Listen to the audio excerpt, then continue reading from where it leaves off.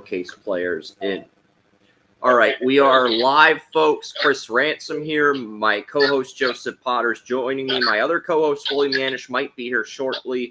He should be here shortly. But our guest today, our headline interview, Mike Rittleman of the CGS Showcase game. Welcome, Mike. Hey, thanks for having me on. And the CGS Showcase game, I want you to take us through the history. You don't have to go into super details if you don't want to, but the brief history of the game and some of the players in this year's draft that we need to keep our eye on. Yeah, absolutely. So we just completed year 11 for the College Gridiron Showcase. It's the event based in Fort Worth, Texas. So it's a great event. Our niche in looking to evaluate players is that 5th through 7th round undrafted free agent type of player, and we've had success in the past. We've had 21 draft picks in the last 6 years.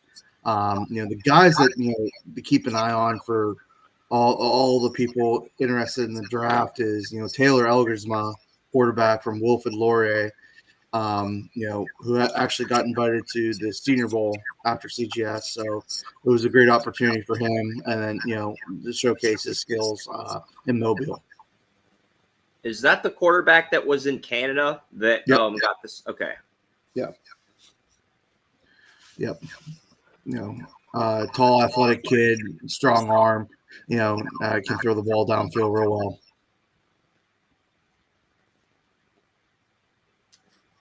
well. Who are some of the other players in previous years that got drafted? Just out of curiosity.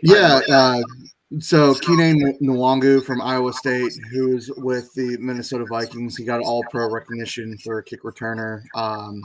Gunnar Olszewski, who was an undrafted free agent, made the switch. He was a college DB, then transitioned to wide receiver with the Patriots. All-Pro punt returner. Matt Breida was an undrafted free agent. He's a solid running back in the league now.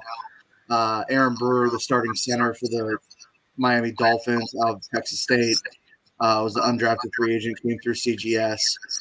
Jacob Harris, the receiver from UCF a couple years ago, was drafted by the Rams.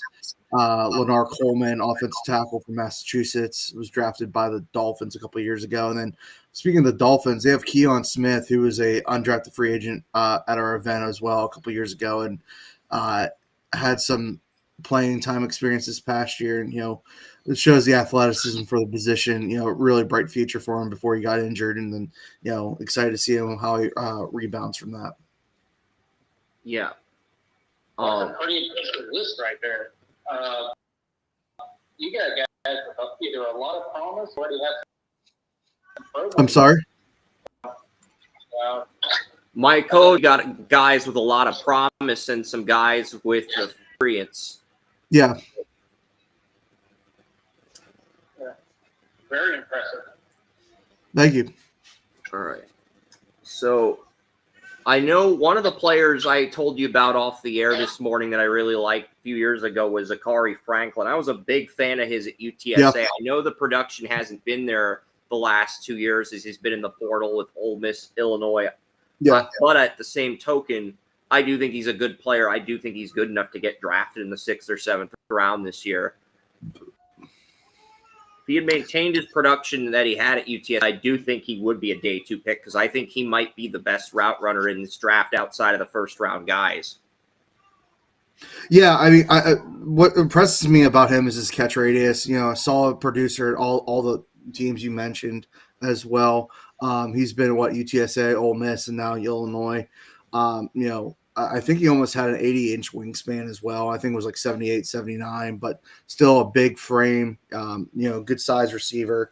I thought he did well at CGS this past year, and, looking forward to see how he did at his pro day. I know his pro day was last week, and then, kind of continuing the process and moving forward from there. Okay. Who are some other guys that we need to keep an eye on in this draft cycle on the defensive side of the ball? Yeah, absolutely. So I think starting out on the defensive line wise, that we're at CGS, Brian Nwangu, he was a first team all conference defensive end for Miami of Ohio. We also had Javari Harvey, who was a defensive end out of SMU, a deep SMU defensive line. And then the CFL Combine was the last couple days. Eric Cumberbatch, a corner out of Ottawa, he verticaled 39 inches. So I think his final number was 39. Devin Varasek, the linebacker from Windsor, had a great pro day at Buffalo, and then also finished up at the Combine as well. Ethan Jordan, the receiver from Wilfrid Laurier, actually had the second fastest time at the CFL Combine with a 4.44 second 40-yard dash. He was Elgersma's top target.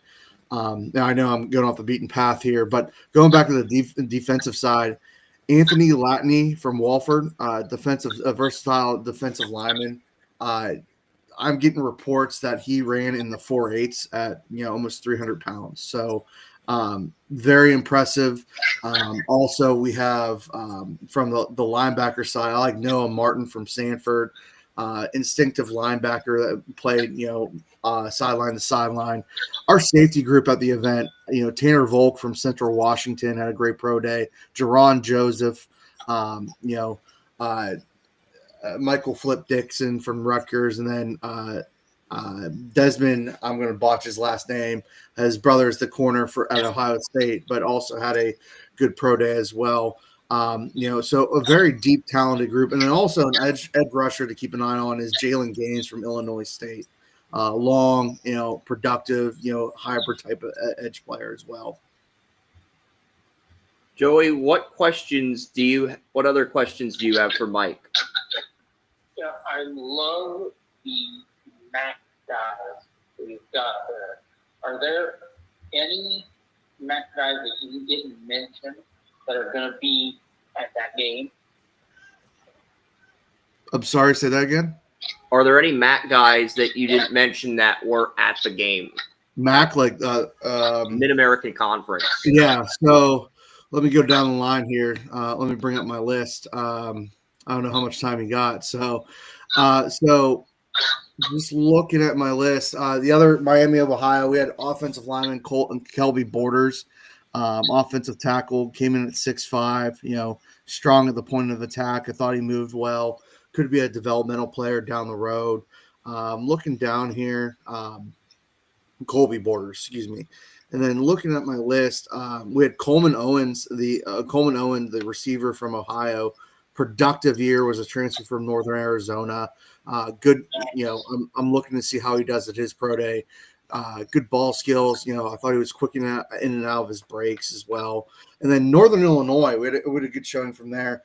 Logan Zernich, the center offensive guard for them, had a great pro day the other day. Strong, came in listed at 6'3", has played in a lot of games for the Huskies, and that's a guy, building on the interior on the offensive line that you can look for down the line for a good depth piece for a team.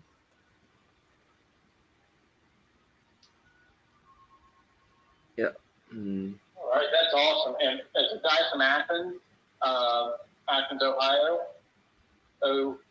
University territory, I'm quite encouraged by some of those guys. Yeah.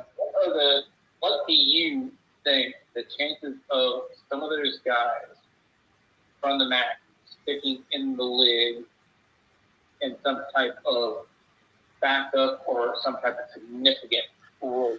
I mean, it's tough to say. I'm not a psychic or anything like that. So I mean, I think that we had good quality MAC talent at the event this year, and then it's we're just a small stepping stone in the process for these guys, the draft process. I'll be excited to see how what they do in their mini camps, and their and training camps, and then in the preseason as well. Yeah, I just said, don't sell yourself short on being small. Kurt Warner went small, and we saw what he turned into. Brett Favre, Steve Young, some of those guys, don't sell yourself short. You're an important part. Right. Yeah, Northern Iowa has been an FCS school for years. Now they're an FCS powerhouse. Southern Miss, BYU, those were small schools at the time when those guys were in college, but now BYU is a much bigger program compared to where it was at in the 80s. But they were like the last true small school to win a championship, BYU, I think. Yeah. So who are some of the tight ends we got to keep an eye out for in this? Yeah, from CGS, I think Mark Mahoney from Brown, showed displayed the ability to block and catch at the next level, had good productions in the Ivy League. I think you're going to see Sam Pitts from Minnesota Duluth, who was a first-team All-American at the D2 level, open up some eyes. I mean, 2 years ago, he had an impressive junior year, but still a consistent senior year as well at the D2 level. But, Mitchell Van Voorheen from St. Norbert, I do believe that guy is going to get into a camp. He has a track background, ran track at Marquette, then transferred to St. Norbert D3 school. He's 6'4", 253 pounds, ran a 4.7 40, had 10 touchdowns as a receiver at the D3 level at that size. So, I mean, I'm excited to see what he brings to a camp here in the next couple months. Were there any guys on the preseason list that were on your radar at the beginning of the year, but you just kind of, I don't know, didn't think they were CGS material or just kind of soured on them as the process went along, as the evaluation process went along? Maybe that's not the right way to phrase the question, but I'm just our team at CGS does a great job throughout the whole process. We start in early August, and we build out a board of 500 to 1,000 players, and we whittle it down to the best 250 athletes to bring into Fort Worth. I wouldn't say no one really soured on us, but we kept our due diligence, and Jose Jefferson and Craig Red, who are the two co-founders, do a great job leading our team. And, we build out a good, consistent roster each year in, year out. Yeah. You guys sound like you have an excellent infrastructure in place. Good team, hardworking people, very diligent. I don't know why I asked that. It's just one of the players that was on the preseason list that I really liked at the beginning of the year was Joey Aguilar. I'm not sure if he struggled during the season or if he got an offer to play in another All-Star game, but that's on me. That's I don't really know what happened with him, because I know he was on the preseason list at the beginning of the year, because that's the first thing I found on Google when trying to research players for the CGS showcase game a few weeks ago. Yeah. Yeah, I mean, again, we're evaluating hundreds of, even thousands of players throughout the country at all levels. And we, do our due diligence, and then I'm not sure where Joey ended up, but again, the roster we had it in Fort Worth this past January, was solid, and we're excited to see where it goes from there. What running backs stood out in the CGS showcase game? I feel like you may have mentioned one of them, but I feel like there's a few more I didn't get to. Yeah, so we have Howard Russell from Colorado State Pueblo, very productive D2 kid. Brandon Cade from Barry, very, very, very productive D3 kid. Had 60 career touchdowns at Barry, which is a very good D3 program. Sam Hicks had a good pro day out of Abilene Christian. Another one I like to see, throughout this process is Amani Marshall from Appalachian State, Wake Forest transfer. Good vision. Was productive for them as well. So I think our running back group had good depth overall. And then excited to see how they move forward from there.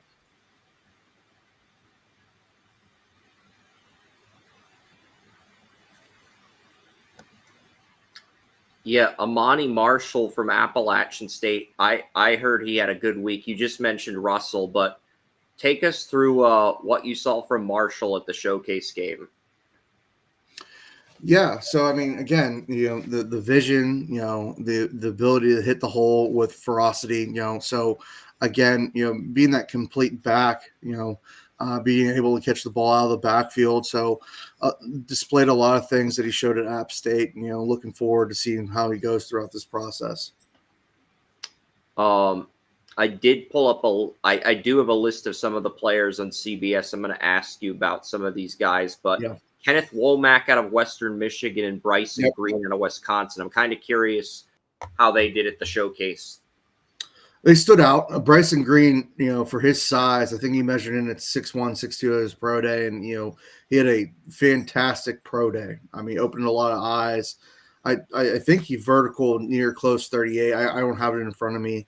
Ran a good 40, high 4.4s, low 4.5s. But for his size at like 215, 220 pounds, I know Wisconsin had their struggles at quarterback this year, but Bryson, it was a specimen on the outside and a productive receiver, and can be a productive receiver moving forward.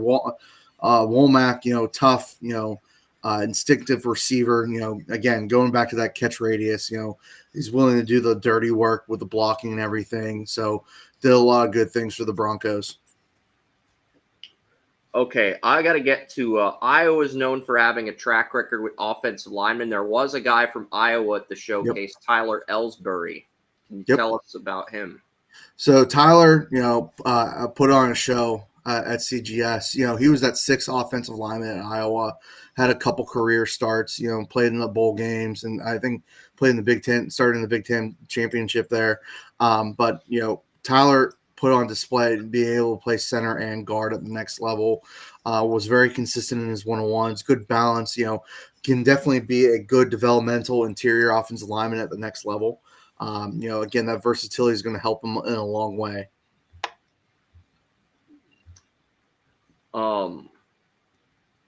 One player on the FCS level that kind of intrigued me is Blase Sparks, the tackle from Delaware. Big offensive lineman. Was limited in his pro day this past week, but I came in at like 6'6", good size.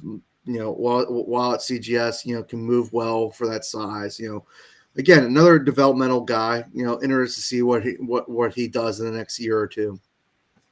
Yeah, there's a bunch of FCS guys. There's Marlon Martinez from Mississippi State, Mason Miller, North Dakota State, and Brandon Casey. Well, Marlon was a D1 guy, FBS. Marlon's a D1 guy at Mississippi State, but the rest are FCS guys. Marlon went to Mississippi State in the SEC. I meant to say that, but the other guys, Mason Miller, North Dakota State, Brandon Casey, Montana.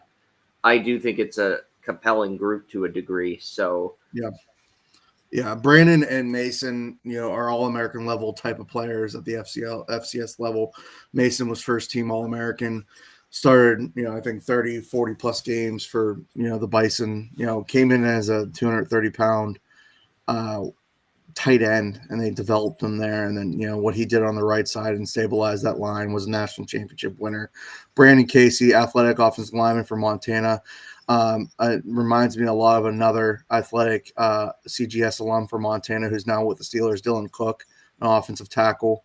Funny thing about Dylan, Dylan was a JUCO quarterback and transferred to Montana. No, not JUCO. I think NAIA quarterback, and then he transferred to Montana and developed into an offensive tackle. Brandon, I think, has the athletic qualities to be that, take that next step to the next level of being an athletic offensive lineman. Again, developmental guy at the next level, but Brandon shows his tools as well.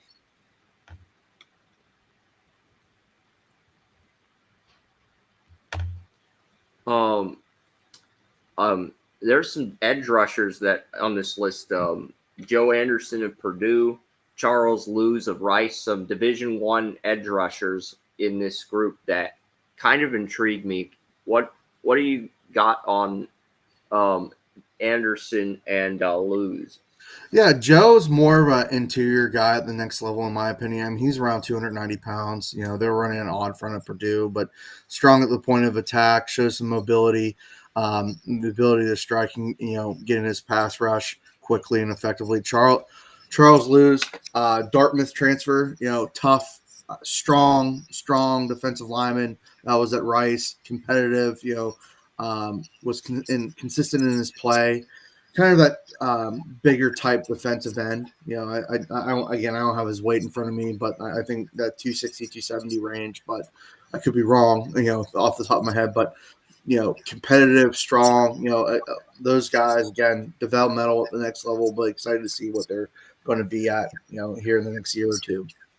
All right. One guy, before I get to some of the other positions on this list, one guy I want to talk about briefly is Leonard Henry IV, because back in the fall when I did my defensive end rankings, I had a 5th round grade on Leonard Henry. As crazy, as dumb as that sounds, I actually had a 5th round grade on Henry. I don't know if he's going to get drafted, but I was encouraged by his play at Saginaw Valley State this fall. I believe he won Defensive Lineman of the Year in the GLIAC. I'm not sure, but you know, good productive kid. Not sure about the 5th round grade, but you know, again, a kid that has the tools, you know, to come as an undrafted free agent. You know, that type of developmental thing, right there, has the tools, you know, to showcase at the next level. Again, you know, a developmental kid, but you know, was very productive at the D2 level. All right. Very good. And speaking of small school players, I'm going to get to Keon Freeman, Robert Morris. Why? Yeah. Well, Robert Morris was in the tournament yesterday for basketball, but that's not why. Robert Morris is close to me. I'm in the Pittsburgh area. Robert Morris, it's in Moon Township. And Same it's here. been a while since Robert Morris has had a prospect on NFL radars, and Freeman might be the next guy as like an UDFA or a training camp guy. I don't know. Maybe he gets picked in the 7th round, but what can you tell me about Keon? Yeah, it's great because we had a couple other good players from Robert Morris, Jamar Chicago, who's a Pittsburgh guy from Seton LaSalle High School, another linebacker. Him and Keon were the linebackers at Robert Morris, and then also Sean Charles, a receiver. He was a transfer from Arizona State. You know, Keon was a leading tackler, 2nd team, all NEC, you know, strong, you know, instinctive. You know, I think him and Jamar are going to open some eyes with camp invites if they get to that route. Just both very instinctive linebackers that can play football at the next level, good hand usage, sustaining, getting off blocks. You know, again, we'll see how their pro days go. You know, a lot more to the puzzle, but you know, excited for both of them. All right. Paul Lewis Ackert. I think you told Joey about him earlier in the show. I'm just going through the list of some of the defensive backs. I got one I like. There's a few safeties I want to talk about briefly. I don't think we touched on any of the safeties, but Shiloh Means out of Penn. And Michael Dixon out of Rutgers, the nickname Flip. That's an awesome nickname. I mentioned Flip earlier. Shiloh Means, very, very good player at the Ivy League. I'm excited to see what he does for his pro day. I believe it's next week. You know, good instincts, you know, can cover ground quickly. Flip Dixon, the same thing. Desmond Igbenawson was also a safety from Rutgers we had there. He measured at 6'2", 223, ran at 4.59 40 at that size, and I think like was a 36, 37-inch vertical. Again, I don't have those in front of me, but a good day. And then Michael Flip Dixon had a good day as well. So, you know, and then Tanner Volk from Eastern Washington won the Cliff Harris Award as a junior back in 2023. So our safety group was, you know, Peyton Buckley as well from Augustana. I mean, so like you can just go down the line with our safety group that, you know, excited to see what if they get training camp opportunities or late round grades or anything like that. Joey, do you have any other questions for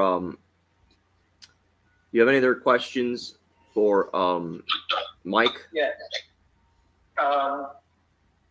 I know you guys work out a lot of special team guys, including working them out for long snapping.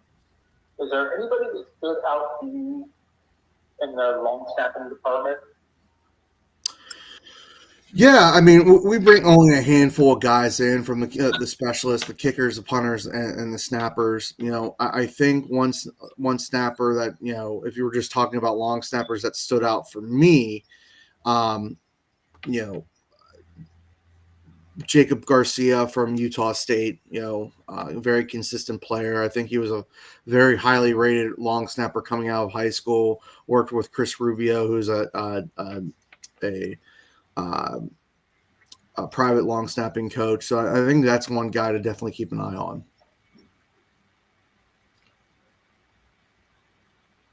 Klassen, I'm reading about Klassen from Regina. I think you already mentioned him earlier in the show, though, when we went. Not yet, no. Not yet. So he's one of our CFL guys, offensive guard. I got to look at his combine performance from the other day. So excited, good, tough, gritty offensive lineman from Regina. It would be good for the CFL level. So he played right tackle at Regina, but projects as a guard in the CFL, correct? I think so. I think he can play both, but I think he would suit well in the interior. Okay, fair enough. There was a nose tackle. I'm reading this Davis Lyon, York University. Yeah, he actually played his senior year at York, both defensive tackle and offensive guard for a couple games. I love that versatility. That's pretty impressive.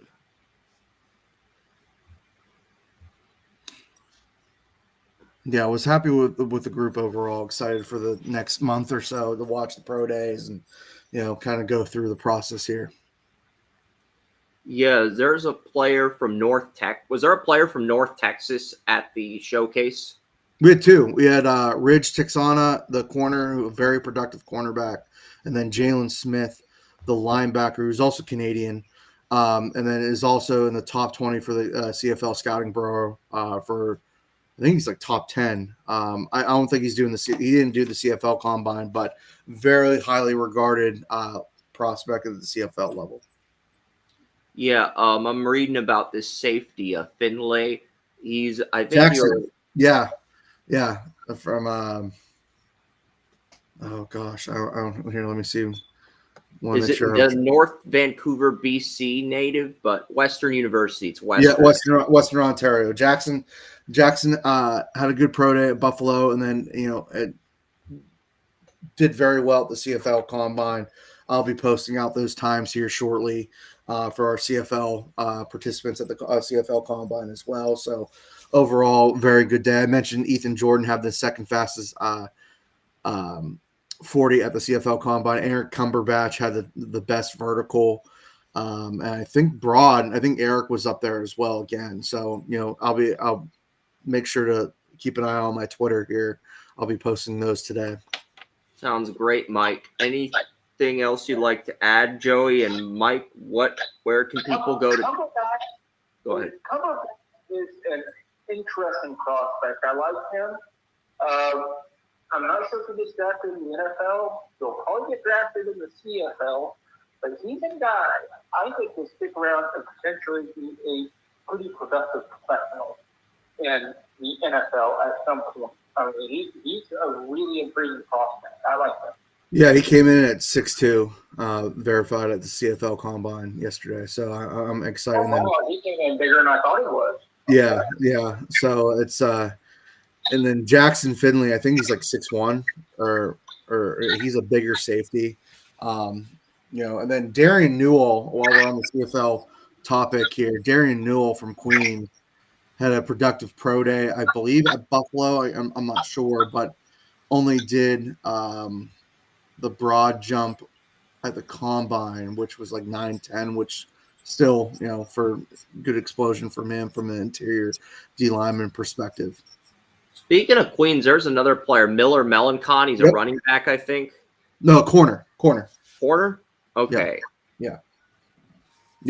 Ashton. I didn't see his scores yet, but very instinctive player for Queens in that defense. I think we had him, Darian, and then Silas Hubert, a big defensive end, measured in at 6'5" at the combine yesterday. So we had a good presence from Queens defense there at CGS. There's a bunch of players they've had over the years. Brady Olivier, Tyrell Powell, and Theo Benedict.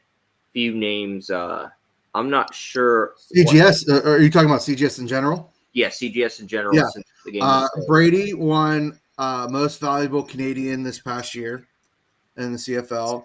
Theo, I'm excited for his career because he's now with the Chicago. He signed at UDFA out of last year with the Chicago Bears. Interested to see where his career projects. Great athlete at the offensive tackle position. So we've always had a great showcasing of Canadian talent at the event. Joey, what you got? Any more questions for Mike before we ask Mike to check out where they can get more information on CGS game and other content? No, but I just wanted to say that I really admire what you're doing. I think you do a great job. Thank you. I appreciate it. Thank you.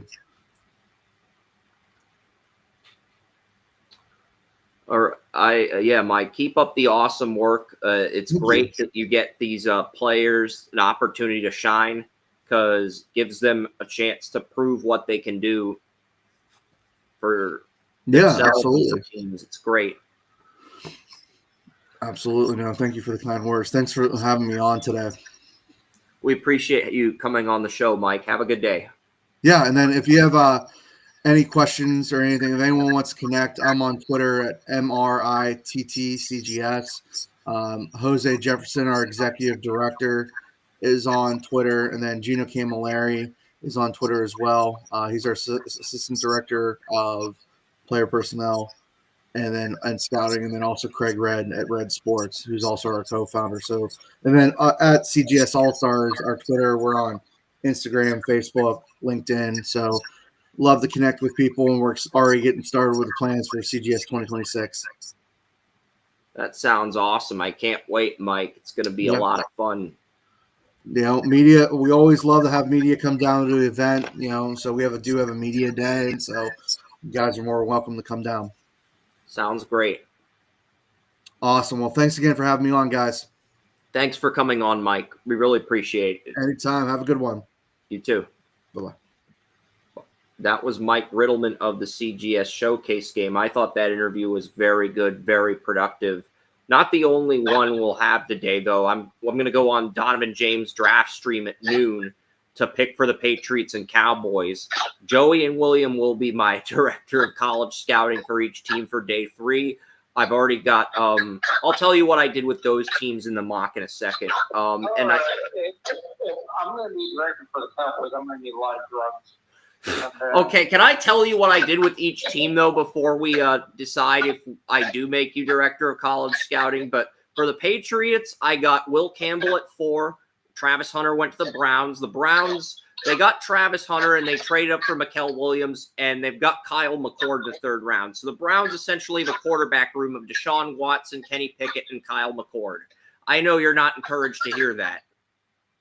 Well, I was actually watching a film breakdown by Sean King with Kyle McCord, and it was really enlightening how it was broken down. And Sean King said something absolutely hilarious, but at the same time very true, is that Kyle McCord has, when he is good, he is one of the best quarterbacks in the draft.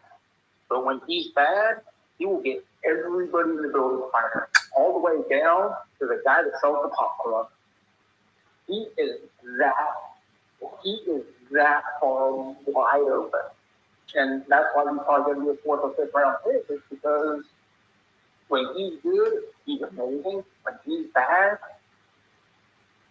prayers cannot help. Will Howard's still on the board, by the way, in the draft that I'm doing with Donovan James at noon. But look at Patriots. I got Will Campbell at 4.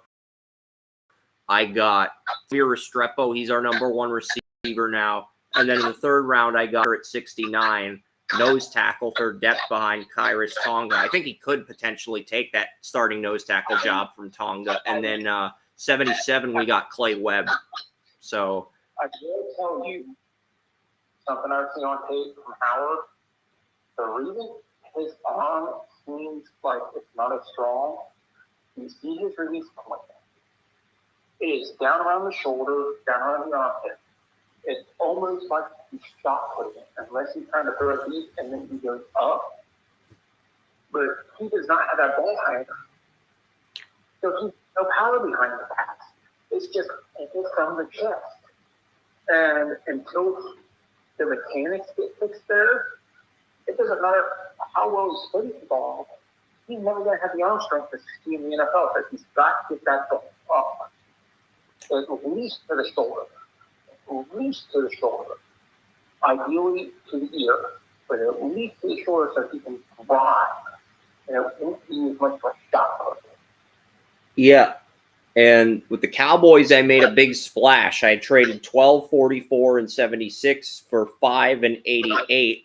I made a trade with the Jaguars, who's run by Donovan James, and I ended up getting Abdul Carter at 5 to pair with Micah Parsons. I also got Quincy Riley at 88. So Kalen Carson and Quincy Riley will both be on rookie deals when Deron Bland's a UFA next year. So that's what I did with the Cowboys.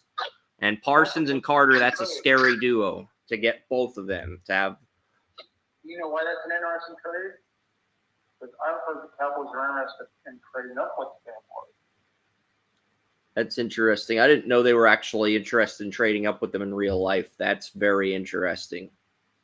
Because what I understand, the Jaguars general manager is in that young boy stage where he thinks he's smarter than everybody else. And he's thinking about trading away a few key pieces. He's thinking about trading back in the draft. He's thinking about doing a few, things that make him look smart. And the Cowboys are, I guess, I don't know whether they're biting, but at least they're listening. At least that's what I've heard. Yep. Cowboys don't have a 4th-round pick in the mock. The Patriots do. I'm looking at some of the guys. I mean, the top player on my board, all the players in my top 32 have been picked. Top player on my board in this mock is Dylan Fairchild. He's available in the 4th round, but we already got Clay Webb. So if he makes it to 106, I'm probably going to trade my Patriots pick, because if I could get a 4th and a 6th, then I'll have a few more picks to play with, because right now I only have a 4th, a 5th, and 2 7ths. So that's 4 picks left. If I can trade that 4th round pick, I could have 5 picks instead of 4. So that seems like that'd be an awful good guard combination to have for the next 4 years at least. Well, the Patriots signed. Patriots did extend Michael Onwenu, but he's going to move back to right guard with Morgan Moses playing right tackle. So he's going to move back to right guard. And we got Clay Webb at left guard. And the Patriots did pick up Garrett Bradbury at center to replace David Andrews. So, I mean, I don't know. I don't think there's any starting spots left on the offensive line. I mean, we could grab Fairchild for depth, I guess, but he's the number 1 player on my board, and him and Webb both project as left guards for me. But the number 2 player on my board is Jabbar Muhammad out of Oregon. He made it to day 3. So did Tez Johnson. So those are both players I'm looking at with my next Patriots pick. The Cowboys do not have a 4th round pick in real life, so I'm looking closely at Muhammad and Johnson. Can I trade down and land one of those two? Because I've already found a team that wants Dylan Fairchild and owner. So if I can make a trade with him, then I will gladly move down and accumulate more draft capital. Logan Parr's my number 4 player, the SMU left guard. He's still on the board. Billy Bowman, Oklahoma safety, who I have 53 on the board, is still there. Kyle Monangai, the Rutgers running back, also still there. And then the safeties, Malachi Moore and Jonas Sanker, the 2 safeties from Alabama and Virginia, also still on the board if we want to grab some depth at safety. But I'm mainly looking at corner, for like a corner that we can develop for a year behind Marcus Jones, Carlton Davis, and Christian Gonzalez, and then we can ease him in as the nickel next year. I'm looking at that, and I'm also looking at maybe finding a number 2 receiver, because Torrey Horton's still on the board, Ricky White is still on the board. I do have 3rd round grades on them, but I'm also at the point in the draft where I'm going for value over need, because that's what I've done with the first 3 rounds. I've gone for value over need, because all the edge rushers were gone by the time I got to the 3rd round. So I just said, screw it, we're going to go for value over need. and just try to fill as many holes in by addressing value versus need. So, yeah, that will be interesting. That'll be at noon. I did interview an OHL scout yesterday about the 2025 OHL draft, and I know at noon, one of the guests on the Donovan James draft stream, where him, Bill Carroll, they've got a SI writer, who covers the Rams at Sports Illustrated, Josh Keatley, who's a Browns fan. There's a lot of people there in that group, Joey, but, one thing I'm looking forward to later today is the interview. I was going to end the show at noon, but since Donovan James is doing the group mock for rounds 4 through 7 at noon, until the end of that mock draft, and then personal matters, and then come back, that's fine, because Bill, Donovan, they'll be talking, be like 4 or 5 people on that call that I'm streaming, and you'll have time to do what you need to do. And I'm sure William will arrive by the time that happens, because I know William, out of all the interviews, I'm guessing the one he wanted to do the most was the Graham Mertz interview this afternoon. Because that's 12, right? Yeah. Graham Mertz is going to be on Donovan James's show, and I'm a yearly member of his live draft stream. So I will get the opportunity to interview Florida QB Graham Mertz with him at noon. I don't know what time Mertz is coming on, but I will probably get a link to on X. I'll probably get a link to the StreamYard where they're going to host the third day of the draft in a little bit. Okay, that works. And I did get the draft off, so. But yeah, I had 3 interviews. I interviewed Chris LeBlanc Jr., an OHL scout, because the Ontario Hockey League drafts in April. There's three drafts in April. There's the Ontario Hockey League draft. It's a list of the 3 drafts, but sometimes a player who goes number 1 in the OHL draft goes number 1 in the NHL draft. I know Matthew Schaefer and Michael Misa, 2 number 1 picks in the OHL draft, are the 2 current favorites. And they're the current favorites to go 1 and 2 in this year's NHL draft. So that's why the OHL draft is somewhat important. And the other thing I'm looking at is the WNBA draft. Paige Buchers is probably going to go number 1. But what Chris LeBlanc told me yesterday, even though Charlie Murata is the favorite to go number 1, there's not a runaway number 1 pick in the OHL draft this year. And for 2027, Landon DuPont's probably locked into the number 1 spot right now. And then the other 2 challengers, Alexis Joseph, he's the projected number 1 pick in the QMJHL draft in 2025. He's a center. And then there's a player, Rocco Pelosi. I mean, this guy, his numbers in Massachusetts high school are insane. 170 points as a freshman, 120 as a freshman, the best point production in Bantam hockey since Sidney Crosby back in 2005. He's going to be on the U.S. national team next fall, and he's projected to go 3rd in 2027 right now. So even if you're the number 1 pick in the OHL draft right now, number 4 looks like the best case scenario for one of those guys in the OHL draft in April right now. But who knows?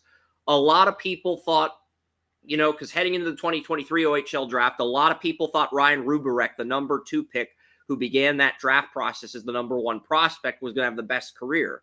But then Matthew Schaefer, the guy drafted ahead of him, has lived up to the hype as the number 1 pick, is now the favorite to go number 1 in the NHL draft. So you never know how these things shake out with the OHL draft. You never know how they're going to shake out. And fearless was a word that Chris used to describe Matthew Schaefer in the interview yesterday. So, I mean, so it sounds like Paige Buchers is the only lock to go number 1 in any of the 3 drafts, OHL, WNBA, NFL. I know Cam Ward's continued to pick up traction for Tennessee at 1, but I still think the Titans are evaluating Cam Ward and they're evaluating Abdul Carter, and then they're going to make a verdict as we get closer to the draft. I don't think they've officially decided. I think they've narrowed it down to those 2. I don't think they've officially decided yet on who they want at 1, but I could be on that, Joey. I could be wrong on that.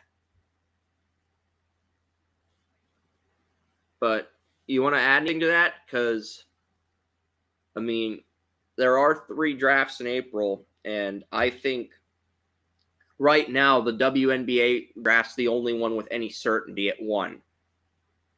Yeah. The more the NFL goes by, the more I am convinced Cam Ward's going number 1. It's just a gut feeling, but I just get the feeling that Ward and Sanders are going to be 1 and 2. I may be wrong because we still have pro days to go, and I think for once pro days are actually going to be important for the top picks. But as of right now, that's because nothing's. Aaron Rodgers isn't signed. Russell Wilson hasn't signed yet. And the Giants were just tired of waiting. So what they did is they picked up Jameis Winston yesterday. 2 years, $8 million. Yeah. So, I mean, it's going to be interesting. I think for the first time in many years, the pro day is going to have a tremendous impact on the number 1, 2 picks. What's interesting is some Giants fan posted a meme yesterday. Jameis Winston throws for 5,600 passing yards, 58 touchdowns, 37 interceptions, and the Giants go 3-14. If Winston throws 58 touchdowns, the Giants are not going to go 3-14, Joey. That's just not realistic in terms of a benchmark. I'm not saying they'll make the playoffs if he throws for 37 picks either, but at the same token, if Jameis Winston throws 58 touchdowns, I can pretty much guarantee the Giants are not going 3-14. They are going to be way better than that. Are looking at least 6 to 7 wins minimum. At least. Because remember, that year where Winston had 30 touchdowns and 30 picks for the Bucs, they went 9-8 that year, but they went 8-8 but missed the playoffs. So, yeah. Remember, maybe they went 9-7. They went 9-7 or 8-8 but missed the playoffs, I believe. So if Winston throws for 58 touchdowns, the Giants are winning more than 3 games. That's all I'm going to say on that. Well, if Winston throws for 35 or 40 touchdowns, they're still going to win more games. Winston is just a better quarterback than they've had over the last few years. And let's face it, Jameis Winston does something Daniel Jones doesn't do, and that's give his wide receivers a chance. And as we've seen over his career, Jameis Winston can make wide receivers shine. Problem is, Jameis Winston takes one too many chances. And by one too many chances, I say half a dozen too many chances sometimes per game.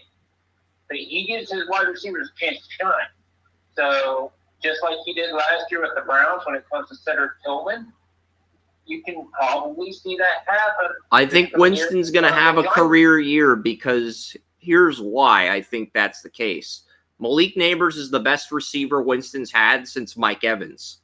Also, the left tackle situation with the Buccaneers when Winston was there was not very good. Donovan Smith struggled early in his career. And last year on the Browns, that left tackle situation wasn't much better than what he had in Tampa. You could argue it was worse. He's going to have Andrew Thomas back from a season-ending injury. And Andrew Thomas is one of the 5 highest paid left tackles in the league. So he's going to have the best left tackle in his career. He's also going to have his best receiver since Mike Evans entering the second deal. So I think Winston could be poised for a career year, as idiotic as that sounds.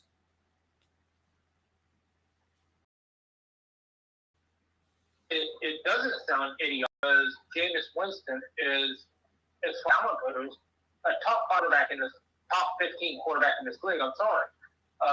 He is a top 15 passer in this league, so it doesn't sound idiotic. And you're right. The left tackle in Tampa at the time was not great. Last year, between injuries and difference and a young guy who was just learning the ropes, the left tackle, it wasn't great in Cleveland. So you are right. As long as Thomas is healthy, this has a chance to be the best situation he's been in as an overall in many years.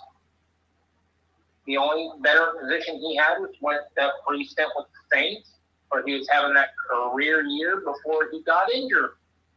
I mean, which completely derailed everything. And Armstead, I think, was the left tackle in the Saints at the time, and he was a good left tackle, but he could never stay healthy. That also played a part in Winston. And Winston couldn't stay healthy with the Saints either, so that's also partially why. Yeah, so if everybody stays healthy on the Giants, I see no reason why Winston couldn't throw for 40 touchdowns and 15 interceptions. Exactly.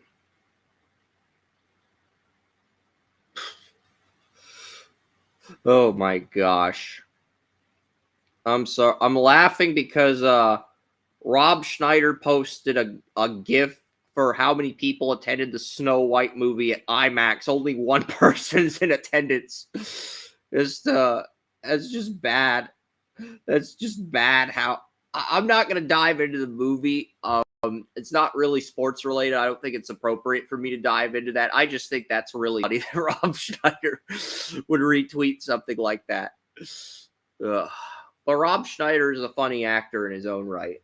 But yeah, as far as the Giants go, I do think that Winston can work as a stopgap. If Thomas and Nambers are healthy, the Giants have a chance to surprise some people this year.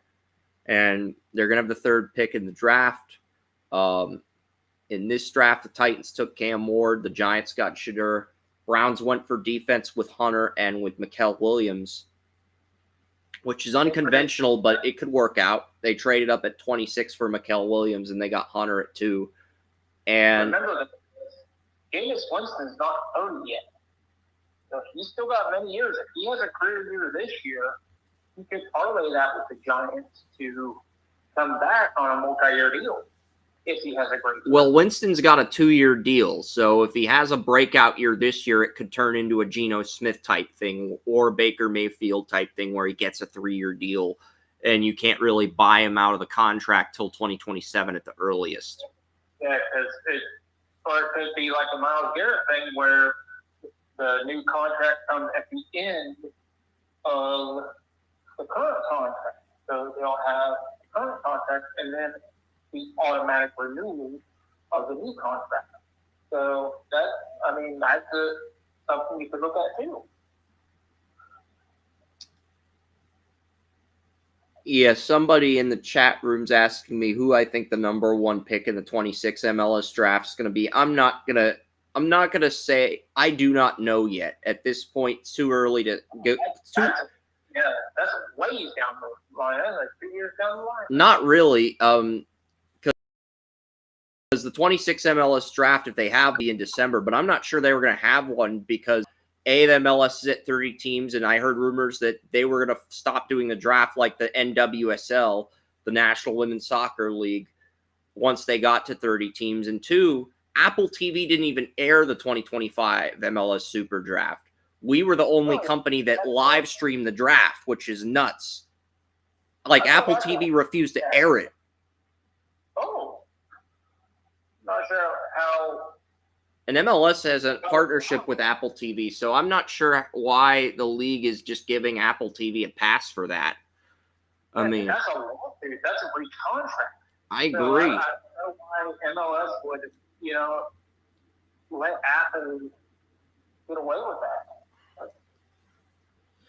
Yeah, so I know there's 3 most of the rookies that got drafted that got invited to the initial opening day rosters have been demoted to MLS Next. Only 3 guys are still on the active rosters. Alex Harris, the 4th pick, my number 1 player. Ian Pilcher, player you liked. He's actually played in 2 games. 24th pick for Charlotte. They took Manu Dua, a number 1 overall of UC Santa Barbara, but they're developing him in MLS Next. And Ian Pilcher, the guy they got at 24 out of Charlotte, has played 2 games off the bench at center back. And then Ian Smith, the other guy that was in Joey's top 5 for Portland, he played in the opener off the bench after Vancouver took a 4-0 lead, but they haven't used him since. But he looked good in those 21 minutes off the bench. I would play him a little bit more, maybe increase his minutes to 25 or 30, see what you got there.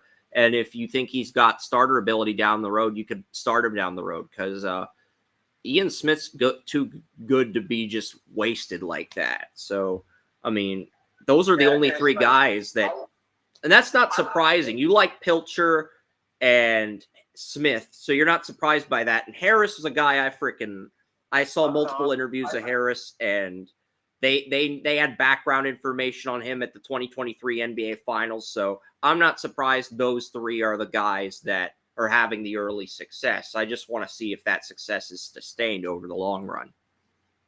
I get the point of MLS next. There are times when they overdo it a little bit when sending these prospects down. And some of the decisions are just questionable.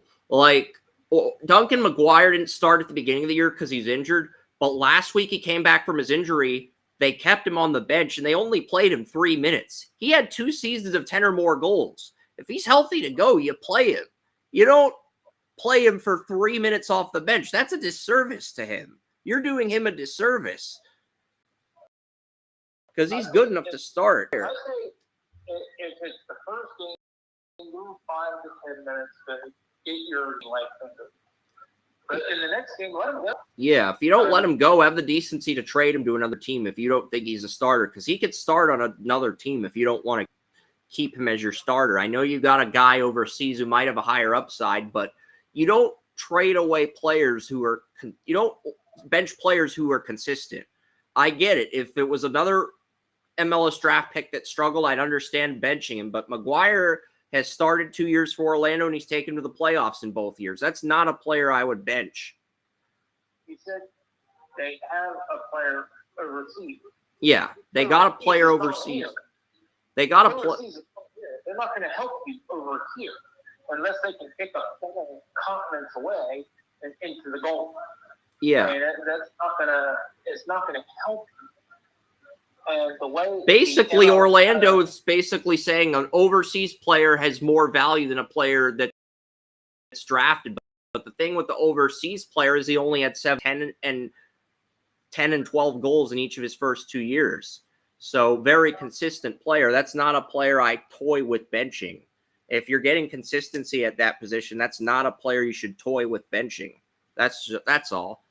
I understand. At the very least, you'll have a very consistent role player that you don't want to bench, hurt the confidence of, mess with the head of anybody. You don't want to do that with any player, but especially one that at the very least is going to have a big role with your franchise, maybe even be a star. Yeah, but Orlando's always drafted good strikers. Their problem is they haven't been able to keep them. They got in 2015, they got Kyle Larin at one. He had 3 really good years of 10 or more. They got him for 2 years, and then he went overseas. He left the MLS and went overseas. And Errol Dyke, he was my number 1 player in 2020. He fell to Orlando at like 5, I think, and then he went overseas, and then they got Duncan McGuire. There have been some rumors he might go overseas, but nothing's transpired yet. So as long as he's on Orlando, you've got a window to win something. I wouldn't bench him though, but hey, that's what we're hearing. So I'm beginning to see why. I'm starting to see the connection as to why they can't keep these strikers after getting them. They've gotten really good value in the draft at striker. It's a shame because they've drafted well at the position. It's just they can't keep. It's like they are the strikers what the Cleveland Browns are the quarterbacks. Okay, these are promising. The next thing you know, they're bagging groceries. They don't want to be anywhere around you. Okay, so I think your approach to dealing with the strikers. And I do have a candidate that could go number 1 in the 26 Super Draft. Olafur Bjornsson out of Duke. He went undrafted in the 25 MLS draft. He had 10 goals as a freshman, 12 as a sophomore. I think Bjornsson could be a dark horse to go number 1 if Duke is a big season in college soccer this fall, because he'd be a junior by that point. And he was eligible to be picked in last year's draft, but he went undrafted. He had a first-round grade last year. But Chris, I'll help you out with that one a little bit because, I'm a casual observer of MLS and the draft. And Bjornsson's one of the guys I've heard of. So that should tell you there how good he is. Because if I've heard of him, well, guess what? He must have done something pretty damn spectacular, don't you think? Because otherwise, I wouldn't know who the hell he was. So there you go. So that gives a little bit of credence. Because I had Bjorson at 12. He went undrafted. So that's the thing. If you're a sophomore, or if you're a sophomore and you go undrafted, you do have a year of eligibility in the 26 MLS Super Draft. So you still have that eligibility for next year. So Bjorson's in next year's draft. He will be eligible for next year's draft. I would think he's one of the front runners to go number one next year. A funny story. I'm sorry. When Larry Bird was drafted at 78 and went back to college, that was a Red Auerbach thing where he convinced everybody else to do it and then released them for Bird.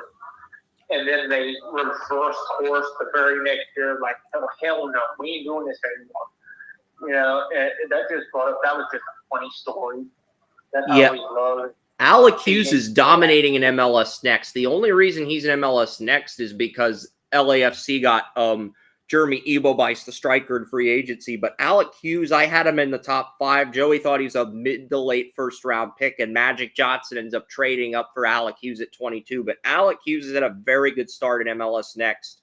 I'm not sure how his skill set's going to translate to the MLS, but I think he's already starting regularly on the LAFC MLS Next team at striker, and he's gotten some goals in MLS Next, had a lot of success there. So, I mean, maybe Magic Johnson got it right with this pick. It's too early to say, but that is encouraging. Magic Johnson is better at working with soccer and football than he is with basketball, because not very many people remember he said the best player should never be a coach. And, we've seen that fail, but we also see it on a few occasions succeed. Although at the same time, we remember Magic Johnson, we people my age, for his 56-game failure as head coach of the Lakers. And the thing is, when it comes to soccer and football, when he's working as owner, front office guy, or whatever, he doesn't have a horse in the race because he never played the game. So I think he's better in the roles in soccer and football. I think that is very good for both Washington and the soccer team he owns, because he wasn't the best.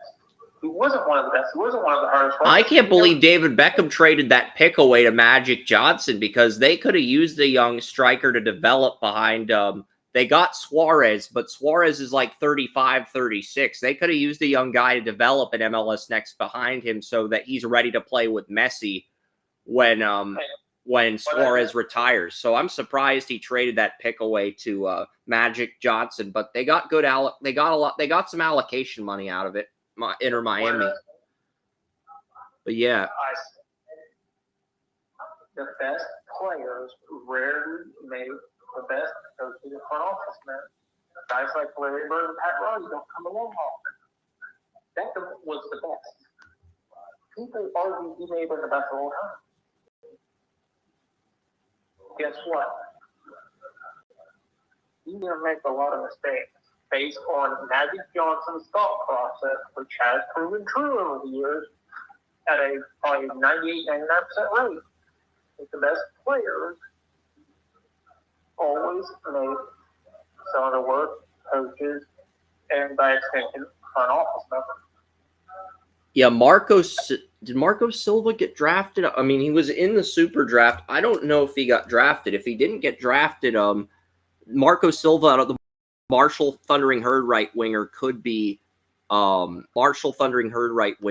He could be an option in 2026. That's another guy, because I'm just going through the first. I'm not going to go through all 3 rounds of the MLS mock I did, but I'm just. Oh no! The Pitt Panthers got Marco Silva in the portal.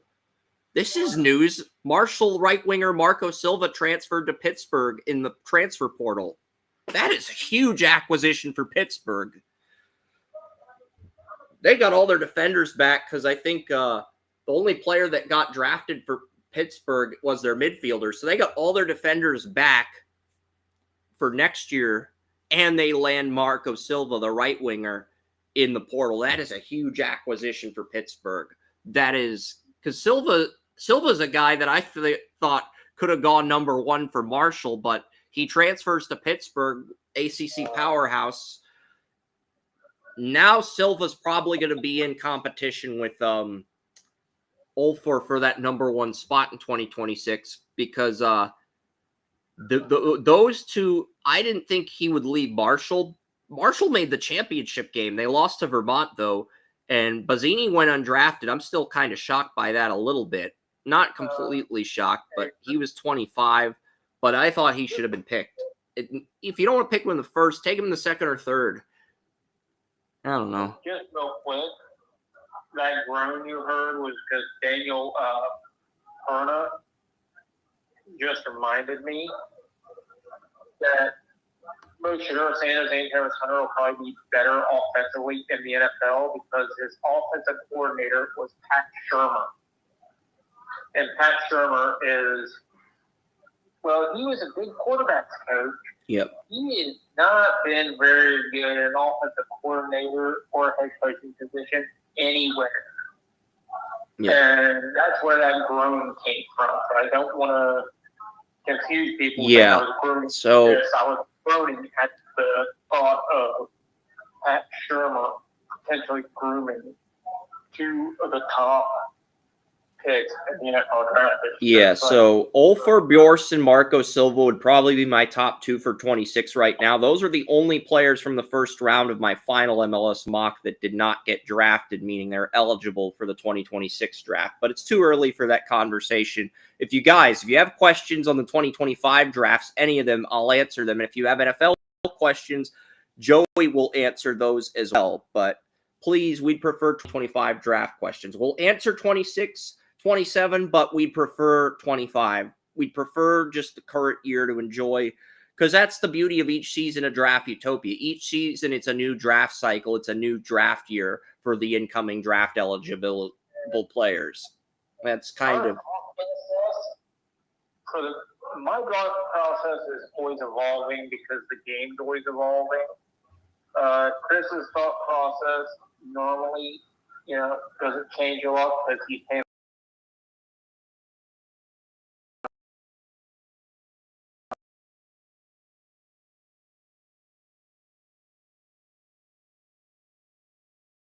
Interesting for me, and it's always going to be informative, no matter which one of us answers.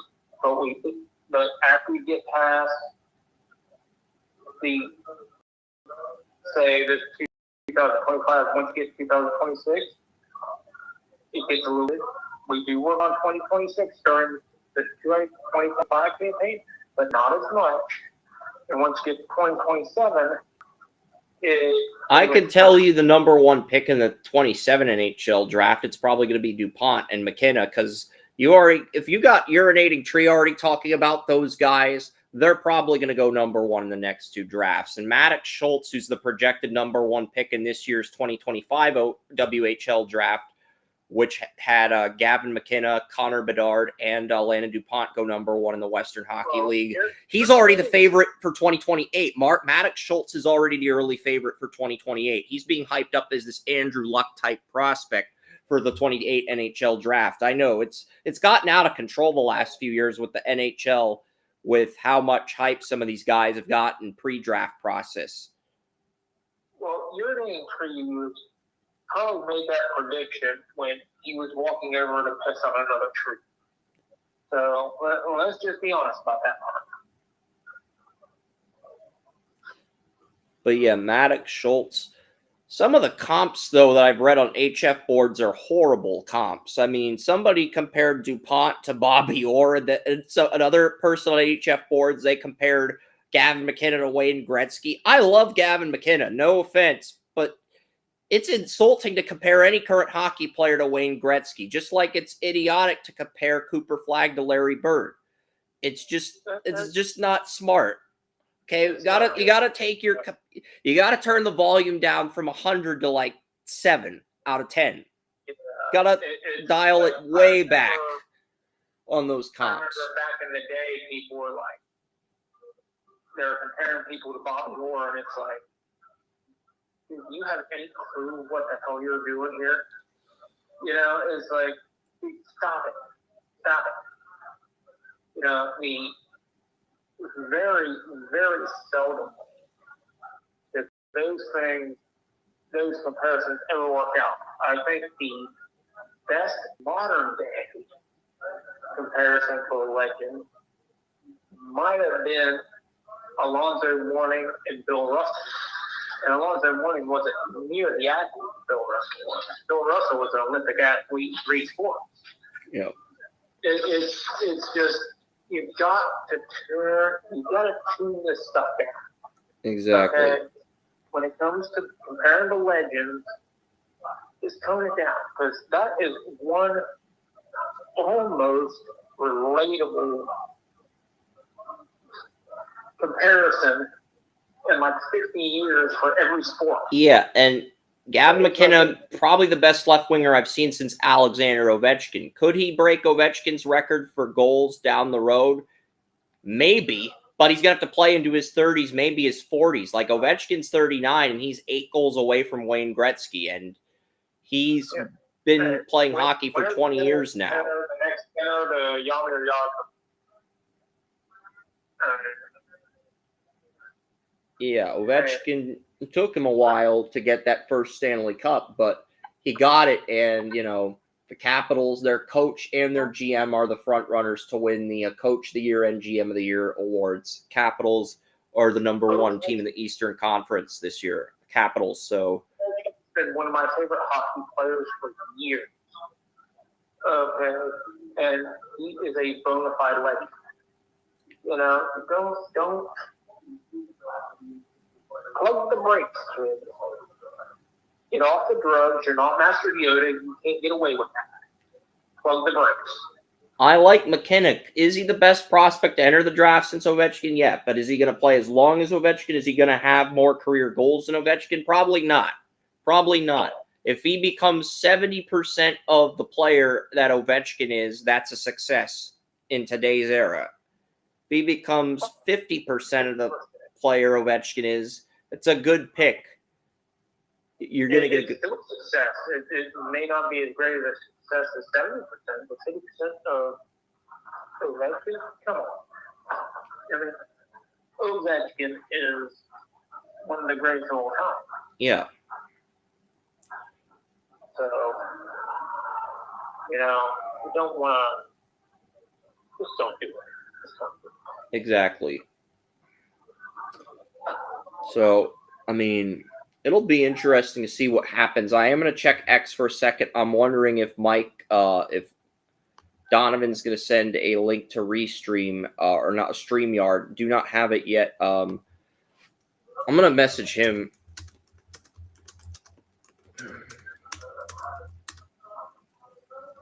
11-16, isn't it?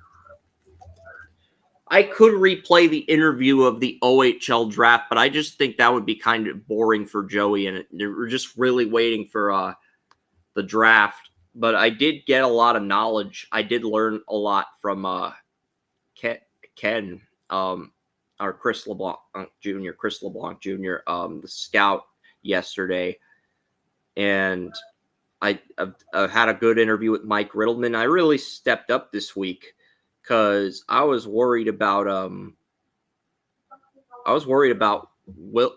William. I'm glad he's feeling better, but I felt like I had to step up to the plate this week for our team. Well, did you strike out? No, I did not strike out. I had 2 good interviews. Did you walk? I wouldn't say I walked. Did you hit a single? I'd say I hit a double. A double, okay. I'm not going to say I hit a home run. I'm not that cocky, but I feel like I hit a double. Like when you step up to the plate, a lot of things can happen. I mean, you have to specify that one. Yeah, exactly. Like I stepped up to the plate, didn't hit the ball, but I got up there. Double's not bad. It's not the greatest thing in the world, but it's not bad. Okay. So it wasn't bad.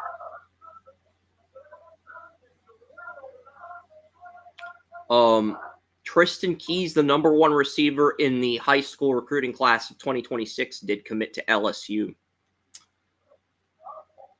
the other day. That is news because Tristan Keys is probably going to be the first receiver off the board in the 2029 NFL draft. If he probably is, so that's him committing to LSU. That's big news. Yeah, especially because if you really look at the recent history of the last 15 years. Tristan Keys played in this high school football in the state of Tennessee, and a lot of people were expecting to go to the Vols, but he ends up at LSU.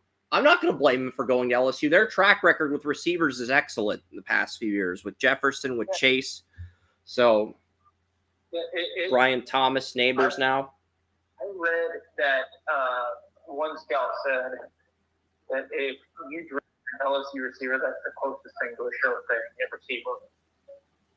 It's like, it has gotten to that point. So why would he not get LSU?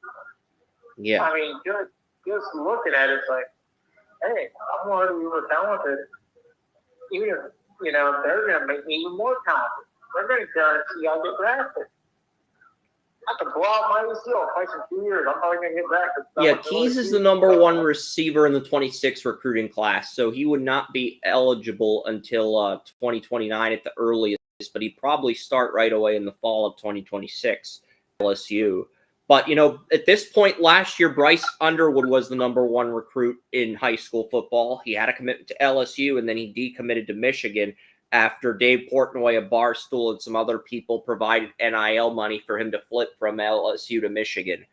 So I'm not saying Keys is going to flip to Michigan, but it's just you can't be too sure with these juniors, especially the top recruits at key positions like QB, wide receiver, tackle. They can always flip.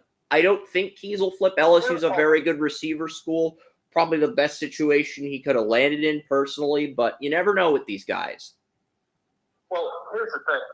There are some schools, if you're in a position, you look at it and say, you want me to get just use this as an example. You want me to get a Michigan? I'm going to make more by the time I'm 3 years into my NFL contract than you're going to pay me. Because I went to LSU and I ended up going top 10 overall. Or I ended up going to the second round where if I went to Michigan, I would have went to the fourth. There are some schools that are position friendly that you just have to hold back and say, whoa.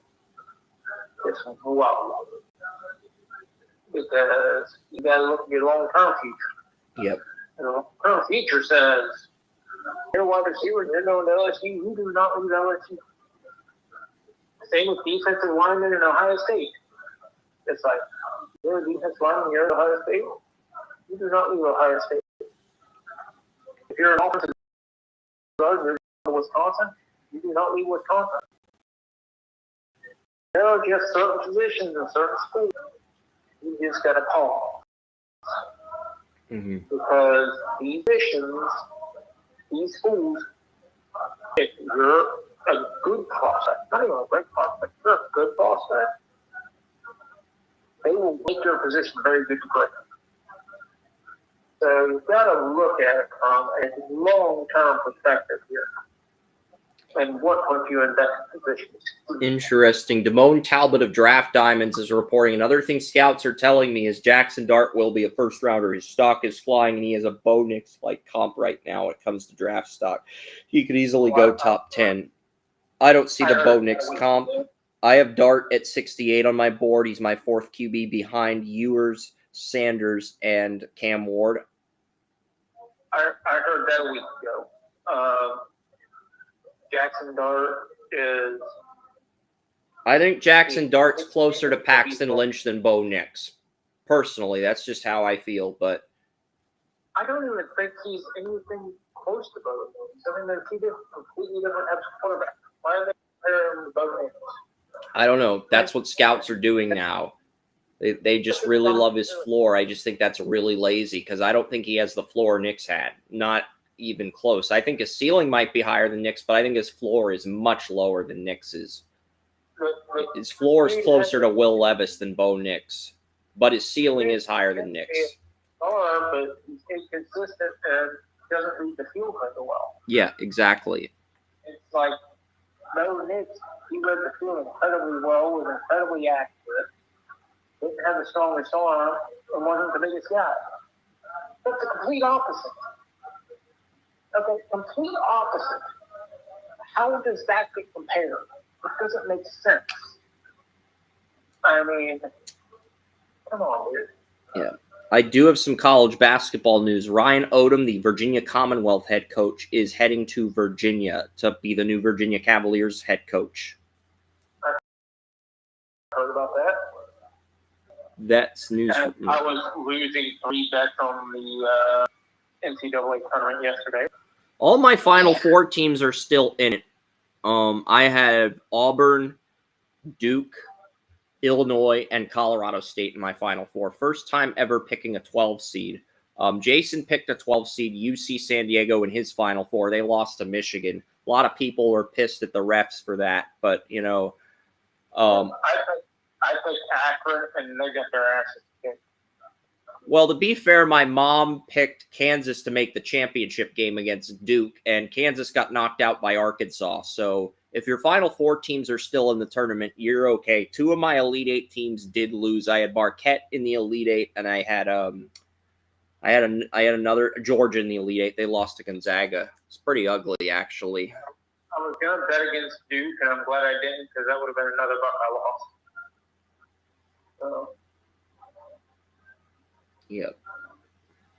Yeah, it was like, you know, if you bet against Duke, it was plus 2,200. I mean, that's next up the money you could have won. I just, you know. There's a lot of there's still a few perfect brackets left. There's like 11 on Yahoo. There's 181 on ESPN, 181 on NCAA.com, and 121 on ESPN. So that's how many perfect brackets remain heading into today, which is nuts. So there's going to be one of the 12 seeds is going to make the Sweet 16 so that there's 0 perfect brackets. And I think it's going to be Colorado State, the team that I picked to make the Final Four. The other 12 seed that advanced was McNeese State. They beat Clemson. They're going to play Purdue in the next round. But as long as one of those 12 seeds is in the Sweet 16, that number of perfect brackets should begin to cripple. That's, you know, and all those people with their perfect brackets that one where I did, and yeah, screw them. 313 people with perfect brackets left if you account for all the perfect brackets on ESPN, NCAA, and Yahoo.com. Well, I want screw 315 of them because I know there are 2 of them somewhere. There's probably 2 of them at CBS. If you count the people that entered brackets at CBS, there's probably 2 of them at CBS. So 313, you add 2 more, that's 315. So yeah, I love the math there. I have not updated the March Madness games for today on the site. I'll do that. Oh, okay, so the first game is McNeese State versus Purdue. That's at 12:10 on CBS. That's probably because that's the thing. If you want to limit the number of perfect brackets, having McNeese State go to the Sweet 16 or Drake beat Texas Tech, that is how you weed out some of these perfect brackets. Because that's yes, the NCAA does want a blue blood school to win the tournament, but they also want to make sure nobody is a perfect bracket so all the corporations can keep their money. That's pretty much how this works. So the upsets happen early in the tournament, the perfect brackets, and then it's the best. Then the blue bloods get the calls. So I think I had Clemson beating Purdue. I had Clemson beating High Point, actually. I had High Point beating Purdue. So I had Purdue and McNeese State both losing in the round of 64, and one of them is going to get a Sweet 16 spot. That's kind of a bland game.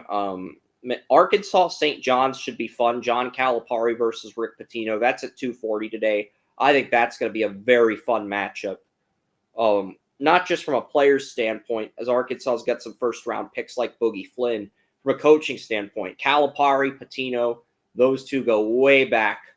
That's going to be a very fun 10v2 matchup. And I do have Arkansas winning over St. John's. And then Michigan plays Texas A&M. And then the 6-10 game is Drake versus Texas Tech. So, yeah. Those are the games for today. I do not. The times for tomorrow's games are not up yet. If I do get any news from Donovan on X, I'll. But basically, we're just waiting for him to set up the draft room. It might be closer to 1 if we don't get. But I mean, so far, I'm pretty happy with what I've got.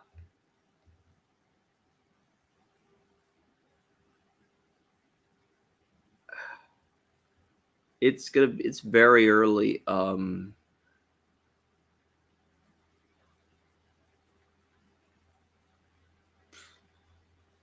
We could have 2 rookies beat out Dane Jackson, in my opinion. That's Jim Wickens. He's a Bills fan on Twitter. He thinks there's 2 rookie corners in this draft that could beat out Dane Jackson. So is Dane Jackson back on the Bills? Here's an interesting question. For $10 million, would you rather be trapped in a mall in a mall for 24 hours with a silverback gorilla or 5 black mambas?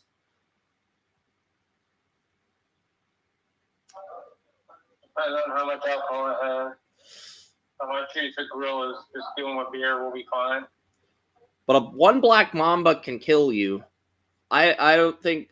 I think I would choose the gorilla over the 5 black mambas.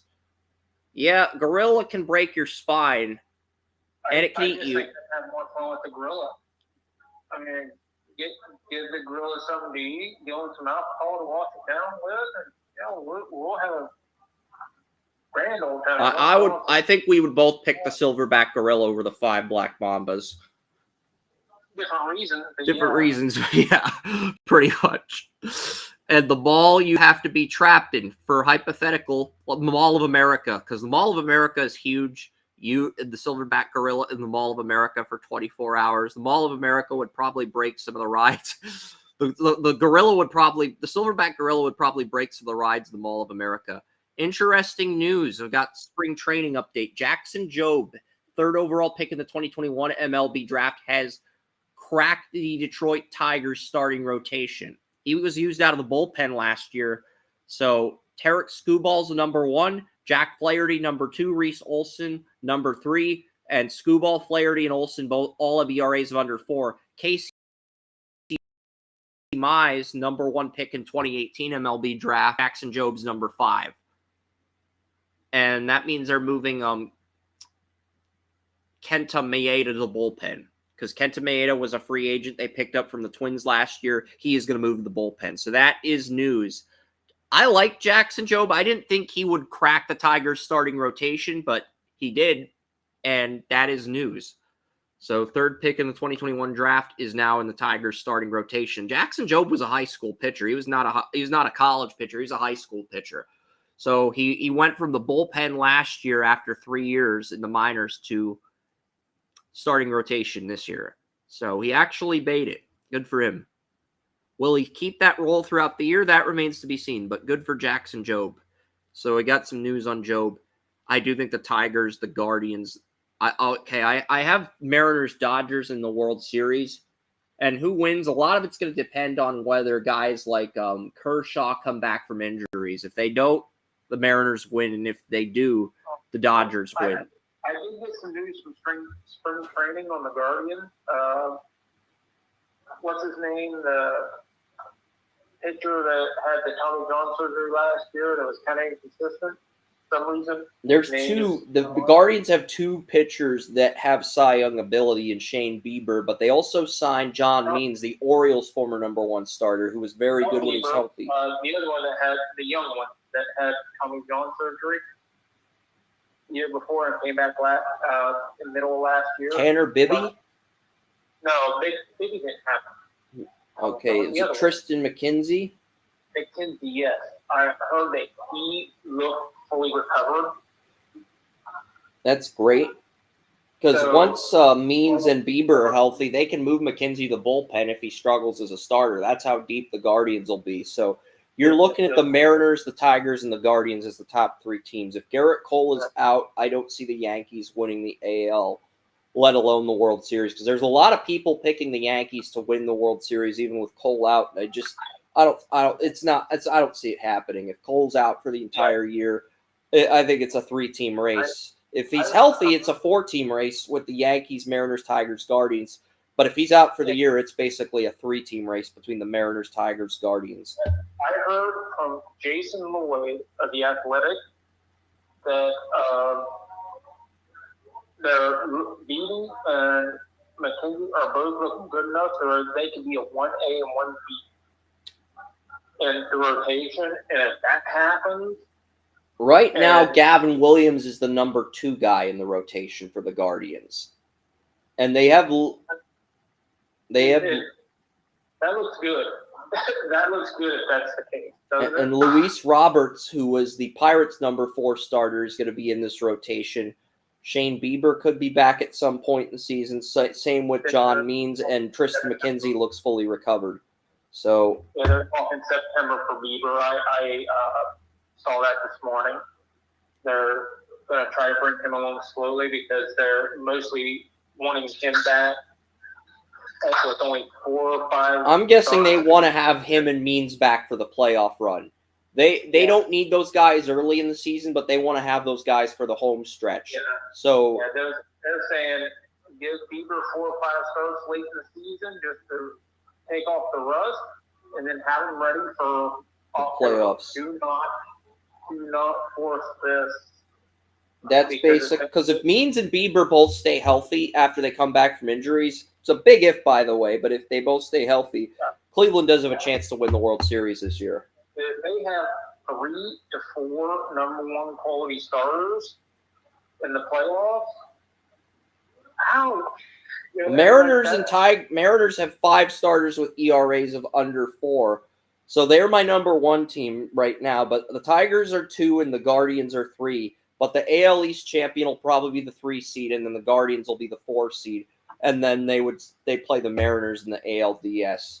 And whoever wins that would probably play the Tigers in the ALCS. That's what I think is going to end up happening. I think the Tigers are going to win the division. There's less turnover in Detroit versus Cleveland, but again, I thought the Tigers would win the division last year, and the Guardians surprised us. So, we'll see. The last 2 years for Major League Baseball have been awesome. Yeah. It has been fun as heck from start to finish. And I broke down the National League last week. I said the Dodgers 1, Braves 2. Third for me was the Brewers, and then I have the Cubs at 4, the Phillies at 5, and the Reds at 6. And I have the Reds and the Cubs winning those wild card games, but I have the Braves and Dodgers in the NLCS with the Dodgers beating the Braves. Cubs are going to be an interesting one.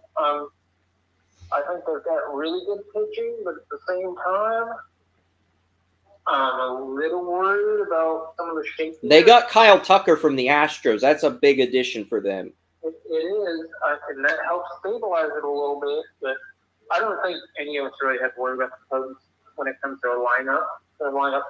They got the former Brewers manager who's in year 2 at the Cubs now, and the Reds have Frank Conan. The Brewers still have one of the best teams in the NL Central.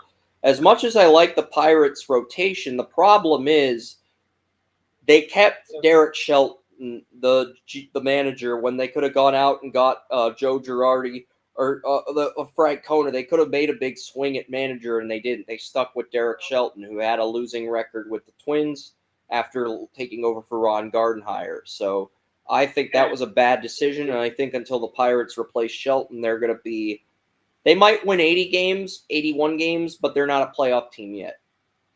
And we can't dismiss Tito with the Reds. I mean, he's going to make them out of it, but it's probably not going to come to fruition until next year. So he's going to make some waves with the Reds this year. I think the Reds could get the 6th seed this year, maybe win the wild card round, but they're not. I don't really see them as a major player in the National League, like a team that can challenge for the NLCS until next season either.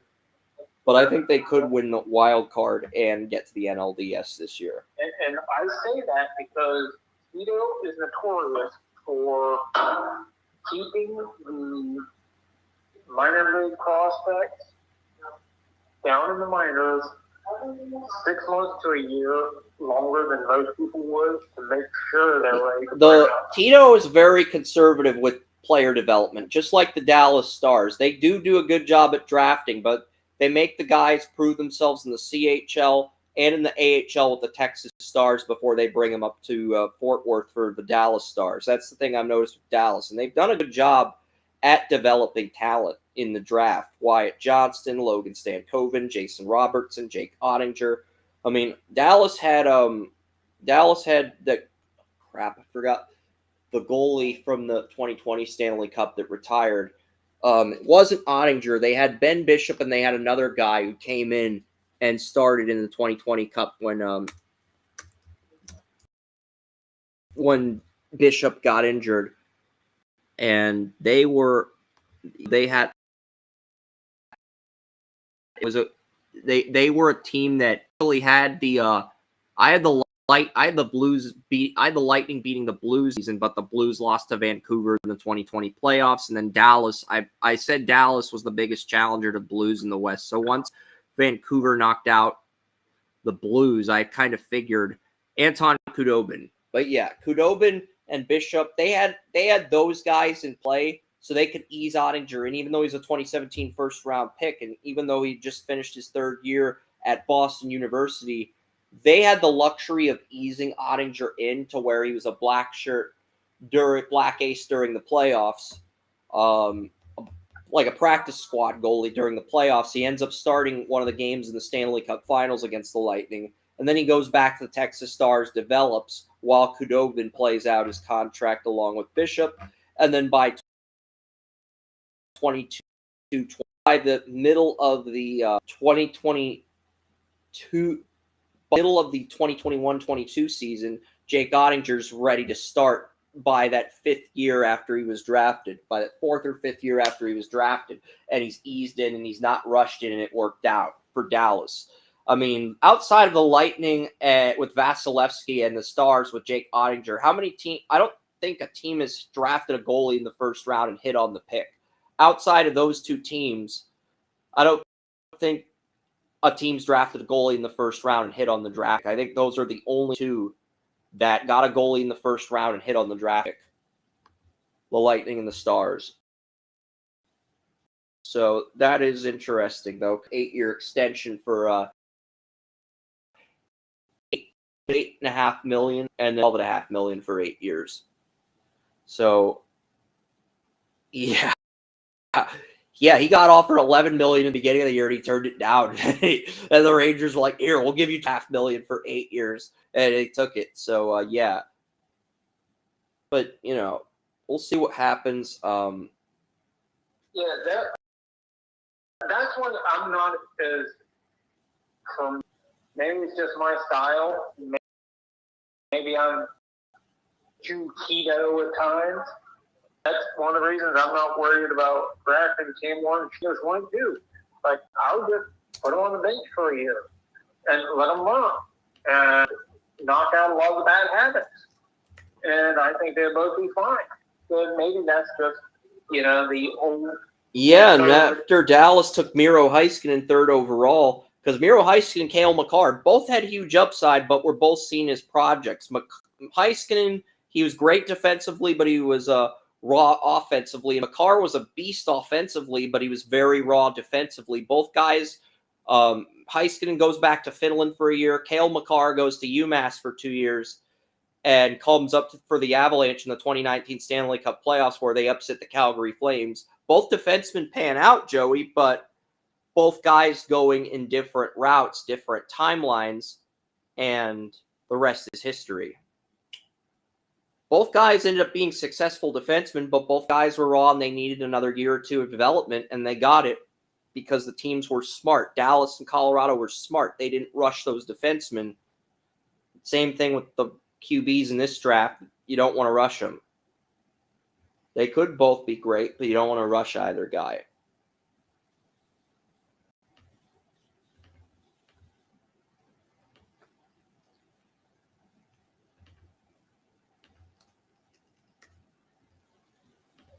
Yeah, I've always been against rushing guys like that. And I think that teams that rush them are the reasons that you get a lot of buzz. But Dallas is ultra conservative with their draft picks. I mean, they've only had 2 lottery picks in their entire history. I mean, they had Madonna when he was on the North Stars and Minnesota North Stars, and they had Miro Heiskanen. They also had a Brian Lott in the 1983 draft. Yzerman went 4th to the Red Wings in that draft, but they did pass on Yzerman, which was a big mistake in hindsight. But yeah, I'm not gonna go. I don't really want to talk about the 80s. We're in 2025, but yeah, I have not gotten information from Donovan yet on when the group mock is going to start. On is it going to be the same link as yesterday? I can click the same link as yesterday. Is it going to be that exact? Okay, I do have a message on. I do have something here. Donovan sent a link 3 minutes ago, so I am going to get this set up. So we will. I'll enter the studio and I'll screen share the studio as the. Is there a? Will here? William. Awesome. I'm glad you're here, William. Yo, this is a conversation. Is there a gun store in this mall with the gorillas? No, I don't know, but yeah, William, I will turn the camera on. I'm turning your camera on right now, buddy. I'm sorry about the wait. I didn't. Hey, man. What are you up to? Welcome back, man. Yeah, thanks, man. Had a week off, you know. I only flatlined once, and, you know, I'm still alive. Yeah. How are you guys? We're doing well. We're getting ready for day 2. I just dropped. There we go. I'm just in the corner. Like, what happened? I'm sitting here trying to tape my finger, and freaking thing goes off. Yeah, I'm getting ready for the mock. Donovan James, he's doing a yearly group mock. Day 3 of the NFL draft. So we'll have the I've got the Patriots and the Cowboys. So I do have a 4th round pick for New England. So far I've gotten number 4. I got Will Campbell. Travis Hunter went to the Browns. I also got Xavier Restrepo in round 2 as my number 1 receiver. And then round 3, I got Deion Walker. And I got Clay Webb for the Patriots. And for the Cowboys, I traded up for Abdul Carter at 5. And I gave up 12, 44, and 76. But I got 88, 5, a 6th round pick, and a 2026 3rd round pick from Jacksonville. So that's definitely solid, not a man. bad return. And got Abdul Carter and Quincy Riley. So Cowboys don't have a 4th round. round For an NFL team, man, Chris, you'd be the first one I'd hire. Yeah, I mean, Jerry Jones is probably thinking, okay, we need to hire this guy. He was able to trade up for Abdul Carter. That's probably what he's thinking. Perfect, man. I like it. Yeah.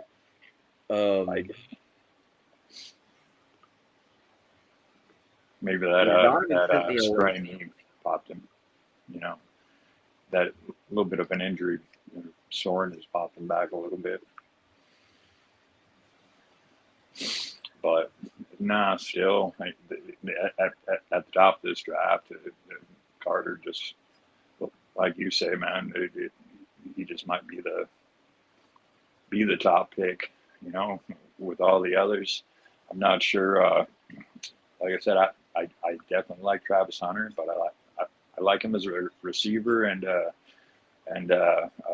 playing some playing some defensive package, like go give me the ball, like the replacements, Bateman kind of guy. Give me the ball, let him play corner because I think he is a better wide receiver. Although first round corners do have a better success rate. They do make more money, and I think he kind of wants to prove that. Because coming from Dion, of course, coming from that crew, he probably has that. Wants a little bit of that cornerback, stuff that he learned. So, no, that's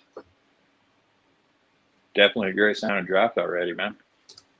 Yeah, I'm getting ready I was for listening that draft because Don James Sports and Friends, they're going to have rounds 4 through 7 of the draft we started last night. Part 1 of that's on YouTube. I appreciate you sharing that and Under the Bleachers this morning. And part 2 is going to be, and Graham Mertz, the Florida Gators QB, former Wisconsin Badger, is going to be on that show. We will be interviewing him. I don't know if Donovan will be able to hear my team or not. And if they do hear us and they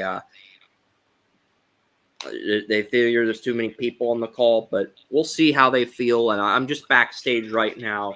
We're just getting ready for that, but that's going to be at noon. And I mean, that's going to be an exciting day. So not only do we get to make picks for day 3. Sometimes there's too many people, but maybe we can stagger it or something like that. Yeah, because there's like 5 or 6 people on his show, and then there's 3 on mine. So there's going to be like 8 different people on my stream. And yeah, it's probably better to stagger it a little bit, I mean, I could always mute my microphone. We could still hear audio from his show, but I can mute my microphone until I'm on the clock. I'm willing to do that if that's what we got to do. Right. Cool, man. That sounds great. I get some complaints from their end about me doing our stream while picking in the group mock. I can mute my mic, let them talk on their show, let them break down their picks. We can soak up some knowledge from Donovan, Bill Carroll, some of the people in that room, and we can still give our thoughts on Draft Utopia, but I would mute my mic on StreamYard. So you'd hear me on Draft Utopia, you wouldn't hear me on StreamYard. So I can do that if it comes to that. That's heard you talking about Jackson Dart earlier too. Being a first round pick, he's getting compared to Bo Nix. I just think that's a bad take. That's a really bad take. Way bad take. For 2 years I watched Jackson Dart, and I saw him and I wanted him to pop. I mean, I could see the potential. He has the fire. He had this, and then I did my final this year, and all of a sudden, I wasn't seeing that fire. I wasn't seeing, maybe Ole Miss was too many losses, or he lost some confidence in his arm. I think part of it is there's not most good drafts have 3 quarterbacks go in the first round. Since there's not a legitimate QB3 in this draft, we got to see a guy get pushed up, and the guy they're choosing to push up this year is a Dart. Yeah, we're going to see either Ewers or Milroe end up this draft like Dak Prescott, and Dart's going to end up being a bigger reach than Paxton Lynch. That's kind of the vibe I'm getting. If Dart does go in the first round, it's going to be probably the biggest reach since Paxton Lynch, I think, in 2016. But we'll see. Yeah, for sure, man. I mean, like I said, I like the kid, but there's something that was happening this last year with him, and I'm not sure what it is, and it's not fair to push him up like that. But the 49ers got Jalen Milroe in the 3rd round of this draft, William. So the 49ers QB room is now Brock Purdy, Mac Jones, Jalen Milroe. That's interesting. You'd be happy with that because it would give you a little bit of leverage if you don't want to pay Purdy, but I think Purdy's going to get paid either way. Purdy needs to get paid. He is averaging more points over his first 30 games than any quarterback ever, and that includes Mahomes, his 2nd, and Brady, his 3rd. And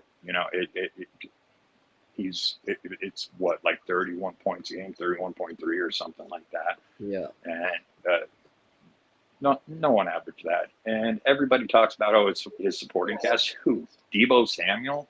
I mean, he's been a wash since he signed the contract, and Ayuk, he's a good receiver, but then, he wanted to get paid and then got hurt, and it's like, what supporting cast, I mean, CMC, yeah, but the rest of them? We're going to learn something about Brock Purdy because, let's say, he lost 80% of his stuff, and the guys that are remaining have a combined 1.5 leg pieces. So we're going to learn, is Brock Purdy worth that contract extension? Or is Brock Purdy just another guy that's not going to lose again? Yeah, exactly. And he's going to carry this team, or he's just going to be another guy. Yeah. Is he going to be the guy, or just another guy who gets through his rookie deal and then gets overpaid, a la Jared Goff? Yeah, well, who, like I said, who did he have this last year? Jawan Jennings? George Kittle? That's it, man. He had Jordan Mason and Isaac Guerrero were way overrated. He didn't have it for every game. That's I think. I could be wrong on that, though.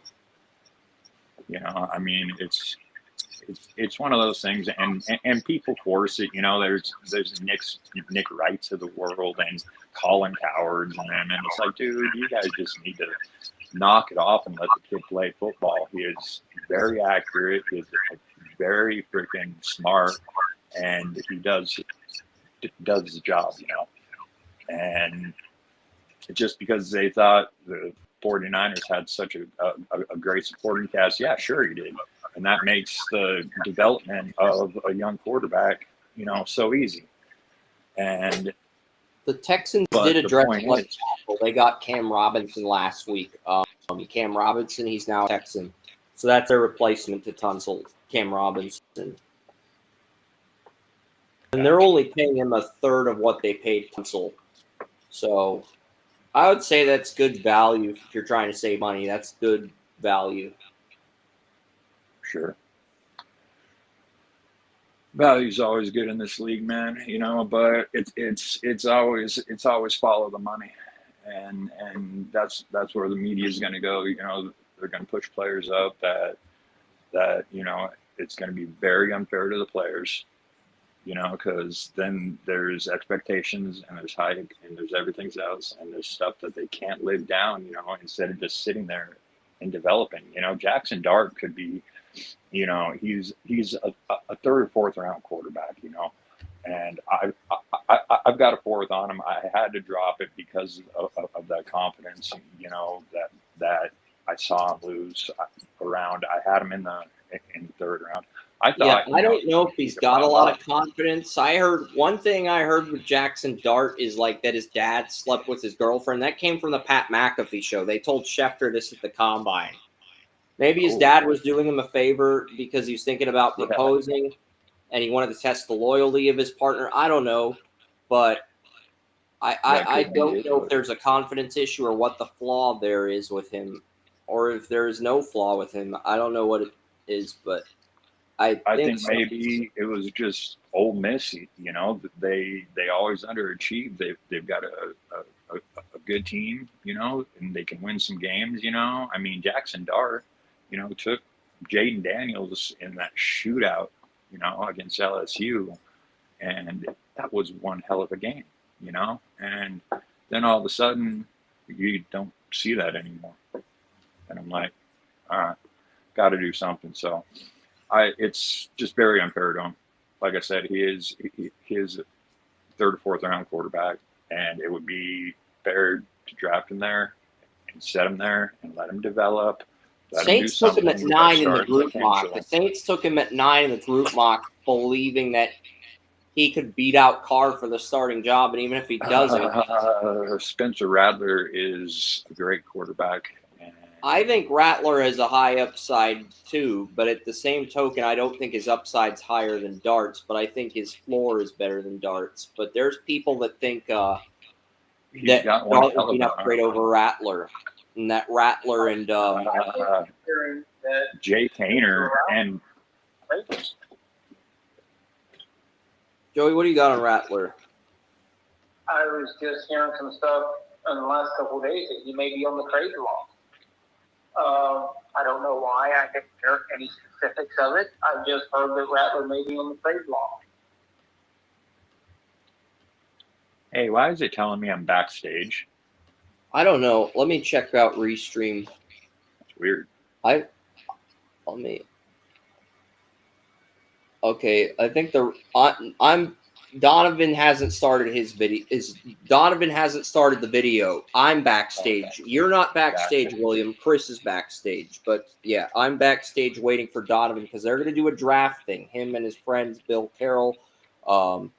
It's a yearly draft thing. I'm a part of it. I'm picking for the Patriots and Cowboys. They're doing it at noon, so I will be making picks today. And you guys can provide some input when we're on the clock. There's a number of players that haven't been picked yet. Kyron Lacey has not been picked yet. The off the field concerns, he fell to day 3. Yeah. Could get him at some point. Torrey Horton has not been picked yet. Tez Johnson has not been picked yet. So I can get a receiver for New England. I can also get a corner with Marcus Jones entering the final year of his rookie deal. You've got Carlton Davis for 3 years and Christian Gonzalez for 3 years. But you only have Marcus Jones for 1 more year at nickel. And you also got Isaiah Bolden in the final year of his rookie deal. So you can get a corner. I'm looking at Jabbar Muhammad and Tez Johnson if they're on the board, and somebody. If not, we're going to trade the 4th round pick at 106 because Dylan Fairchild's a top player on my board, and we don't need him. We got Clay Webb, we've got Cole Strange as the backup left guard, and we've got Bradbury, Onwenu, Layden Robinson, Sidey So we're 5 deep at guard now. We really don't need another guard. Yeah, but you can still force the competition if that's the best player on the board, man. That's true. We like BPA pick, and BPA. But the Patriots don't have a 6th round pick, William. They've got a 4th, they've got a 5th, and they've got 2 7ths. They don't have a 6th round pick. So if I can get a 4th and a 6th, I'm going to move my 106 and move down, get in their pick. That sounds pretty solid, man. I like that. If we can't move the pick, we can either take Fairchild or we can take Jabbar Muhammad. Vikings took Danny Stutzman in round 3. I was kind of disappointed. I was hoping he would fall to day 3, but the Vikings got him like 93.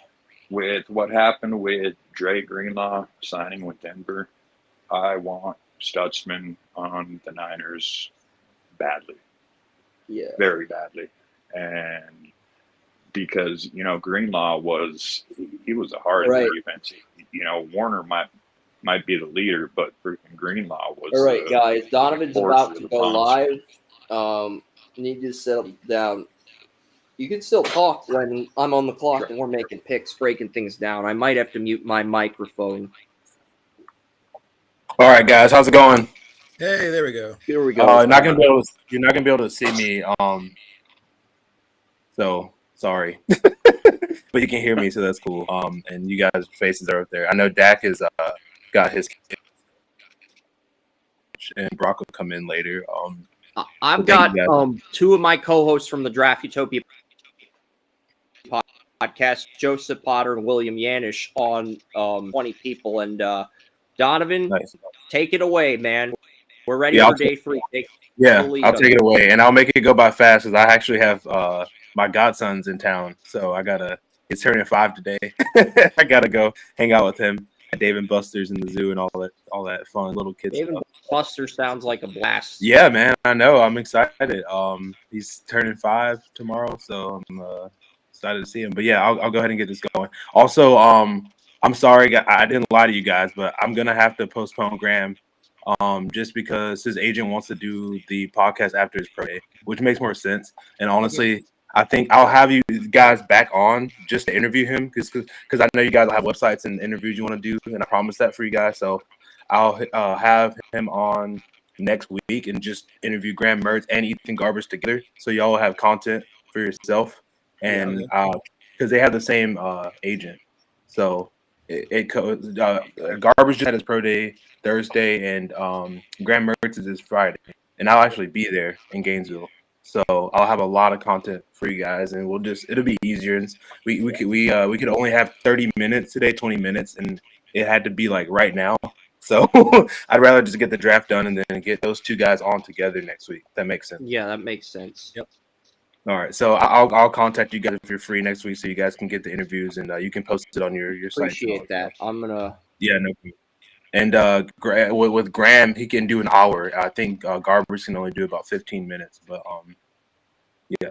Anyway, I'll go ahead and go. Thank you, guys.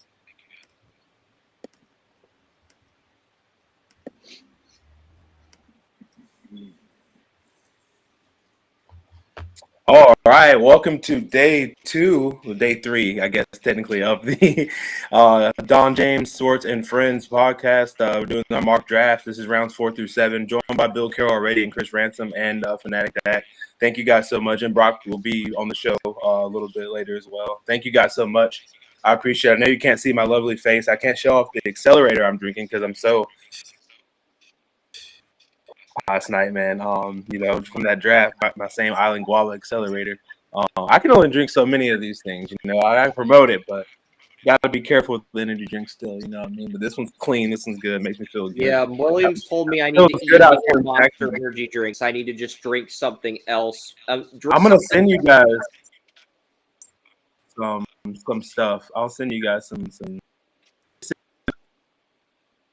freebies. So, and cool football that Nico Sports sent me for the college football playoffs, man. They're gonna hate me that I don't have my camera on, but I'm doing other stuff right now. But thank you guys so much. Thank you, Brock, for joining the show. I know you just joined. Thank you. We're gonna get this going. Brock, I mentioned, by the way, that I know I told some people that we're gonna have Mr. Graham Mertz on. That'll be actually next week, just with time, due to time, and due to just being easier with him and Ethan Garbers to be on together. So we'll get that next week, and that'll be really good for Brock too, because he covers UCLA fully for SI now. So it'll be Mr. Ethan Garbers and Graham Mertz next week.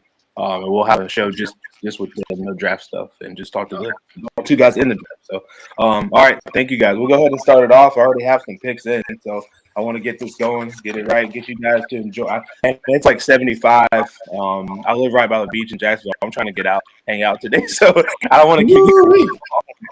It's warm. It feels really damn good outside. All right, the Tennessee Titans are up. That is Mr. Ryan Swartz's team, and I do have his pick in. It is Wyatt Millam, West Virginia, offensive guard. All right, there's a pick. That's a good pick. Tennessee's done a pretty. We haven't really talked about their draft too much, honestly, but so far I think he's done a good job. He got Cam Ward, Emeka Ibuka, and Wyatt Millam. The West Virginia left tackle is a swing tackle / swing guard in this situation. Yeah. The Titans, they've got Dan Moore Jr. at left tackle, Skoronski at left guard, Lloyd Cushenberry at center. They added a right guard, I believe, in free agency, and they I don't remember who they added, but I think they added a big name in free agency, and then they've got Latham moving over to right tackle. Yeah, Latham to right. Yeah, so I think they've done a good job for the 3 picks. They've only had 3, but they've done all of them. Pick for them. Whose name did I mention yesterday? Remember on earlier for the first three mocks, first 3 rounds for this mock. So he's definitely a good tackle. He's done a good job. Yeah, he addressed all the needs and got really a lot of value because Wyatt Millam dropped, and then Emeka Ibuka dropped a little bit, and they got. I got a put on Millam. That's not bad value. They got Zeitler from the Lions at right guard. That's who they added. That's who they got. Okay. Yeah, so, they're improving for sure. All right, Cleveland is up. That is Josh's team. They select Caleb Johnson, running back, Iowa. There we go. That's who Joey tried to get in the group mock, but he was gone in the second round. But yeah, he tried to trade up for him. Good job. Got Travis Hunter, Michael Williams, Kyle McCord, and Caleb Johnson. Again, that's a good draft. Johnson has a lot of David Montgomery He's never going to be spectacular, solid for several years. Like we were talking about Chubb last night, definitely guy.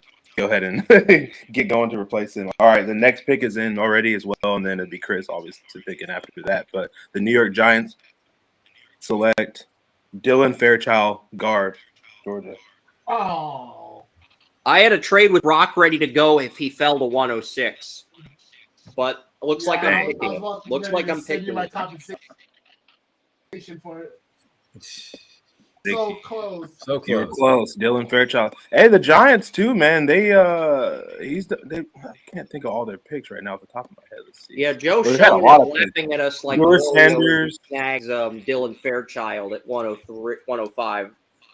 You've got Shadur Sanders, Josh Connolly Jr., Kyle Kennard, Bashul Tootin, and Dylan Fairchild. That's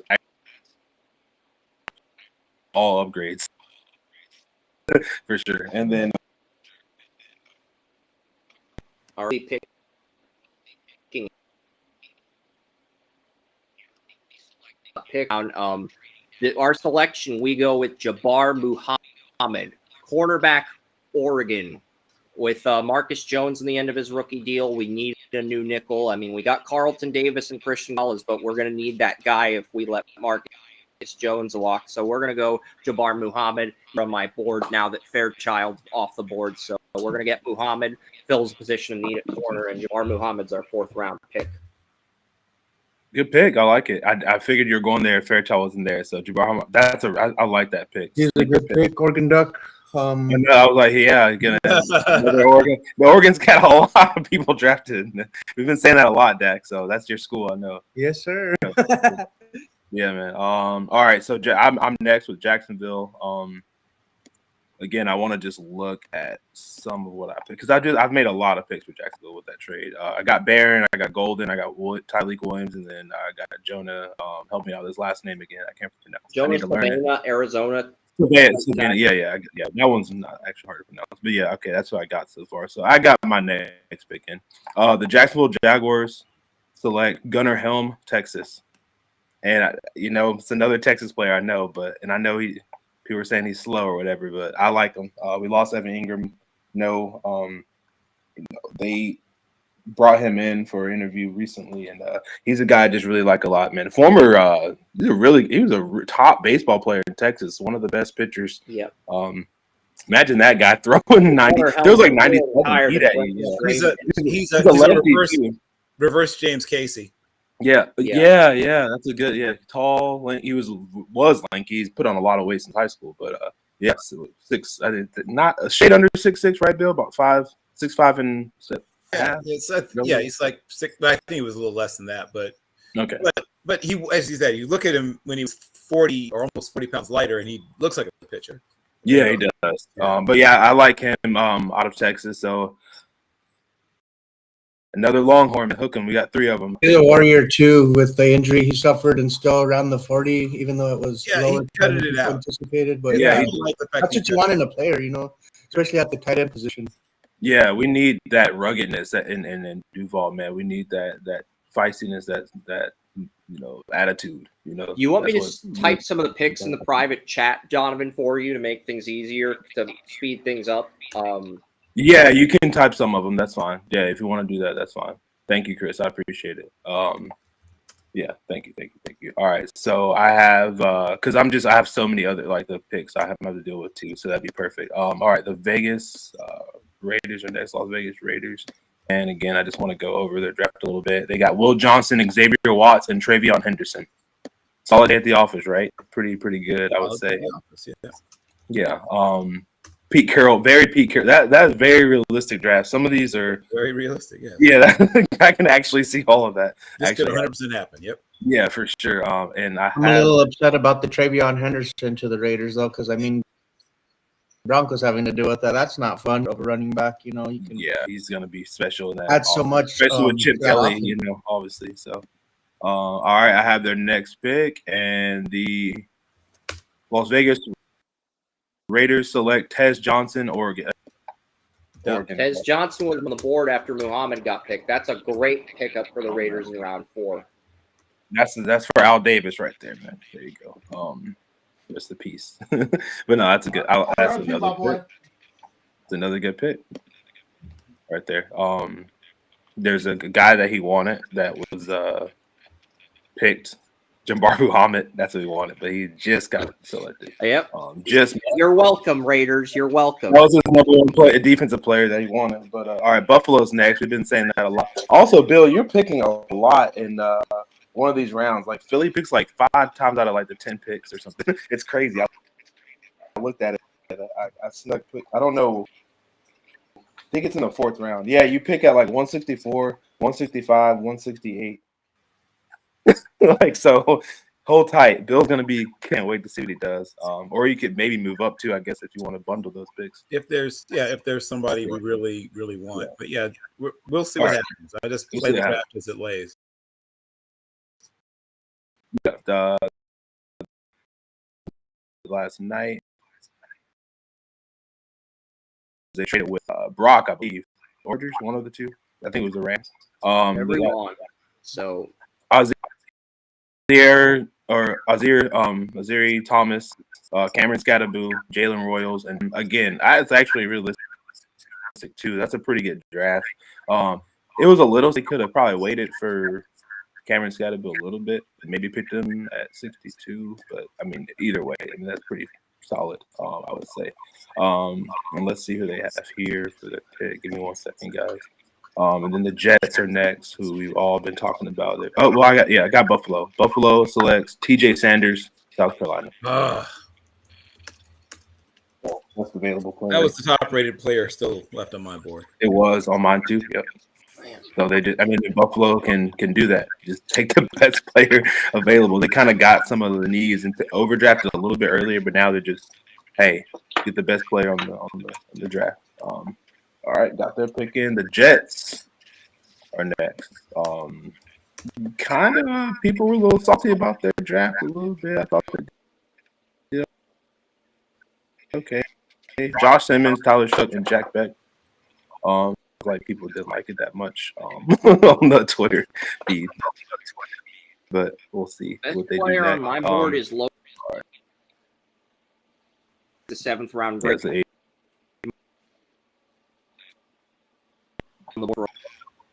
I have their pick in as well. Jets select Anthony Belton, North Carolina State. Love that pick. That's a big man. That's a big joker. That's a big son of a gun, man. One of the biggest guys in the draft. Yeah. And he can move too. Yeah. Man. He lost weight because they had to get him down. That O-line coach there is great, man. He's from BYU and Virginia with Bronco Mendenhall. They had to get his weight down. But he was like 208 at one point. That's a big joker. You mean 3? 3, excuse me. Yeah, not 2, 3. Excuse me. Yeah. Almost 400 pounds. Yeah. Almost 400 pounds. But yeah, they got him. But I think he's got 1st-round talent, 2nd-round talent. Dropped a little bit, but if he can just control, he's like the Deion Walker of offense. Got some weight issues. Got some weight issues, some issues about conditioning and pad level. But if you can clean that stuff up, you're talking about a guy that has a chance to be a really good right tackle. Yeah, I agree with that. The Jets definitely have similar issues that Anthony Belton had coming out of Ohio State, and he's been a steal for the Cleveland Browns in the 2023 draft. So, all right, Carolina is next. I believe they've only had Panthers. 3. Yeah, the Panthers in that. They only had 3 picks so far. The picks have been Shamar Stewart, Isaiah Bond, and Andrew Nduka. Again, like that guy. I don't think Shamar. It's very high risk, high reward. It's very boom. Every one of their picks so far is very boomer busted. Yeah, it is. Dan Canellis is either going to be there for like 10 years or be gone next year with those picks, right? Let's see who they get here. They probably might go safe here instead of boom or bust, or just fuck it, just keep going boom. I don't know. All right, straight YOLO the whole draft. Huh? The Carolina Panthers select Jared Wilson. That's safer. Jared Wilson. That's a lot safer in the draft. Yeah. Not a best pick. It's definitely their safest one. Yeah. Safest. Yeah, I want the best. Safest. Monheim's still there, but Wilson, the first center off the board at 111. Yeah, Dona's my guy, man. I like him a lot. That's one of my dudes. I was actually eyeballing Jared Wilson and actually for the Broncos in this upcoming draft, hopefully because we need an upgrade at the center position. New Orleans is next. Hold on, they're trying to make a trade. But What picks stand out, William, Joey? I'm going to try to get some engagement from you guys. If you can comment on Donovan's show, maybe in the chat room, post some of the picks you like below. I'll gladly engage. New Orleans, by the way, Jackson Dart was their first pick, and then They took Jackson Dart at 9. I know I did not understand that pick. William thought that was crazy that they took him that early. And there are people comparing Jackson Dart to Bo Nix on X. No. They're very It's nuts. different. Closer to Paxton Lynch than Bo Nix, by the way. they're different. I think Jackson Dart's better than Bo Nix, though. He's closer to being like a bigger. I mean, he's more in both of how he plays. Sorry, Dakota. No his sneakers. and his strengths and weaknesses. He's more like a guy like Baker Mayfield, but like a even riskier Baker Mayfield. Throws his body around, play a little more than he should. He's like if Matt Carroll and Baker Mayfield had a baby, that baby would be Jackson Dart. That's a good comp. It's Corral, by the way. He hates that. Right. Matt I'm Corral. sorry. He corrected me. No, I know. He got so mad. Bo Nix is definitely. I get it. It's your last name. No, he's if you know anything about Matt Corral, he's a little feisty guy. Very feisty. Yeah. I'm being very modest. He's very modest. I'm underselling. You're underselling. Yeah, that's very underselling. He's fiery guy. Fiery, for better or worse. Perpetually angry, some might even say, but yes, I got you. Yeah, that's Trevor Gretzky about that, but okay. Yep. All right, so they got great. They got I know. Whole life ruined by the hockey goat. That's a lot to carry. Dude, he didn't want to go there anyway. He liked being in Long Beach. He liked being in the hood more than being in Westlake Village. Is all I can say. Yeah, even though he grew up in the suburbs, he is what I can say. He was Long Beach's most wanted for a while there. Yeah, him and Antonio Pierce are real tight. They were neighbors, actually. Yep. Fun fact. Yeah, that was we're not just in some neighborhood. But anyway, they got Grace Zabel too, so that was a good pick. They got a kid from Stanford at receiver. Alec, and a Manor, and then they got Alfred Collins, which was probably the best available player. So they got a pretty solid draft, I think. I know they overdrafted a little bit, but that's still pretty good. Let's see who they got here. I do have their pick, and okay, the New Orleans Saints select Kobe Bryant. Love the name, Kansas. Okay. He's got. That's a good pick. It was I probably would have waited a little bit longer. But I mean, this is somewhere he should have gone to the next 50 picks. So this is not too bad. No, it's not too bad. And honestly, a lot of people had him higher coming into the season. Your buddy Bill likes him a lot. He has him a 3rd round grade on him. Emery Hunt loves Kobe Bryant. Oh yeah. He sees a lot, and I see why though, because some of that tape is really good. He is consistent. I just don't think he's like special, but right. He's once again, I make it clear that when I say average in the world of freak shows, right? He's such a good tackler too. I think that's why Emery Hunt likes him. Once again, tell me what kind of scheme you're running, right? If you're running a lot of like cover 3, if you're cover 2, if you're zone heavy, and you need intelligence and tackling at the position, he's going to be just fine. If you're telling him he's got to turn and run with Jerry Jeudy and any of the really super athletes, it's going to be trouble. But he can do all the other stuff other than just turn and run with super athletes. Agree with that. All right, San Francisco's next. They had Mason Graham, Benjamin Morrison, Jalen Milroe, and Jalen Smith. I thought their draft was really great, especially the first 2 picks, and then getting Jalen, but 2 Jalen's, both super duper athletes. Yeah, 2 J's. Spelled different. Next Jalen off the board if they're looking for Jalen's. I'm sure there's one. The Jalen Rose, man. Thank you to his mama because that name. Shout out every mixed kid in the world got the name Jalen. Should definitely a joke on. Right. Simeon High School, where my beautiful went. Simeon. Simeon, there we go. My dad's best friend went there to that high school. So shout out Simeon. All right, let's see what the 49ers got. Oh, they're trying to get somebody that's gone. He is gone. He just got picked. They're trying to get Buffalo got him. Ooh. TJ Sanders, yeah, he's gone. Oh yeah. All right, I have their pick in. The San Francisco 49ers select CJ West, Indiana. Okay. Yeah. Okay. Another Big Ten. One of my FBS guys who moved into a What bigger- position is CJ West, by the way? Is he a lineman, offensive lineman? Yeah, he's a defensive lineman. He can play a couple of different positions. I think he's 3-tech, but Probably a 3-tech. yeah. He could play. I watched him in Indiana. Yeah. I liked him a lot. 49, I mean, obviously, who's your state of mind? Follow us, by the way. Back at James Madison, I liked him a lot too. Yeah, so he's a good player. Love his attitude and just his whole personality. I keep saying it about a lot of guys, but he's just a football dude. We're talking about Dalen Smith, maybe not being the biggest football dude. He's like, don't see CJ West in any movies, probably, or doing plays or doing off the field stuff. He just you won't see CJ What do you think this West draft on the so far, ground William? except doing football stuff.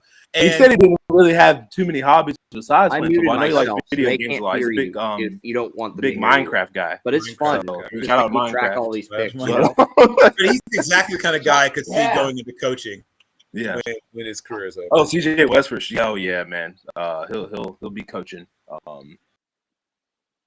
with Bryant Haynes, the DC at Indiana one day, hopefully.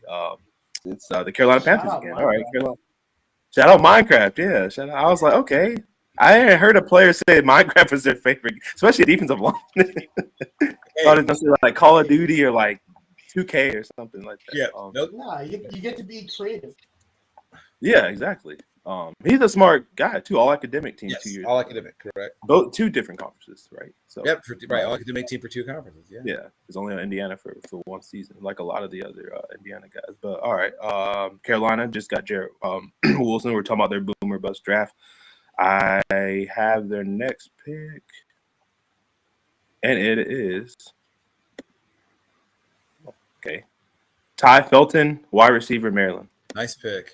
So another wide receiver for them. He's a wide receiver 3, probably, unless you have a really weak wide receiver room. But he's gonna be a really good wide receiver 3. Yeah, but you got Bonds, Thielen, and Leggett, and then Felton. Basically. So if you're looking for someone, he's like a slightly smaller and more polished coming out. At least at the version of a guy like Matt Collins. Like he's going to be really good on special teams, and he's when you do call on him, he's going to actually be able to do something. Yeah, so it's all a pick there. All right, Arizona's next. They're back in. They only had 3 picks: Walter Nolan, Trey Harris, and Barron Sorrell. Pretty solid day in the office. Some people didn't like the Barron Sorrell. They said it was overdrafted, but I think it was good. Go back and watch more Barron Sorrell. Yeah, they had him number 214 overall, and then he got selected at 78. So they're saying that was like one of the worst picks. Okay, but I don't think he's a 214. How in the heck did you get Barron Sorrell at 214? That's what. Yeah, the Draft Tech has him at 214, which is that's nutty. I mean, I like Draft Tech just fine, but you can tell that they just don't. Shout out Michael Gelb though, because I don't want to talk bad about that guy. He helped me out a lot with this. No. I'm a like of all of the.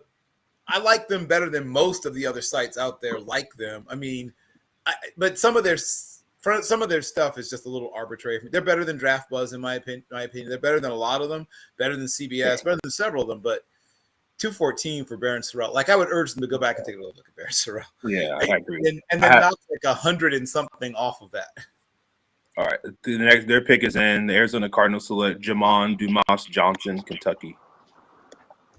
All right, again, solid pick. Solid pick. Yeah, I like him. Yeah, he's probably the most solid, just stand player in this draft. I like him, but there's nothing. Where did he go?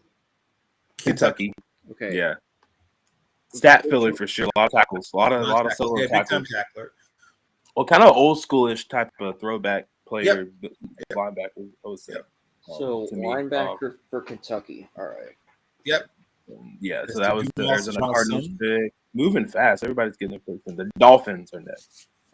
Kind of ended the draft oddly. Gabriel didn't need him, but got Armand Mimbo and Trey Amos, as well. They need to kind of hit now. That draft is kind of in the bottom tier, I would say. Bottom 10.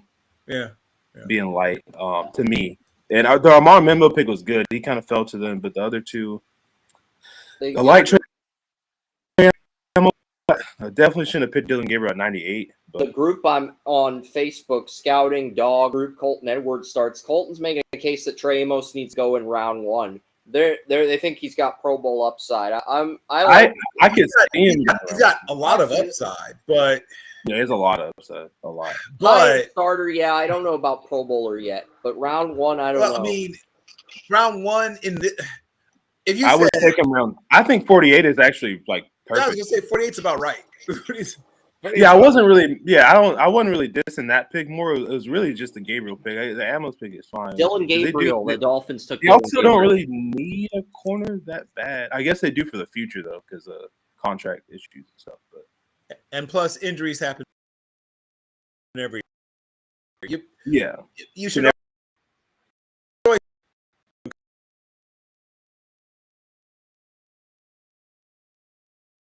solid. yeah, that is solid. Yeah, I'm guessing Farmer would He's be a moving up. nose tackle in the Dolphins' 43 defense, Yeah, definitely 34. for sure. 34. Yeah. Yeah. So yeah, that was the Dolphins pick, I believe, right? Yeah. Okay, and then the Colts are next, right? Yeah. Yeah. Just making sure. Yeah, Colts and Falcons. Yeah, I got that pick. Already got the Falcons pick. Well, maybe the pick is our end is next. Let's go over there. Yeah. Tyler Warren, Marcus Imbo, and Ollie. Another fine day in the offense for me. I think that's a good. Let's see. I have the next pick. Yeah. Colts. I think. Oh yeah, I do. Okay. All right. The Indianapolis Colts select Pat Bryant, Illinois. Okay. High effort guy, good blocker, solid hands, good body control. Not a burner, but he gives you most of the other stuff that you want. Sort of a poor man's. He fits the Colts. I feel like pretty well. Yeah, except for not fast enough. But Yeah. But what was the plus receiver that the Bills drafted last year? Keon Coleman. Yeah. Sort of like a poor man's Keon Coleman. That's Yeah. he's a lot like that, but not quite as polished, not quite as good. Yeah. See that. It's a solid pick by the Colts. For next, I think the Falcons have had a sleeper draft. We didn't really talk about it too much, but they only had 2 picks. It was Jalen Walker and Tate Ratledge. So that's why we really haven't talked about it, I guess, too much. Only 2 picks, but they pick a good amount coming up here soon. I think they don't have that many picks in the draft, but they picked through 218 and 224. Yeah, and then this one. So yeah, not many picks for Eric, but I got his pick already in. It's Braden Swinson, edge rusher, LSU. Okay. Rotational guy. I don't think he'll ever be a full-time player, but you can get something out of it. It's not a good endorsement for Eric's pick. That's the same. No, you're not wrong. You're not wrong, though. That's what I think. That's what I think of him too. He lost a lot of reps to the freshman kid who came in. He kind of got lost in the sauce. I thought he would honestly just transfer this year instead of entering the draft and go to a school and get his stock back. He'll probably be 3rd string this year. He might be a backup next year when D'Angelo Malone's contract expires, assuming the Falcons is still on that Bengals roster. He's a high end. Nothing wrong with that. Yep, Yeah, he'd be a nice rotation. And I feel like he's probably 3rd string, and then next year he's a rotational guy backup. Yeah, that's fair. I feel like Raheem Morris fits his. If Atlanta trades Malone in the preseason, he could be a rotational guy as a rookie. But I think this year he's probably just redshirted. Yeah, rotational guy in 26 and beyond. That's fair. Yeah, fair assessment. All right, Bengals. Cincinnati Bengals. Yeah, they're next. They got Mike Green, Maxwell Harrison, and Lathan Ransom is their pick so far. Let's see where they go here. I do have their pick in. It is Shamar Turner, Texas A&M. That's a great pick. Second, Shamar is off the board. Yeah, 2 Shamars off the board. Shamar Turner's gone. Tennessee Titans are back up again. Picking Ryan. Again, I like what they've done so far. honestly. Cam Ward, Emeka Buka, and Wyatt Millum. Excuse me. Let's see where they go here. Have their pick in already, actually, too. Perfect. All right. It's funny. Edge rusher, Oregon, Jordan Burge. Another Oregon Duck player. There we go. Yeah, Jordan Birch can play. I think he played some 34 defensive end at Oregon, so he complements Jeffrey Simmons and Tvondre Sweat quite well in that Titans defensive line. He does. The Titans have had a really good draft. I like it. It's in the top I got 10. a third on Jordan Birch. So for anybody saying Jordan Birch is a reacher, I've got a late third on Jordan Birch. Yeah, he was the best end or edge rusher available on our board, and I had a third on him too. I got one edge rusher ahead of Birch, but I'm waiting until some of the second round guys on my board get picked. Oh yeah, that's fair. That's fair. Tampa Bay is next. Did they just pick? No, they didn't just pick. Well, no, I think they. Yeah, well, no, they did. Malachi Starks, Darian Porter, and David Walker. Another really good day in the office. Really good draft. I like that one a lot too. See what their pick is here. 1 second. See what they got for us. Excuse me. All right. Tampa Bay Buccaneers select Will Howard, Ohio State. Interesting. Will The Howard. Kyle Trask replacement. Yeah, Awesome. I like that. He learns under Baker Mayfield. That's a good spot for Will Howard. Yeah. Yep. Yeah, it actually is. I didn't. Yeah, that's a good spot for Will Howard. Definitely, I agree with that. And yeah, because they Michael Pratt, Kyle Trask, the other court. I mean, yeah, so he can come in, and I think he's better than both of them. Obviously, Baker's the guy, but I mean, come in and that's the guy you want as a backing quarterback with all that talent around. That's the guy in that line. How good that offensive line is. That's a guy that can come in and play and develop behind Baker Mayfield and come in as a spot starter. I would love to see him to go to Philly because I know that's where he wants. Most people just say they want to get drafted, but he said, I want to go to the Eagles. He did say that. He's a big time. Yeah, because, I mean, he was like, obviously, I know I won't play, but I've always wanted to get drafted. Say my name. I was drafted by the Eagles. That would be cool, but, probably won't happen, obviously. But this is a good fit for him, actually, and for the Tampa Bay Buccaneers. Good pick for them. All right, next is the Denver Broncos. I think, is Alfred Collins available? About that.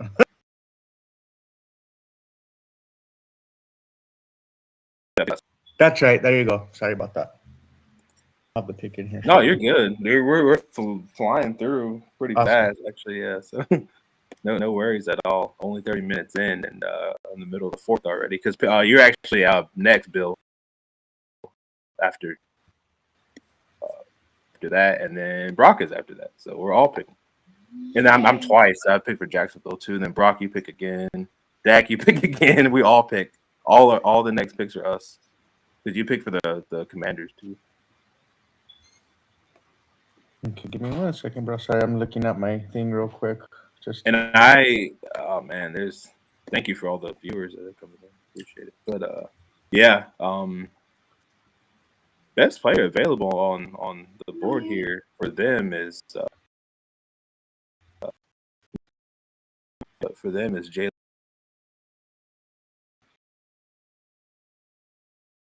Just a little heads up for who they have as the best players available. My board is a little. Last few picks were Pat Brown, Jordan Burt. Yeah. Bucks. How many quarterbacks have been picked so far? Sanders. Oh, right. Shuck. Yeah. Wait. Or That's right. Milrow too, right? Milrow. Yeah. So 7. 7. Wow. Okay. All right, my bro. I think if this one's, I was trying to run through everything. But Jamari Caldwell would be my pick. Oh, I love that. Love that for you guys. We need just a meet right in the center of that defensive line. We struggled stopping the run the way in that playoff game. Bills and also against the Chargers ran through us. I think if we get some size in that interior, it really helps benefit the pass rushers and Bonito and Cooper. Yeah, I love that Jimmy call. I still don't forget, and that's another Oregon Duck, by the way, just to let y'all know. But I still don't forgive you guys for moving him from offensive line to defensive line. I still think he's better as a guard. I'll die on that hill forever. I think he could have been he probably would have been picked around the same round, third, second round for offensive guard. That's what he played both in high school, but you guys moved him fully to a defensive tackle. But I get that because Oregon, wanted a little meat up front, stop the run. But yeah, I like him a lot. I have a third round grade on him. So, and I think he could go as high as the second. He's kind of a to me in this draft, I think. So that's a good pick for you right there. Smart. Who's the Broncos pick? Yeah, Broncos pick. Thanks. Who did the Broncos pick? Jamari Caldwell. Jamari Caldwell, excuse me. Jamari Caldwell. Caldwell. Okay. And this is this is the pick for the Steelers. 123. Okay, so I was making sure of. We will take Omar Norman Lott from Tennessee. I like that. That's a nice one, bro. I like him too in this draft. Yeah. All right. Omar Norman. Yeah, that's a good pick right there. Another defensive tackle. I'm not sure if he's a 5 technique or defense, but he's definitely not a nose tackle. Yeah. I'm guessing 5 technique. He probably somebody you're going to groom behind Cam Hayward, if I had to guess, because they're yeah. That's what I was. Yeah, I'm assuming, right, Bill? Yeah, he's going to once again be a situational guy at first. When we go into like our Dragster or NASCAR, whatever you call it package, he's going to play, as a basically an interior pass rusher at first, and that's really what he is. He's got to grow as a run defender. He's a guy that, frankly, you can tell prioritizes pass rush over run defense, but he's in a situation where he gets a chance to be brought along slowly. All right, you got Princely last round too, and then you got Burden in the first. Yeah, so all right, okay. Yep. And Pittsburgh's got some picks later in like the 5th and 6th round too. You can cook up with 156. And you got 185. A couple. Now, not as many picks as some of the other teams, but yeah, you got to.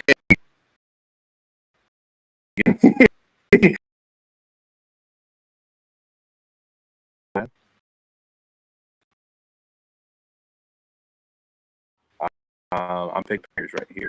Who I got?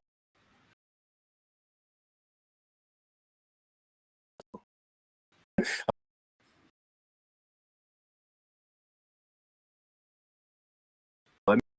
Got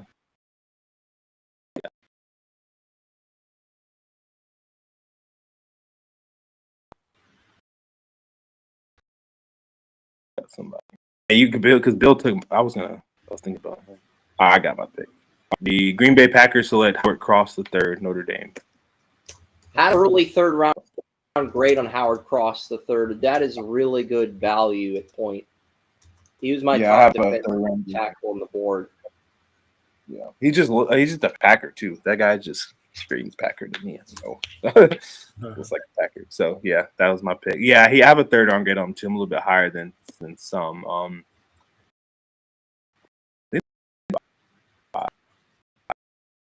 I've got him at 67 on my ahead of Jackson Dart. Yeah, Jackson spot ahead of Jackson Dart on my big board.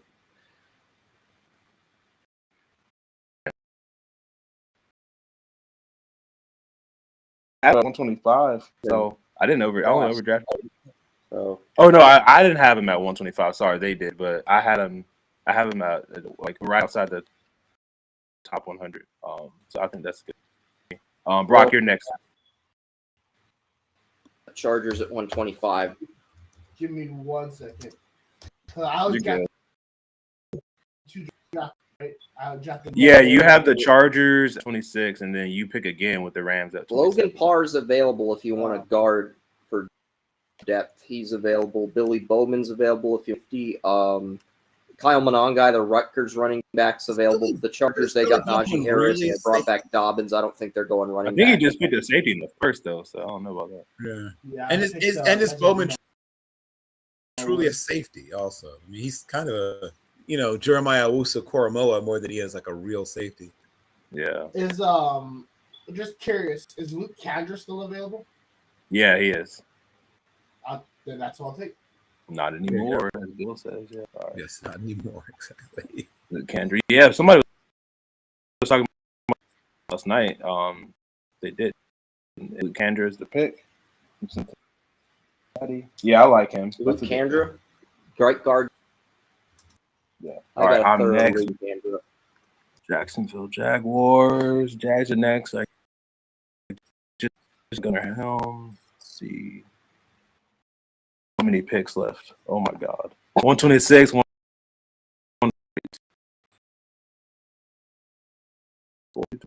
Okay. Let's see. Get back to it. I think. Oh, okay. I got it. Oh, well. Yeah. I got my pick. All right. Or select Dylan Sampson, running back, Tennessee. Okay. Not mad at that. And I mean, I like our running back room, but it's kind of injury prone. ETN's contract, situation coming up, and then obviously I like Tank Bigsby, but we could add some more, depth to that running back, that room. So, I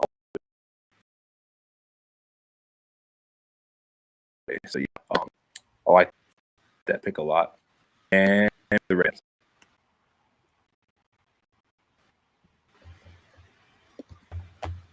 Select Noel Williams, Cal. Okay. One of Bill's guys right there. Yeah, that's one of my guys. What was the name? But yeah. Nohl, of unusual spelling, but it's pronounced Noel Williams. Cornerback Cal. Yep. Some people think he might project to safety, but he played corner. I think he Noel might. Yeah, Williams, I think so. Noel or No. Noal? Nohl, but it's just Noel. Yeah. pronounced Noel, but it's Nohl. Yeah. Okay. And the Commanders are next. Dakota.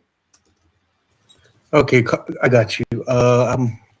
Jack Kaiser would be the pick. Is he available? He is. He's one of the best available players. Kaiser. Yeah, Jack Kaiser. Jack Kaiser. Okay, Jack Kaiser is now a Commander then. Jack Tough, Kaiser, the smart, Notre Dame. Gritty, plays hard, all that stuff. Yeah. He will learn under Bobby Wagner. I think Bobby Wagner came back to Washington, but Kaiser will learn under Bobby Wagner. I really like that fit.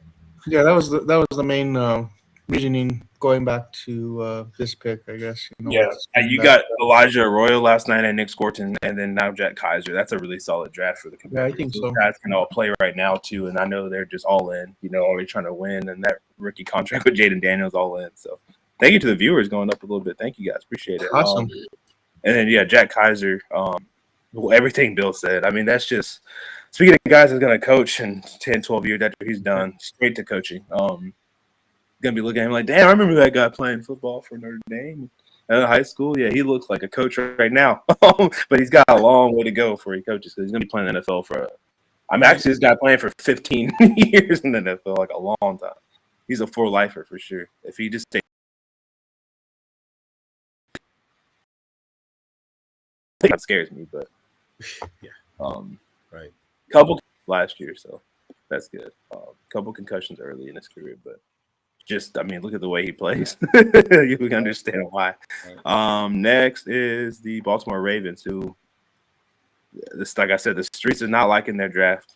They were roasting Baltimore last night. It's not. I think they ended well, honestly, for what it's worth. Landon Jackson, Zow Frazier, and then Jeffrey Bossa has been their draft. What do y'all think about that one? Not so good. It's in the bottom. It's in the bottom 5. I think it's probably the worst so far. Well, I don't know. The Jets is pretty bad too. Because I think they could have got Frazier. They could have got Frazier today. Right. And Bossa's fine. They could have got Jackson at 59. I don't know if he would have made it to 59. Probably not. But they could have got him in the third 40s, I guess. Yeah, probably. They could use a kicker right now. each of those players are guys that are going to contribute, but all of them are players you probably could have gotten somewhere between 15 and 40 picks later than they were taken. Yeah, but I think Boss is their probably the best. Well, Landon Jackson is a really solid player. Like he's a He's a starter. really good football player. I think Boss is a starter too, and he fits their scheme Right. well. They're good football. Frazier can be, but he's a project, and he's the old project. He's an old long-term project, right? Yeah, so that's my only beef. So let's see if they can clean up. Pick yet? No, I was waiting on their pick. I do have it now, though. The Baltimore Ravens select Jalen Noel, Iowa State. That's a good pick. Jalen Travis, Yeah, the that's Iowa good. State tackle. No. Jalen Noel, wide receiver, Jalen Noel. Iowa Okay, State. good. I just wanted to. Yeah, that's a better pick. They're actually doing better in the later rounds than they did. Yeah, well, right. Like this in terms of value, that's the best pick so far. Yeah, over Bassa?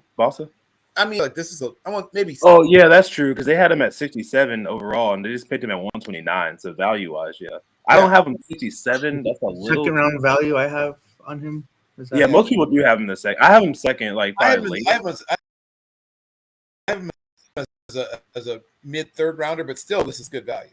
Next, I believe they're just going to only pick defensive ends, edge rushers. I think that's the only people they picked so far, if I'm not mistaken. Detroit. Oh no, they got Kobe King last night. That was the last pick in third. So they got JTT, Donovan Ease, and Kobe King. Huh, that's good. I mean, again, that's a culture, toughness, good Dan Campbell draft. Dan Campbell draft, yeah. See what they get here. I do have their pick.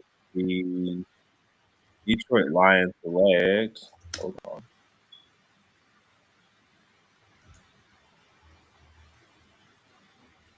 Detroit Lions select Torrey Horton, Colorado State. Oh, okay. I have a third on Torrey Horton. One of my guys right there.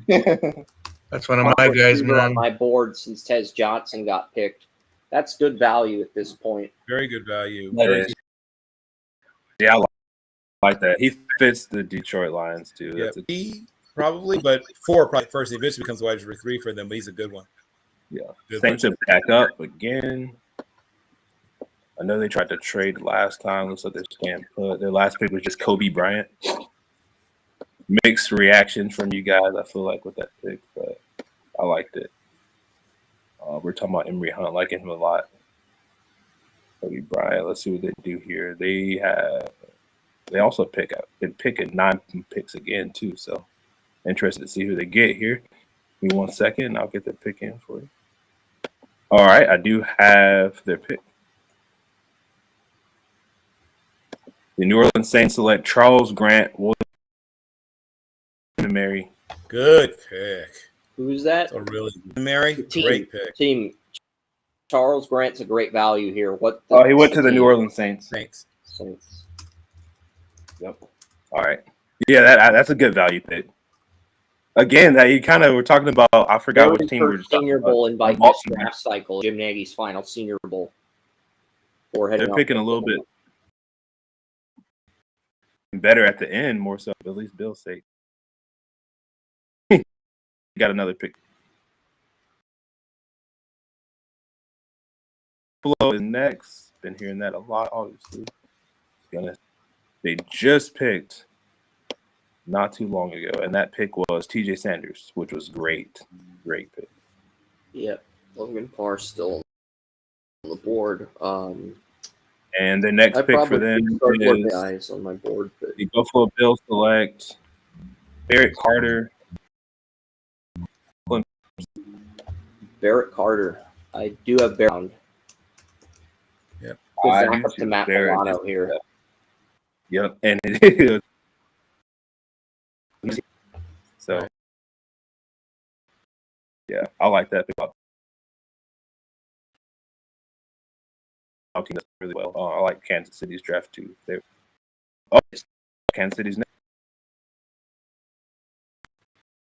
They got Kansas. That was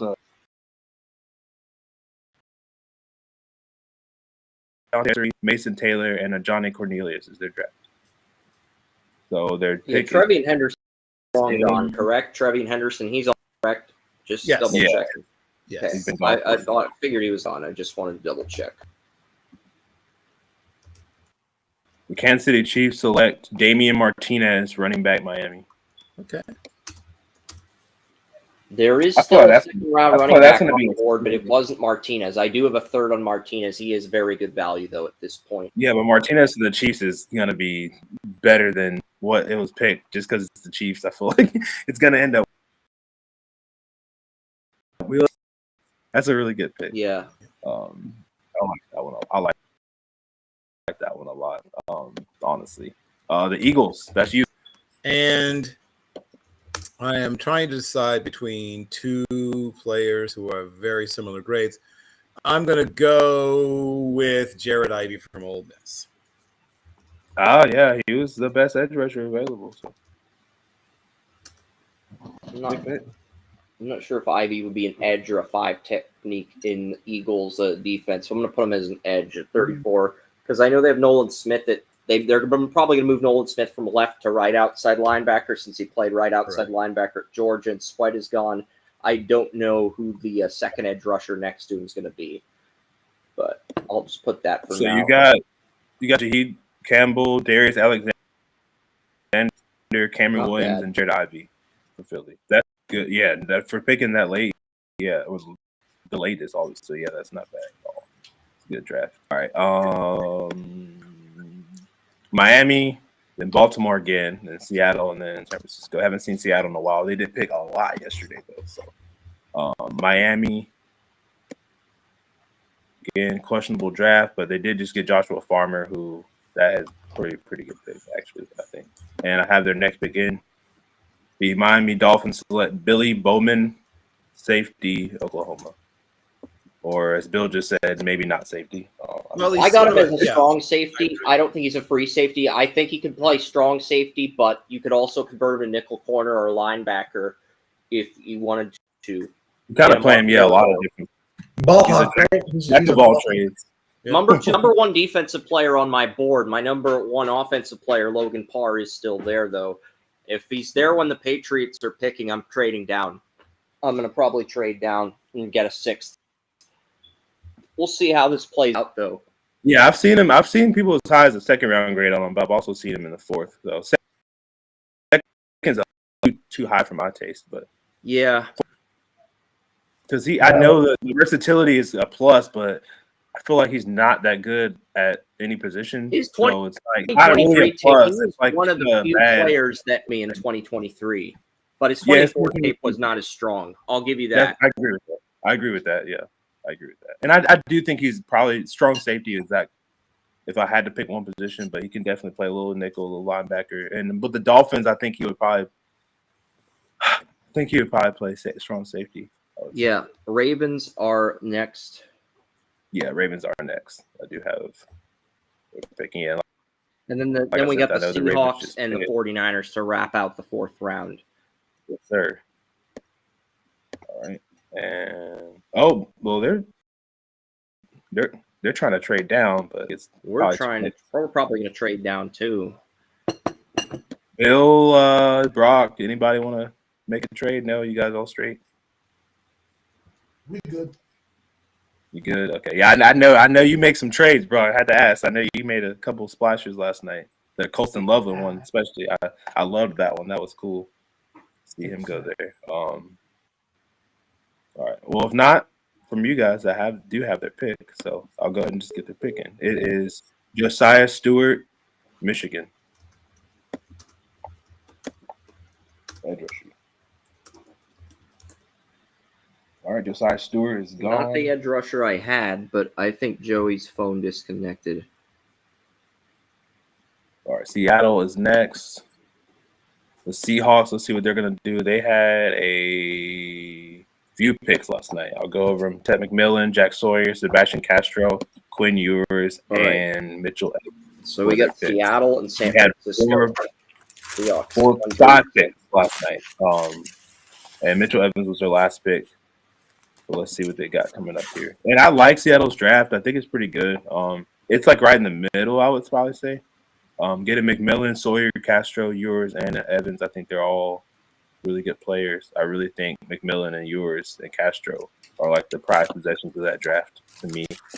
Let's see what they do here. 1 second. Their pick is in.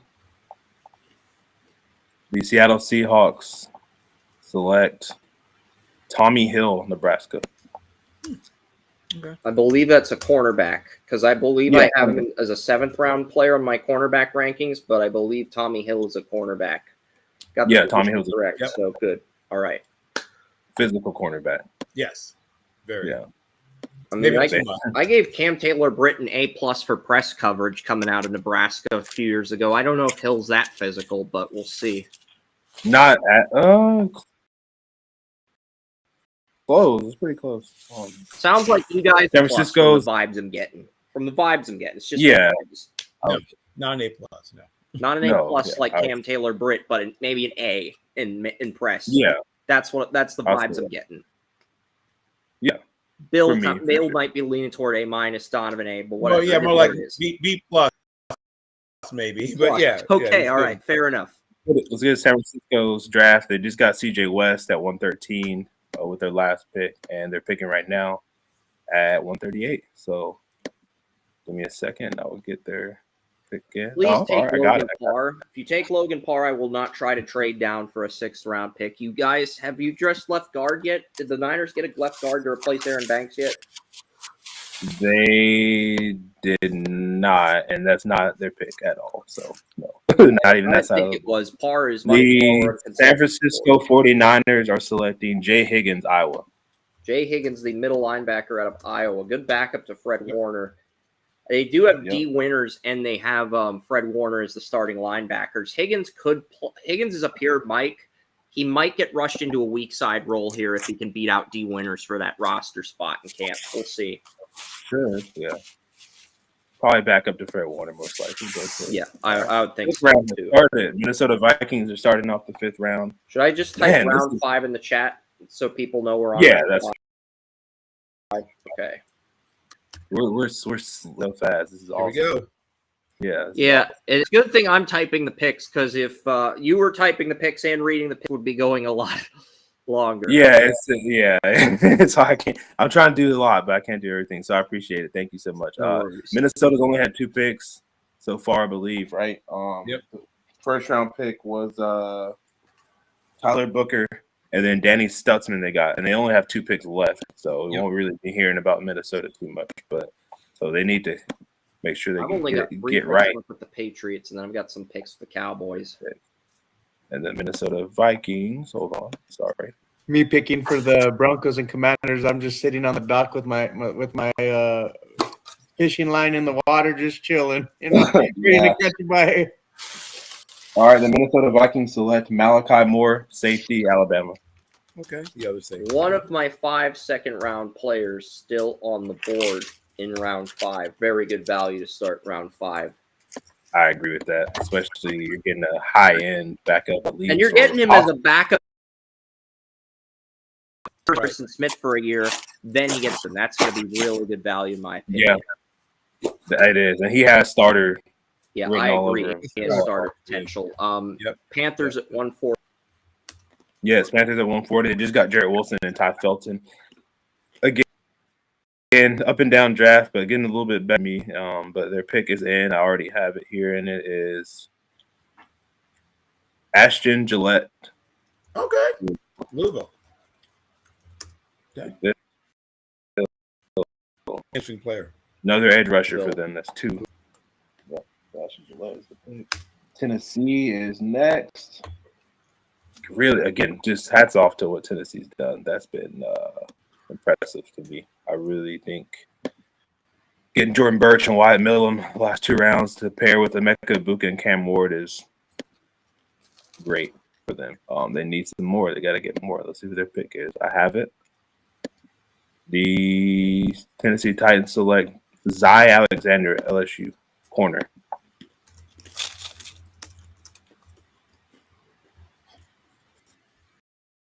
All right, and I believe Yep. I am. Let's see what I want. I've had a lot of picks with Jacksonville, so I gotta kind of look. Okay, I got Dylan Sampson and Gunnar Helm the last round, and I'm going to pick. Oh, yeah, I got it. Holland Pierce, Rutgers. That's another. So now the two giants, right? Holland the Pierce, two- what position is he? Got Anton Harrison, Right and tackle. Probably I got just in case Anton Harrison is can't get right, you know, because this is his get right year. If he can't figure it out this year, then we got to go. Colin Pierce and Anthony Belton are the two enormous offensive tackles in this class. Giant, absolute giant. Giant, yeah, we got him. The Raiders are up at 143. I'm on deck. I'm looking for a trade down if I can find one. I do have an offer for Brock. So, Brock, if you can unmute yourself after the Raiders pick, that would be fantastic. I'm cool with you declining the offer, but I want you to at least hear my offer. Talk to me.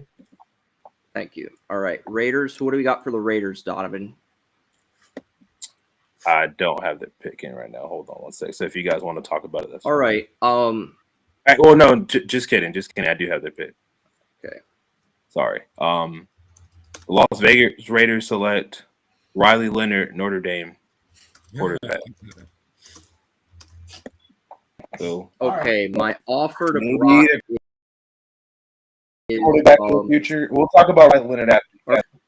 For 144, I would like 158 and 214. You have 3 6th-round picks. The 214 is the lowest of those three. So 158 and 214, you can keep your other first 2 6ths. But that is what I would like. If you would like to think that over or decline that, just let me know. I would even do. I would do 158 and 256 if that's all I got, but it's like I'm just really desperate to move out of this spot and pick up another pick. But yeah, let me know. 158 and 214 for 144. You've got 3 6th-round picks. You've got 181. All right. Well, let's see this goes 209 through first before we trade. But for a reminder, what team are you trading him to? The Rams? Chargers. So the Chargers. And 158 and 120 or 214 for 144? Yeah. Correct. I mean, I don't see why that wouldn't go through. And it's to the Rams. Or no, Chargers. You said Chargers. Let me see. Chris, I have 3 6 myself. I don't know. That's kind of why I made the trade with you. I was looking at that and playing the long game. And you guys both agreed to it, right? Yeah. Yeah. It got rejected. Ow. Well. The Broncos have 3 6. Want to see if we can trade something? Because I mean, I don't pick for a while, so. I'm willing to do whatever whatever's gonna get accepted. Yeah. So you could trade 144 for you're saying 191, 197, and 208. Did the simulator accept that? Let me see right now. Okay. You're probably gonna have to give like another pick back because that's just how I will give back a give like your last try pick the back. Chargers trade, but throw in a 2026 6th-round pick. Trade again. The Chargers trade or the Broncos? Try the Chargers trade that I agreed to again, but throw in a 2026 6th-round pick in. Yeah, from my end. Probably do it. The deal. Just to repeat, it was 144, and then you're given a 6th-round pick for next year, right? And I'm getting 158 and 214 back. 158 5th rounder from the Chargers and 214, their last of 3 6th-round picks this year. Okay, sorry. All right, I just wanted to make sure. Let me go ahead and do it, and that's the Chargers. Yeah, that should work. I don't see why it wouldn't. I'm doing it right now, I promise. Hold on, 144. Because, yeah, I can try to get you traded out of that pick. Oh man, really? Rejected. All right, then try a 2026 fifth round pick. I want to get this traded. Yeah, no, I'm sorry. Chargers and Or does the help me, please. or they need something from the Charger? Do they need something else from the Chargers as far as picks for next year's draft? I'm trying to figure out what we got to do to make that go through because we agreed to it, but the simulator's not approving it. Damn, yeah, that didn't approve either. Maybe it's the Chargers that need to give more. Right, maybe. So we'll give away one of Brock's picks for like next year, not like a first or anything. Yeah. It doesn't count. Yeah, it doesn't count. So like, Maybe Yeah, so maybe you get maybe have me give up a sixth and Brock give it extra. I gave Brock for next year and it worked. Okay, cool. Brock had to Alright, give up so a Brock is on the clock and I moved down. Yeah, so you have 158 and I've got 4 picks now, 3 for the Patriots. what did Brock have to give up? A third or 4? Okay, so I'll know that next time to give up like a middle next year or something like that. All right, just in case there's another trade. All right, we got it done. Sorry, work with me, guys. So Brock is on the clock. And wait, before you pick Brock, what do we think about Riley Leonard to the Raiders? We got to think about that. We got every time we do a trade, there's more views, so I guess that works out because it's going up. But what do you guys think about Riley Leonard to the Raiders? I like it. I like it a lot. I think. Yeah, we were at where he can. We were at 220 when I started when I started this show on my stream. We're at 281 now on my show. Yeah, that's hell yeah, that's awesome. There we go. And talk about Riley Leonard, Brock. Thanks to the trade we made. We got an additional 60 viewers. So Yeah. So when it comes to Leonard, I think it's a great pick actually. I think that Leonard could do some things immediately for the Raiders. I got a 6 on Leonard, so it's not a bad value at this spot in the 5th round. It's not bad value. Exactly. Especially the way quarterbacks always just like randomly fall off the board. Yeah. I just thought it was funny because you have a God-fearing guy who represented Catholic University going to the Raiders. It feels like the least cultural fit ever. But when you talk about a guy that's going to add maturity to the locker room, especially with the young freshman class, I think that he provides a lot of benefit in that aspect as well. Plus, like I said, he doesn't have to play right away, and he can be put in special packages and stuff. And I think it's a great fit all around. Because they still have 8. Obviously, just got Gino, and then practice squad. So, as long as possible in that league. His dad is actually helping out, I guess. But go ahead, Brock, with your pick. So I have a question because I have 3 guys that I want. So First off, is Kyle Williams from Washington State available? Yeah, he is. Then that's my pick. There we go. What position is Kyle Williams? Is he a wide receiver? Wide receiver. Yeah. It's weird. Bill and I said that at the same exact time. Yeah. It's a good pick, though, I guess. Yep, wide receiver. So you move up. Oh, yeah, true. All right, the Jets are on the clock. My dog does not like the Jets. You don't like the drafts? No? I guess not. All right. I think they kind of rebounded a little bit. We took Chuck at 42. I think they're drafting. I mean, it's still not. Josh Simmons' pick was good for him too, but Belton was a good rebound. I feel like. Let's see here. Pick the New York Jets. Excuse me. Select JJ Pegas. The Geese. Excuse me. Is he a D tackle or a DN? Slash fullback. Right, slash fullback, exactly. Short yardage, menace. I love that kid, dude. He's so good. His personality reminds me of Vince Wilfork. The way he is. I'm not saying he's Vince, but he's not as good, but he's but just the way he is. Yeah. his similar off the field stuff. Yes, It's agreed. and it's so fun. He's gonna be He's going to be a favorite of whatever fan base gets him. Well, yeah, the Jets, perfect for him. He'll get some commercials out there. You'll get Yeah, he'll get some commercials. I think that's actually really solid. They do need another defensive tackle, so not just a gimmicky pick. It's a really good one. All right, Carolina is next. They picked twice last round, or was it 3 times?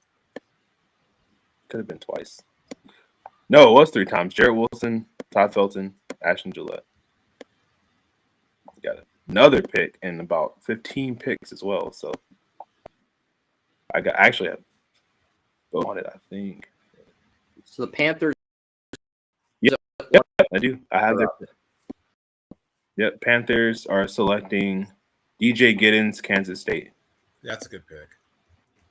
Who's that? What? DJ Giddens from Kansas State University.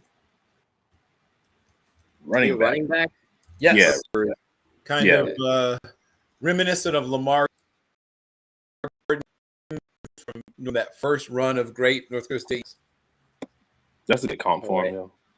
49ers are up. Again, big fan of what they have. Excuse me.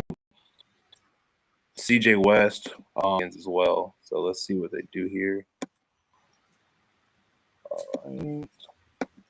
The San Francisco 49ers select.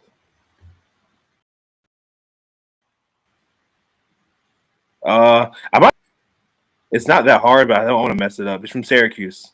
Gatson. Oh, Arondé Gatson. I can't pronounce his first name. Arondé. That's what it sounds. That's what it looks can like. Play both tight end and wide receiver. I'm gonna list him as a tight end though. Yeah, he came in as a wide end. His father, of course, was a terrific player. Played with Dan Marino. With the, in fact, at one year, I think he led the team in yards per reception. 1 year with the Dolphins, I believe. Francisco right here in the fifth. I like that. Bad. All right, let's check up. I don't think they picked too much today so far. Yeah, they got Harold Fannin last night, but that was their last pick. Donovan Jackson, Ashton Genty, and then Carson Schlesinger. That's been their draft. That's actually really good. Just forgot about them because they haven't picked today, but they're back in it, back in business. All right. Let's see who they got here. They can go a few different ways, I feel like, still, too. Correct. Yeah, they have options. Yeah. All right. The Chicago Bears select Cody Simon, linebacker, Ohio State. Big play guy. Big play guy. One of fan favorites from Ohio State for sure. So he'll come in. All right. Lunchbox guy. Dallas Cowboys are up. I am going to draft. I'm going to move Tyler Smith over to right guard, and I'm going to draft Logan Parr, left guard, SMU for Dallas at 149. Get an offensive lineman here in the 5th round. Get a hometown guy who I'm higher on than the consensus. This feels like the right spot for him. And that was with the Cowboys, right? Yep. All right, Logan Parr is the pick. All right, and yeah, the Cowboys haven't drafted. Who have you drafted for the Cowboys? I got Abdul Carter at 5, Quincy Riley at 78, and Logan Parr at 149. This is my 3rd Cowboys pick, but they got 3 picks this round. This is the first of those 3 picks. Or they might have 3 more picks. I'm not sure. I know they have a few. Let me double check how many more picks they have, because I know they have 171 and 174. They have 2 more picks this round. So, yeah.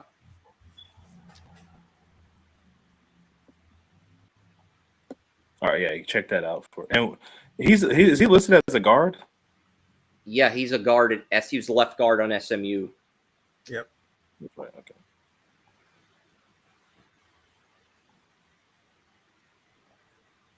For some reason, he's not. I don't see his name on here at all. Weird.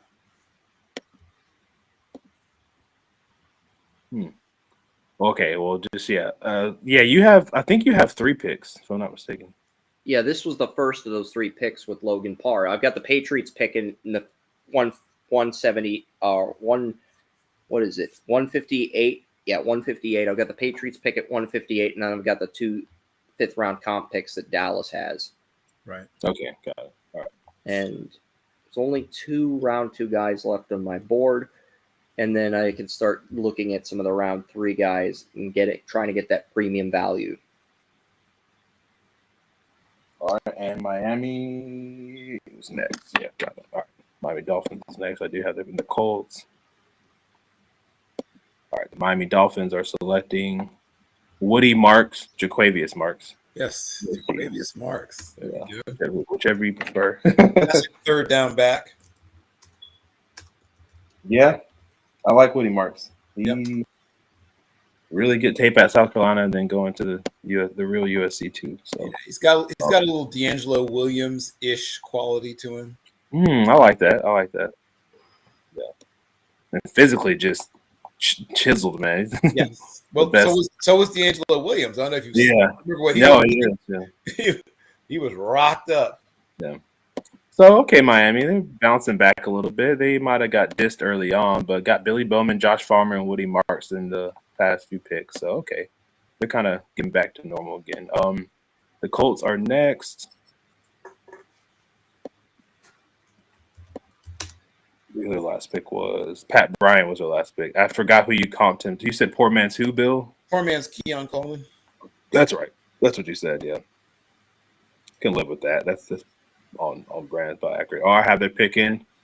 The Indianapolis Colts select Jake Majors, Texas. Okay. Not a bad addition. No, not bad at all. The Bengals on the clock. They select Aeneas Peebles. Oh, Aeneas Peebles. Virginia Tech. Yes. Powerful, 3-tech, really active, very smart, super hard worker also. Not sure if Peebles is a D tackle or a DN, but I'm going to list him as a D tackle.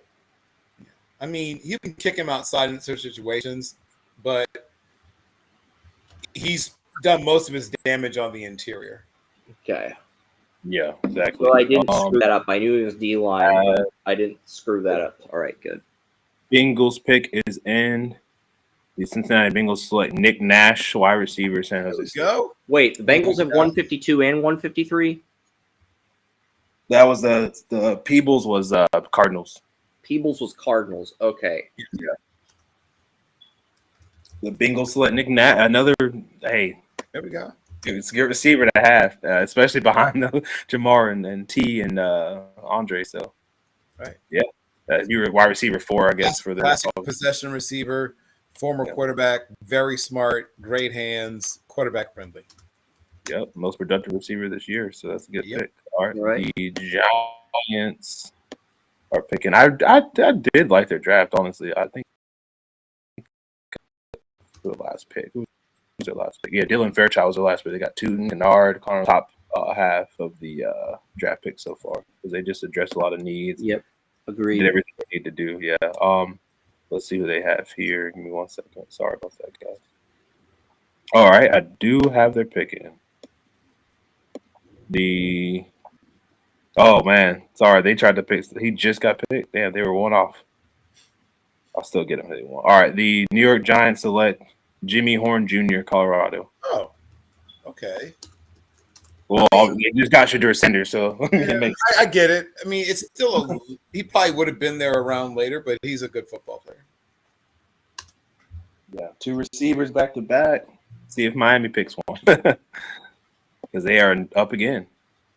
Obviously, just picked, but they're about to pick again. I have their pick. The Miami Dolphins select Jake Brenning Stool, Clemson. Oh, okay.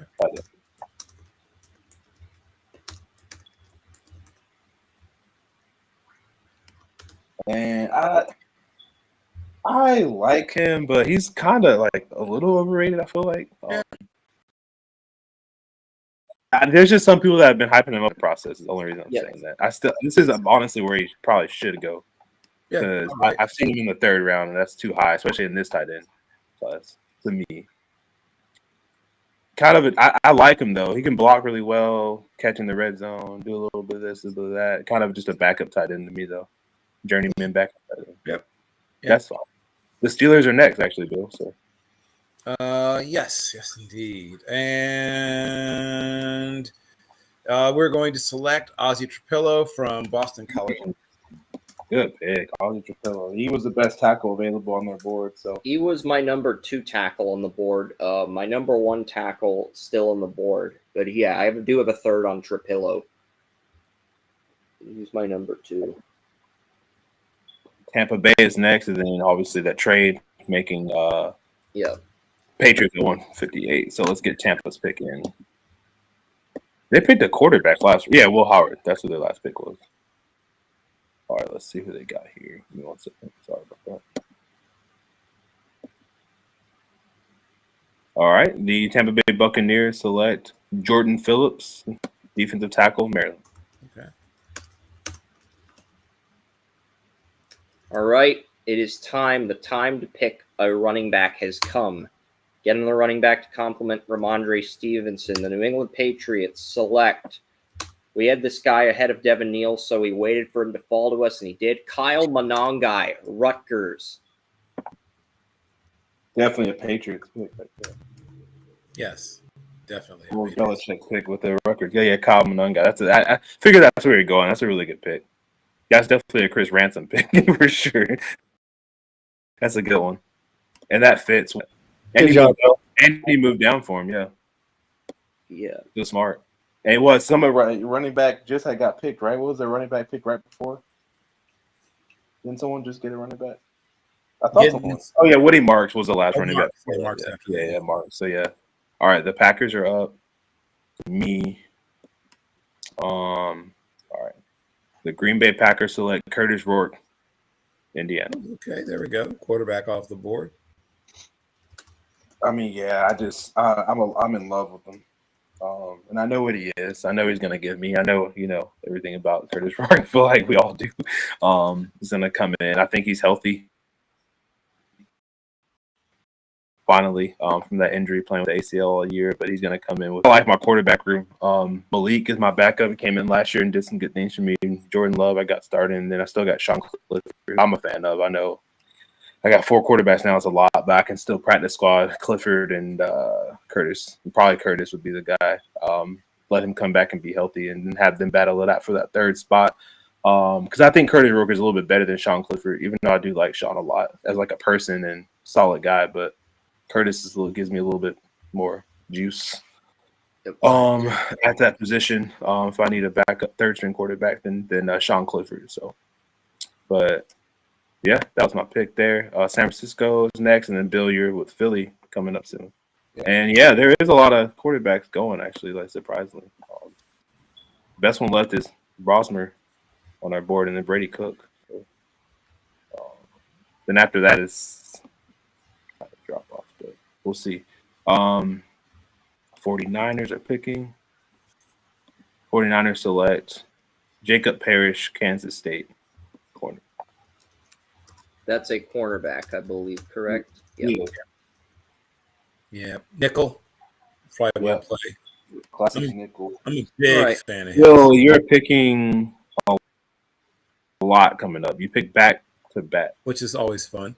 Okay. So I think you pick back to back. Hold on. I might be wrong. Oh. Okay. No, you pick not back to back yet, but you are picking right now. You don't pick back to back. You pick at 164 and 165 back to back. So it's Eagles, Jets, Panthers, Eagles. Yeah. I'll start with Olufemi Oladejo from UCLA. Oh, that was one of you got his name right too. And that's one of Brock's guys that I know that he. I have him as an inside linebacker.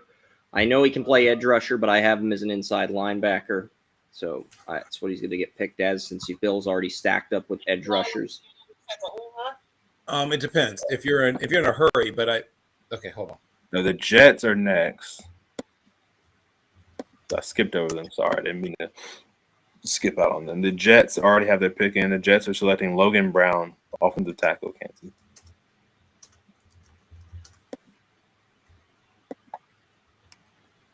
They need some help up Brown front, can so. play right tackle and guard, but I'm going by their players' natural college positions when typing these picks in. But Brown can play right tackle, left tackle, and both guard spots. Just throwing that out there. All right, Panthers.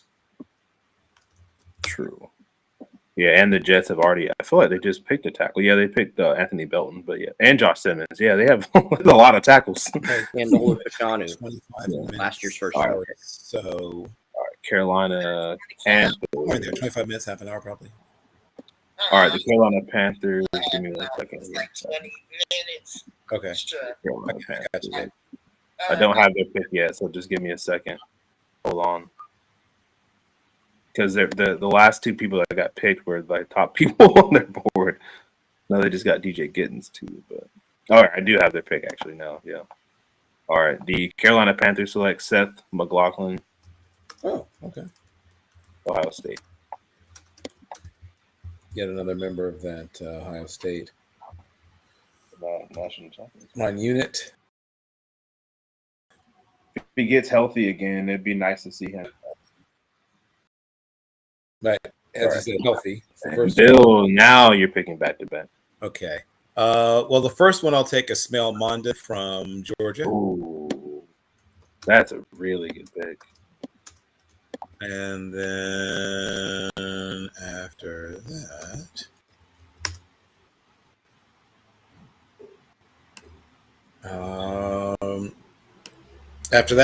Antoine Powell Ryland from Virginia Tech. That's a good pick too. Yeah, he can You're play really, defensive. you're really loading up on that defense, Bill. They're already I'm not sure if impressive. he's a 5 or an edge rusher. I'm going to put him as a 5 technique because the Eagles do need a Milton Williams. I think he can play both, though. Yes. Cooking them. All right, and then the Houston Texans are next. I haven't called their name in a while, so nice to come back to see you, Houston. Tyler Booker, Quinshon Judkins, Savion Williams, and Chris Paul Jr. is their draft right now. That's actually really – or no, not Tyler Booker. Sorry, Kelvin Banks Jr. Sorry about that. Had a mistype there, or miscue on my end. But, all right, Houston. The Houston Texans select Jonah Monaheem, USC. There we go. Offensive lineman, because he's played all 5. Yeah, One of the only he's people in my top 5 for best players available, so that was a great value pick. Second best lineman on the board. My number 1 tackle for round 3 is still there, but I might be able to get him with the Cowboys pick. Tennessee is next, and then Bill, you're picking again with Philadelphia. Yep. That's why the Bill Carroll show started. Well, the fun finally begins. Yeah, Tennessee Titans, and then Bill again. Then we get back-to-back Bills picks, and then I'm up with Dallas. Yep. They had Zy Alexander, Wyatt Mullen, and Jordan Birch with their last 3 picks today. So not a bad day in the office. And then obviously I said Ibuka and Ward. Their pick here is in 2.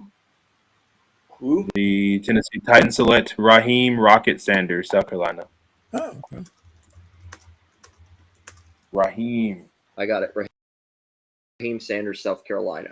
Okay. He was named after Radio Raheem. Eagles are back on the clock. Rocket. I like Tennessee's draft. I really do. I think it's kind of underrated. All right, Bill, you're next. Well, since we're just confirm, it's my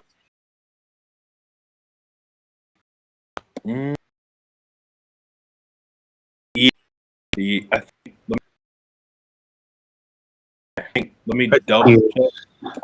Yeah, he is. not any. Because one Frazier got drafted. I thought you were talking about. I thought you were talking about John Frazier, but Miles Frazier. That was Miles Frazier, the guard from LSU. Okay. LSU, right, yeah. right, LSU right guard. Okay. Yep, Miles Frazier is. Well, you said 90. Yeah, he's. All right. Miles Frazier. 169 and 170. The Bills in the next way earlier. when they made the trade. Oh, Buffalo, no, they're picking 169, 170, and 173, so they're picking a lot. Yeah. I'm getting all their picks at once, so I can just kind of nail it because they're picking back to back, and then like again in like 3 more picks. All right, so I have their first two. The Buffalo Bills are selecting Jordan Hancock, cornerback, Ohio State. I A lot do of have a these card Ohio on State Hancock. Great value at 169 and 170. All right, now another pick coming in. Buffalo Bills select Jackson Slater, Sacramento State. Oh, that's a great pick. Oh, I was hoping he was going to make it to me.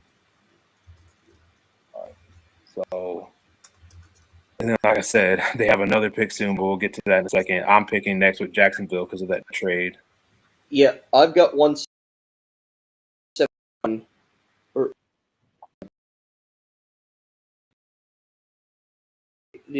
I remember I chose 3. Is that? I thought. Wait, You're breaking hold up on. a little bit.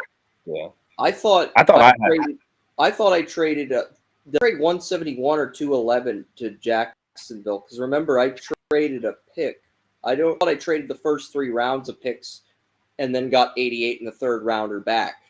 I thought that's all I gave up. Or I thought it was 5, 88, 82, and 12, 44, and 76. Yeah, 12, 44, 76 for 5, 88, and 2026 third. I thought that's what I gave up, and that's all I gave up.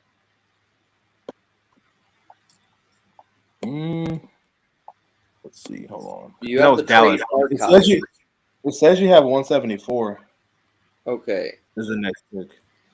Wait, so then what? And then 182. You have 182.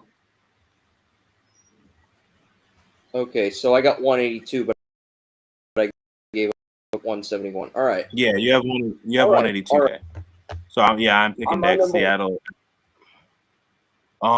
Man, I've picked so much for Jacksonville. Thank you to the people keep coming in. We appreciate it always. I'm gonna go with Tyler Barron, edge rusher, Miami. Yep, that's about where you should go. Good, Yeah. really good value though. Good value, right? I'm gonna go with him because I missed out on my edge rusher earlier where I could have picked. All right. With the trade, but I do need a backup guy. So number 172 is Seattle, then 173 is Buffalo, and then I'm up. The Seattle Seahawks are up, and their pick is in. They're picking Fadil Diggs, Syracuse. Okay, solid. Another edge rusher off the board. Yeah, I've seen him listed as a defensive end and a defensive tackle, but I have to. And I've heard people say you should probably move inside. Probably. You said edge. I'm going to put him as an outside linebacker.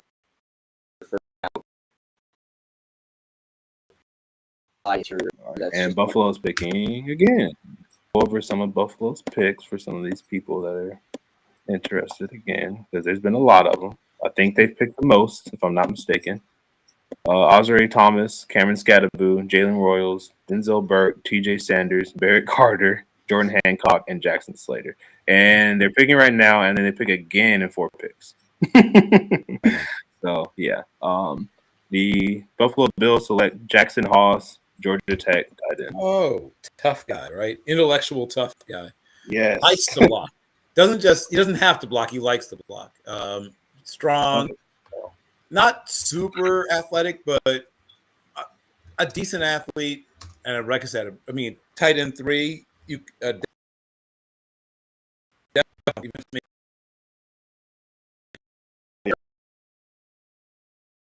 check it. All right. See if the only player in my top 60.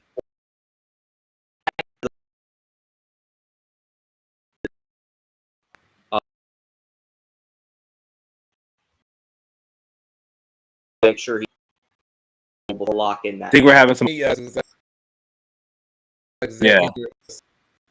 Yeah. Is it's bouncing. Is Jonas Sanker available at 174? Okay. We can hear you now. Okay. Jonas Sanker. That's who I'm picking if he's available. I'm just confirming if he's available because I don't think he got picked, but I don't want to lock that in as my pick until I know for a fact that he's available. What was the pick again? Sorry, I couldn't hear. Yeah. Oh yeah, he's available. All right. We're gonna take him here. This is great value. Great value. I had him at 64 to 174. yeah. Without He's got. So it's a Thank you. Okay. I need to. I haven't seen. It says, athletic, tough. okay. Ugh. Right. He actually was. They had him as a third safety available on here. He was number 170, and you got him at 174. So it sounds like a good pick. They had Jalen Reed. Right there. Interesting. Yeah. I like him. And obviously, RJ Mickens is high risk, high reward because he was supposed to be a first round pick one day, but he never panned out to how he's supposed to be. But all right, Seattle Seahawks are back up. The Seattle Seahawks select Mello Dotson, Kansas. Okay. So both Kansas corners off the board. Yep. They've had a little run on. Yep. Well, this is where it should happen, right? There's in that second, third tier. There's a lot of guys who are going to contribute as special teamers and maybe eventually become, guys that are on the field in certain, 5 receiver situations, 6 receivers. When you send 5 receivers out in the pattern, they're going to be out there playing defense, and they're just going to do it. Like they can't maybe be a full-time and give you that when you need a dime bag kind of situation. 100% agree. And another corner is about to be off the board. The Baltimore Ravens in the end of the 5th round, Virginia Tech. That's a great pick. I have a third on Dorian Strong. Right. That's a good player, especially once again, if you want to play a lot of zone. Or do I have a He's really good for that sort of Seattle approach, right? Where you kind of rough him up a little bit and you back off him. That's where he excels. Brock, you're coming up kind of soon, by the way, just to give you a heads up. At 181. And then, so, and we're in the 6th round already. Hell yeah. What's up? And viewers are going, staying the same pretty much. So that's good. Thank you, guys. We're in the 6th round right now. Buffalo is up again. I've been saying that a lot, but got a couple picks left for them. So I do have Buffalo's pick, actually. The Buffalo Bills are, hold on. Oh, no. Oh, yeah. Selecting Jordan James, running back, Oregon. Another duck. Yes, yet another one. The quack attack continues. Yeah, and they already had a running back they picked early, but, get another one just in case. Backup running back in the 6th round. Tennessee is up. The Tennessee Titans select Connor Colby, Iowa.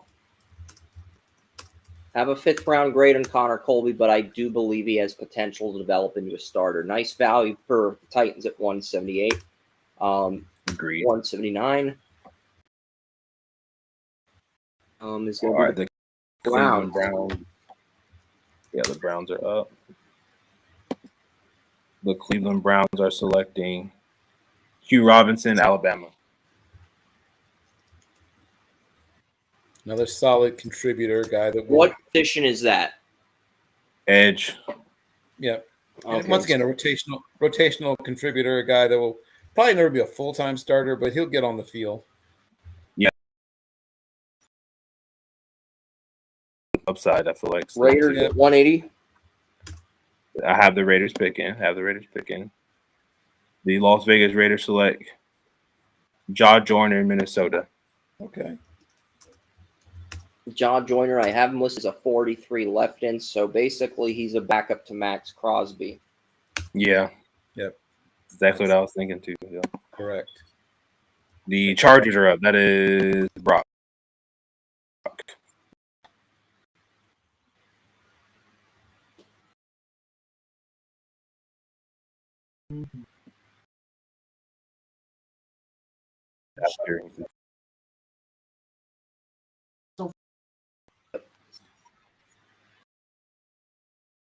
For the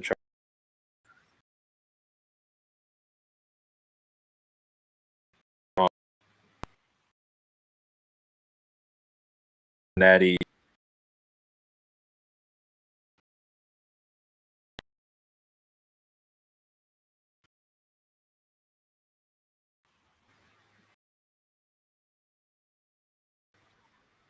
Picnic. So draft. You traded up or go for Colson. You got pick 181, 199, 209 left. You got 4 picks left.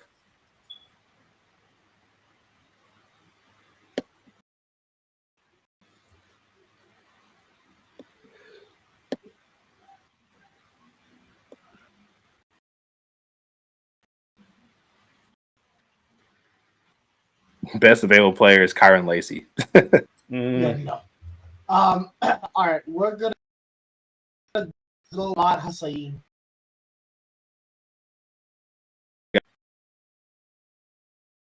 Got me on right there. Chargers, Ahmad.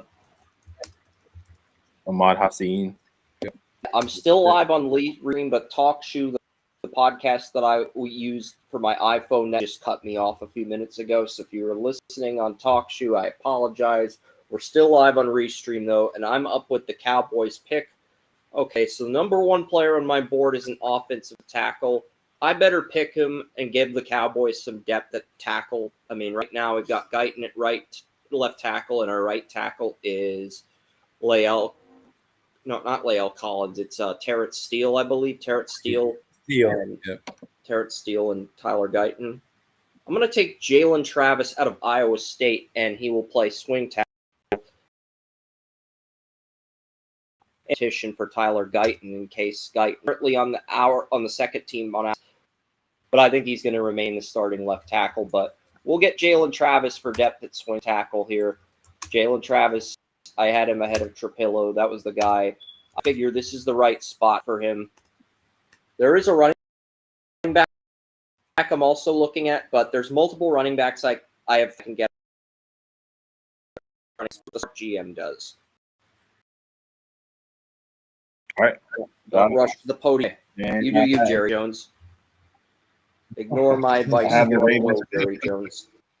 Ravens at 183. Baltimore Ravens select Jalen Rivers, offensive tackle. So Jalen Travis, Rivers. I have Rivers as a guard, but he can who play next tackle too. But if the Ravens one as a tackle, I can make that happen. But I have him as a guard. Yeah, he's probably going to be a guard. Probably will end up playing guard. Yeah. All right, we'll put him as a guard. But so too, yeah. Pick. They've been doing pretty. They've had a lot of picks coming up. They still got 3 more. The Saints are up. The New Orleans Saints are selecting UNLV. That's the only receiver with a 3rd round grade still on my board. So that's a great. They got two receivers, 3 receivers or 2 in this draft. 2. Yeah, 2. That's their second because they picked Aaron Maynard in the first or the second, I guess. Alec. All right. Pittsburgh's next. That's you, Bill. Thank you very much. I will take Caleb Ransom off. All right. What position is that? He's a cornerback. Okay, yeah, Ransom. That's right. Okay. All right. I mean, he's kind of. If they haven't seen him, I've seen a couple of games. Smart. Can play nickel. If you wanted to convert him to free safety, he could because he's smart and tough enough to do it. But he's a corner. I mean, he's a corner for me. Theoretically, play up to 3 positions at a fairly high level. Football, right? I asked him like all my classic little football questions. He was multitasking while answering them, like literally signing autographs and answering my questions. High level intellect, a guy who can, probably could be an air traffic controller if he wanted to. But what you like about him is he doesn't get beaten the same way twice. So if you look at his best and worst games, you still see the fact that if somebody with a double move and they try that again later, even if it's much later time, if you get him to you get him in a high-low situation and he bites on something and you get something over his head, he doesn't bite on it the same way. Like he learns quickly. He adapts. And athletes at his position in the whole draft. Smart pick then. The Jets are next. The New York Jets select Jason Marshall Jr., cornerback. We were just talking about him a lot last night. Sure were. Yeah. Well, the Jets got a lot of boomer busts in their draft too. Yeah, they do. Yeah. I'm excited. Yeah, it will. Well, like I said, we don't have to get into that one too much, but good pick. I think so. Just here because it's pretty late at this point, 6th round. If you had told me he would go in the 6th round a couple years ago, I would have laughed at you. But I guess that might actually change. Right. Things change. Vikings. Minnesota selects Jadon Blue, running back, Texas. Oh, there we go. Another made-to-order scat back, third down back type guy. Yep. Speedster from there. I thought he should have. Wish he had came back, but it's all right. I get it. All right, Tennessee Titans are up. They are selecting Ja'Cory Brooks, wide receiver in Louisville, formerly Alabama. I like him a lot. He's been one of my favorite interviews during the process. All right, 189 belongs to the Colts, and then Brock's up at 190. Yeah, Brock. Yeah, you get ready. You're coming up soon, by the way, buddy. All right, let's see if I have, and then the Broncos too. Actually, year after Brock. Thank you, bro. Yeah, sorry, I didn't see you there, but yeah, I got you. All right, and I have the Colts pick, I think. Yep, I do. All right, the Indianapolis Colts are selecting. I cannot pronounce his name. Wyoming center, Nofu. I don't know. Nofo Tuafono. Yeah, Nofo Fia Tuafono. Sorry, Wyoming center. That is I actually how to pronounce his name. I'm probably spelled it wrong, but yeah. Nofoafia. We know he's a center from Wyoming, and I think he's a 6th round to UDFA. Do I have to retype the name in? No, dude. Yeah. No, you're fine. But yeah, I got it. It just took me a long time to say it. Maybe I got it. We're gonna get some letters from his mom, but other than that, we should be. Yeah. All right, Rams pick is up.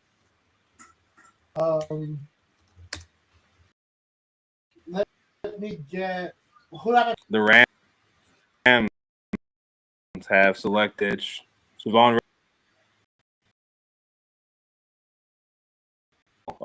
Luke Lachey, Emory Jones Jr., and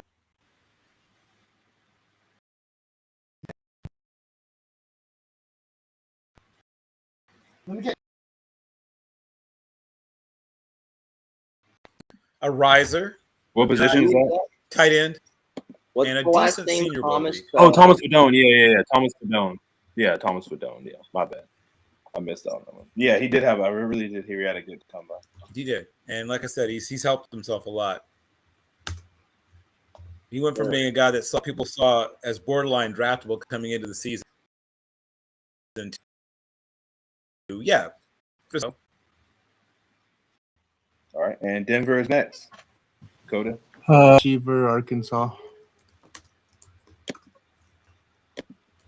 All right, Andrew Armstrong, wide receiver, Arkansas. Got it. He is a little. I think this is where he goes probably. Rated.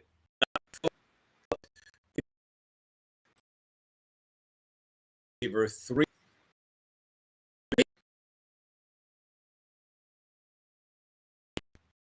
All right. Browns. Maybe we have this draft real fast just because he doesn't know the pick. Travis Hunter and Michael Williams moved up for him. And I have his there next are pick. 10 players with 3rd round grades still 10. I have his pick. The Cleveland Browns select Kyron Lacey, LSU. I'm sure Joey would be stoked because he loves Kyron Lacey. He has a second, third on. I do too, but the legal issues push him back. I have late fourth round. Might be an issue.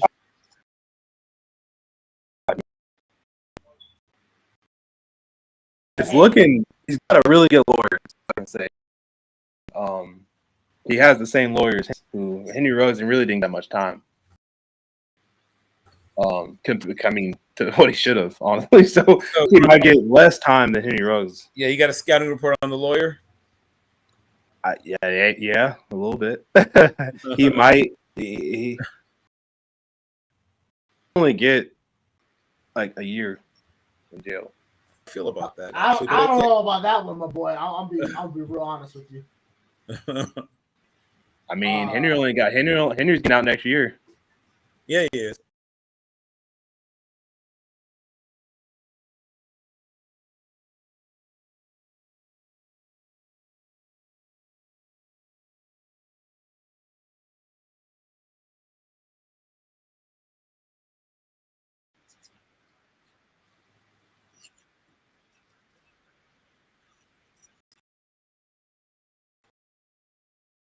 He was speeding, but it's what we all Speeding's putting a little bit mildly there, Donovan. he was speeding. He was going fast. He was auditioning for Tokyo Drift. I don't. The Browns is probably maybe the last.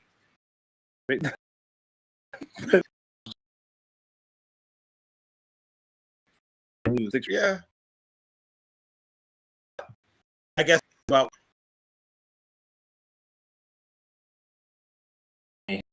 Nothing, man.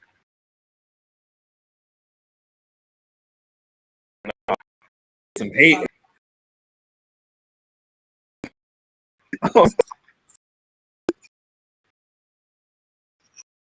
all the emails and letters. Yeah. Okay, you graduated the top of your class from John Carroll University. Here you go. But if he does get off and they have him and Travis Hunter or whatever, cool. And Caleb Johnson and Kyle McCord and Michael Williams, it's a good draft. But yeah, that's a tough one. That's a tough one to sell for, like you said, for marketing. Bengals are up at 193. Here we go. Bengals at 193. The Bengals are up. I do have it picked. The Bengals are selecting Brady Cook, Missouri. Oh, there we go. We have a run on running quarterbacks. And you are back up at 194 with the Jaguars, Donovan. Yeah, no. Like, damn. Dude.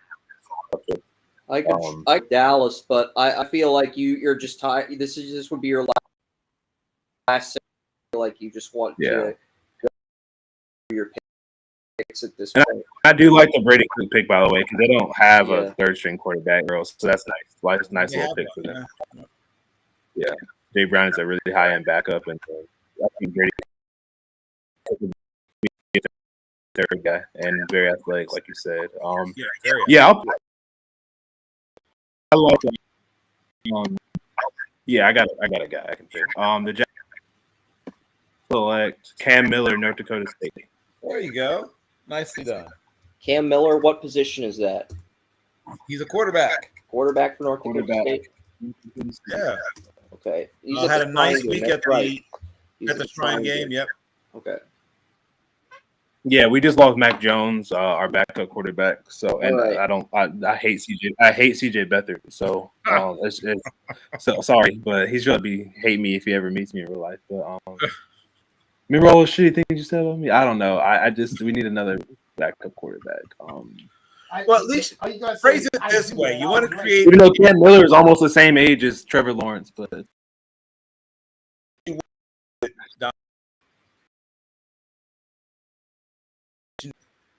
include. Yeah, I mean, so Donovan trading CJ Puerto Rico for a value meal at the only Taco Bell, KFC, Pizza Hut left in the world.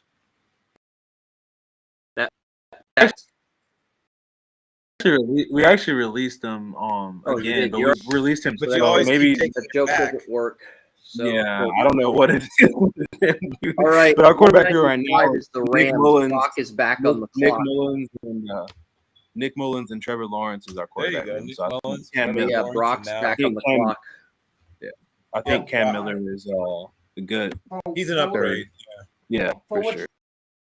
And I like Nick Mullins. Okay, bro. Yeah. Go ahead. Which team is up? The Rams. All right. Let's go with.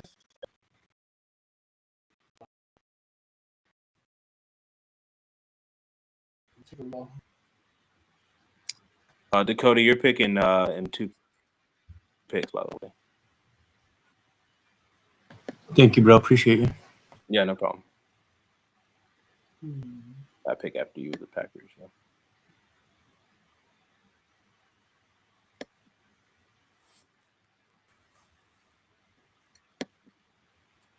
We're gonna go with Theo Weiss Jr.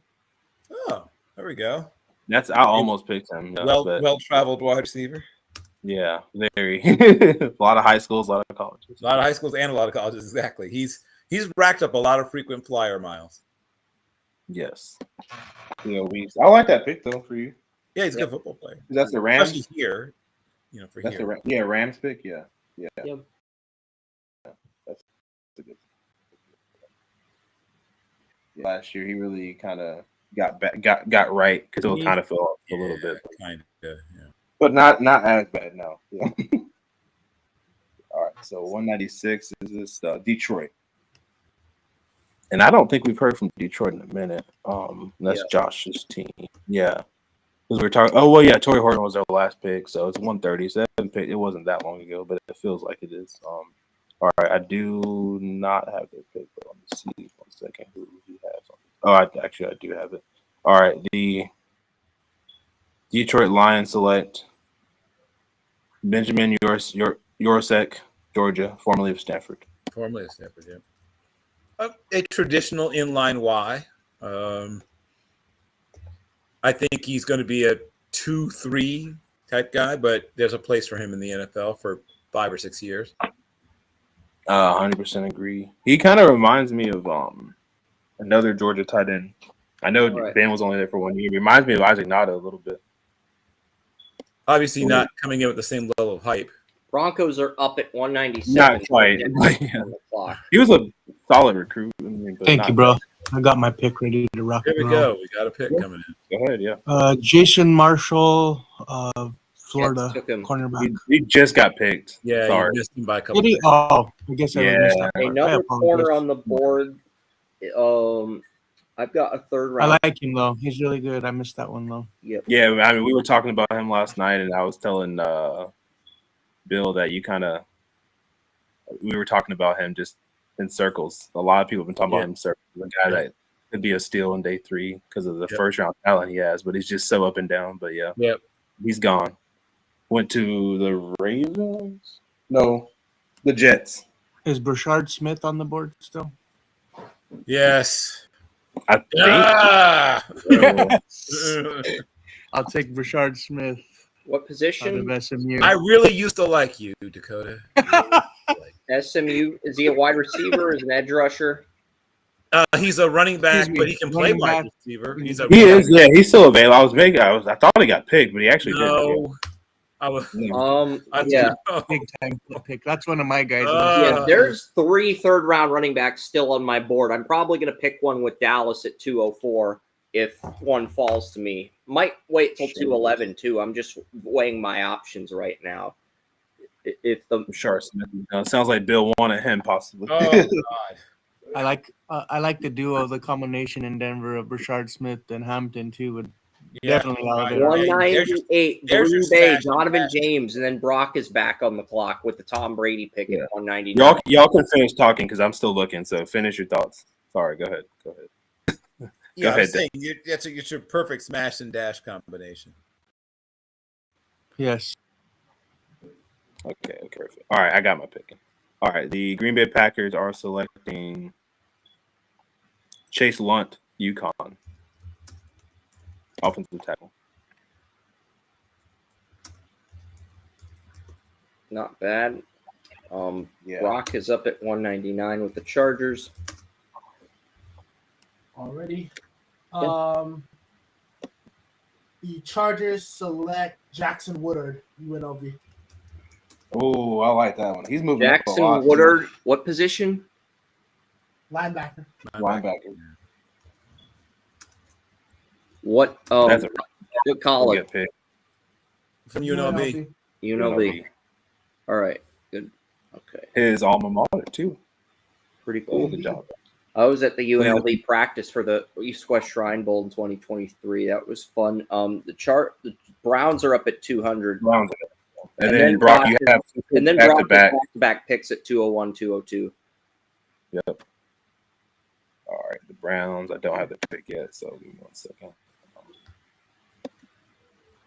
But they just made a splash with the last pick, so interested to see where he goes now. That was okay. I do have the pick. The Cleveland Browns select Donovan Edwards, running back. That is one of my 3 running backs that I had in the 3rd round. Not my top one, but one of my top 3. I think he was second on my board of running backs. Yeah, he can do a little bit of everything. He's had some injury concerns. He has enough speed that he can turn the corner. He can run between the tackles. He's 207, and he carries. He looks when I stood right next to him, and you would think he was, 15 pounds lighter, but he carries really well. He's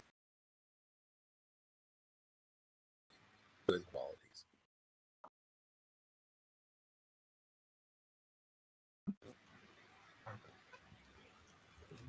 .202. So you got the next 2 picks, Brock.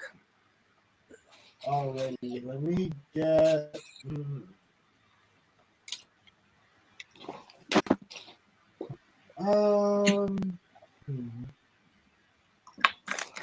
I'm sorry, Donovan. Can you remind me who I selected so far? Yeah, I got you, man. No worries. Give me 1 second. This is the Rams pick, right? Yes. Back to back. Yeah. Yeah, I got you. 1 second here.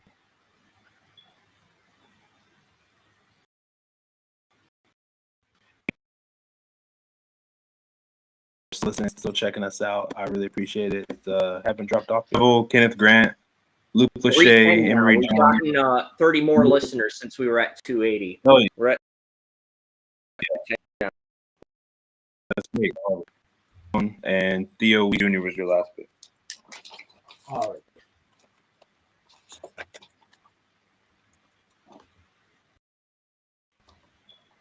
Did I draft any offensive lineman outside of every?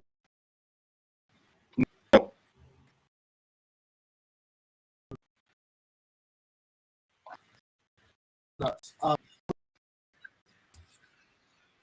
Oh, yay! My miniature. One of my favorite things to watch at the Senior Bowl was when he took on Deion Walker, right? Because Walker is 6'6" and 7'8". He's Coastal Carolina, correct? Or is he? Is he another? Is that another? Well, he's at Carolina now. He's in North Carolina, but he used to be at Coastal Carolina. And he's 5'10", and I think he's like up to 272 or something now. But you saw him, and he was playing at a high level at 257 earlier in his career.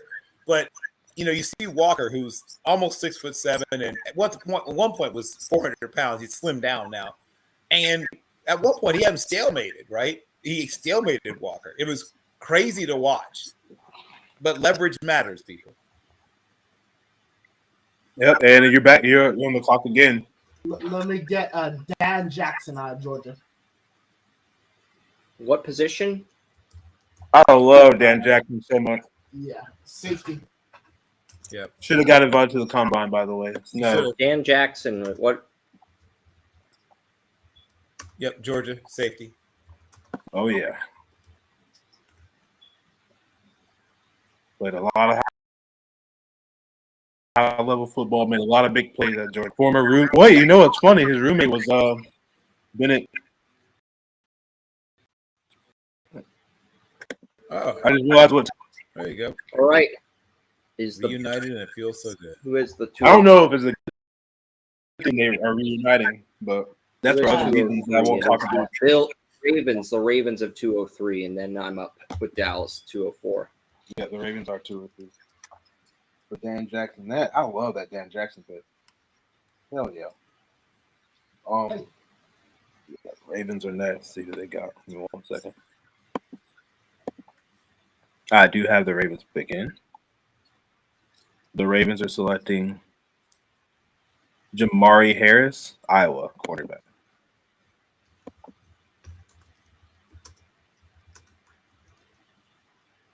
Okay. Cowboys are finally getting our running back at 204. Just double checking to make sure if he's available. Texas Tech running back Taj Brooks. We're going to take Brooks here. This is a good spot for Brooks to come off the board. I think he's the 4th round, I would give him, in my opinion. I don't know. I got a 3rd on him, but yeah, I mean, you're getting him at 204, very late in round 6. Incredible value. That's very good value. The only thing he lacks is a second gear. He's a one-speed guy, but he's got pretty much everything else you want. Yeah. Yeah, I have a 4th on him. 4th, 5th, but that's a good pick. Yeah. He was the best, one of the best running backs available. RJ Harvey and LaQuint Allen. I have Harvey. I've got a 3rd on Harvey too, but I've got Brooks higher on my board. Well, especially if you like size. I mean, one guy is, basically 6 feet tall and 219 pounds. The other one is my height, but 207 pounds. But he's very, very short. But yeah, they're very different body type. Washington is next. That's Utica. Jalen Smith, cornerback, USC. Is he available? He's long gone. Yeah, surprisingly, he is long gone. He got picked by San Francisco at like 1 yesterday. Yeah. He's probably should go around here, but yeah. Okay, give me 1 second. Best corner on my board's Ricardo Hall. Wisconsin. Best player on my board is Kevin Winston Jr. out of not a lot of corners left, man, because Winston Jr.'s gone. Corner position has been ran through. Donovan. Yeah, Winston Jr., Kevin Winston. Oh, Jr. yeah, I picked him. Okay, yeah, he went off the board. I didn't know when it was off the board. Yeah.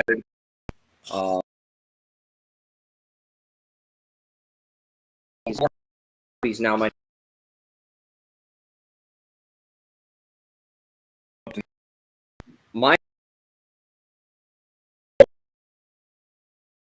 think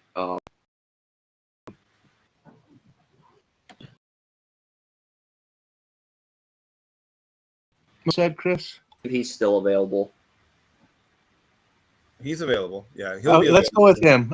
That's a name I haven't heard. This is kind of the part of the draft that I struggle the most learning these other names, but I feel the Commanders can use some cornerback help, depth. Who was the corner? I didn't actually hit Wisconsin. He's a guy who's better suited to playing zone. Decent tackler, good, like above average, probably as a tackler. I wouldn't say he's stiff, but he's not special in terms of ability to turn and run. And recovery speed is probably his biggest challenge. Is he listed as a corner? That's a good question. My guess is probably, but some people think he might move to safety.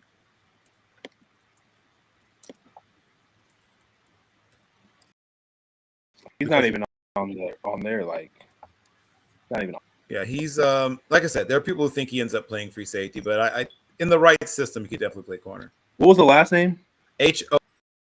Holman. Holman. Yeah, I don't know.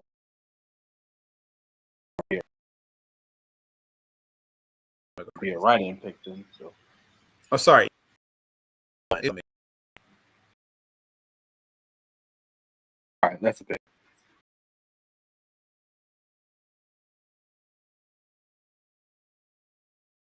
Corner. A lot of DBs. Buffalo is next. 1 second, I'll get their pick. The Buffalo Bills select Riley Mills, Notre Dame. That is a great pick. I do have a third on Riley Mills. I have him at 98 on my board. He's the lowest ranked third round player on my board, but he is one of the third round players still on my board. Now he's off the board for good at 206. So that's very good value. Yeah, it is. I feel like the Bills are literally just picking like whoever is the top player. Because they're picking some of the guys same position. They just have so many damn picks. I mean, that's their last one, but they had a lot of picks. Yeah. All right. So the Jets are next. Interesting draft. Pretty solid. The New York Jets are selecting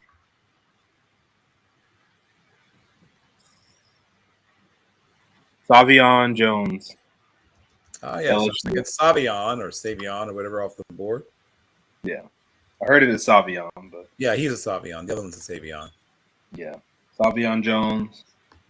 Oh man, what could have been? I feel like with him, right? Yeah, he's a classic. What could have been? Yeah, the talent still has some rotational value there. The talent is there, but he never put it together. Yeah, I got a 7th on him. Broncos, and he's still really young too. He just turned 21. Yeah. So we got 208 Broncos with Dak. 209 is Chargers with Brock. 210's the Ravens, and I've got the Cowboys at 211. Yep. So Dakota, that's you. Give me 1 second. Oh, you're good, man. Take your time. We're flying through this pretty well. Still, yeah. I'm still having to organize everybody. It's always in the 7th round. He's the best player on my running back from Central Florida. I mean, Broncos need a running back, though. I think they got Hampton at 20, or did they go? What did they do? Yeah, I'll recap the drafts. And then we got listening. Marion Hampton. Got Demetrius Knight Jr., Taryn, Jamari Caldwell, Andrew Armstrong, and Brashard. Thank you. So humble. Yeah, Carrie. How's your kid treating you, by the way? Did you eat? How's Dad, Judy? Me? Sorry. Your kid. Yeah, he's doing good. He's good. All Luckily. Right. Yeah.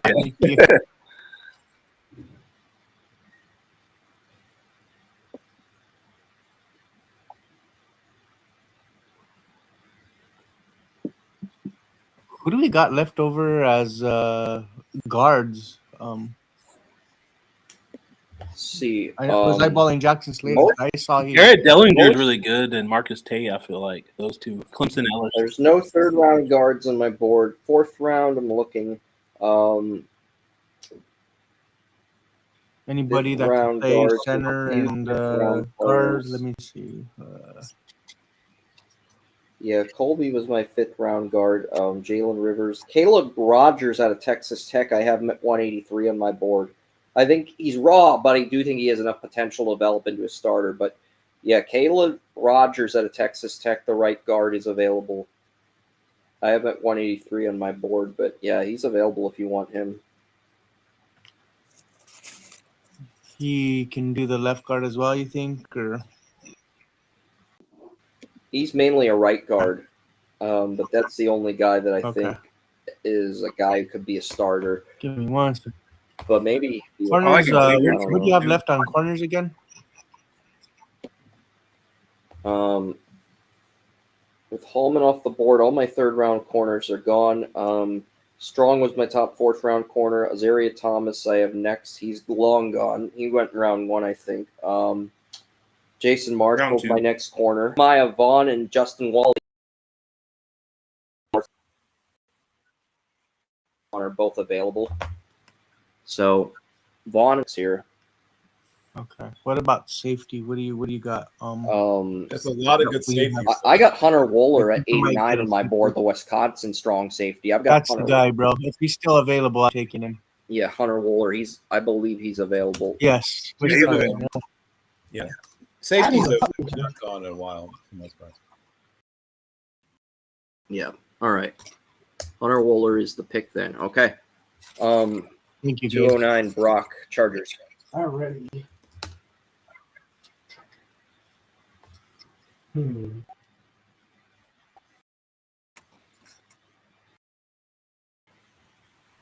I like a safety better, I guess, in this position on my end, just being that we signed Hufanga, Yeah. dealing with injuries, in his young career. But I he'd be think good to Roller can have, play as either a safety spot, strong safety or free safety. I can change that to free S. I can retype the pick if you want. Either way, Brock is up. Let me get Carson Vincent, Alabama A&M. There you go. We have our first HBCU player off the board. I didn't hear the pick. Sorry. Carson Vincent, Alabama A&M. Okay. Probably a right tackle, but Yeah, he's he's played gonna be backup either way. The Chargers have Right. Slater and all. It doesn't matter. He's gonna be a backup either way, most likely. Right. Correct. Carson Vincent. Yeah, VIN. Oh, is that the first HBCU player pick? It is the first HBCU player taken. Is Carson Vincent from Alabama A&M. He was invited to the Senior Bowl and, of course, into the combine. Had a very good combine. Had a good week of practice. Not great for him. It was not great for him. He struggled a little bit in the actual Senior Bowl. You could see the component solid.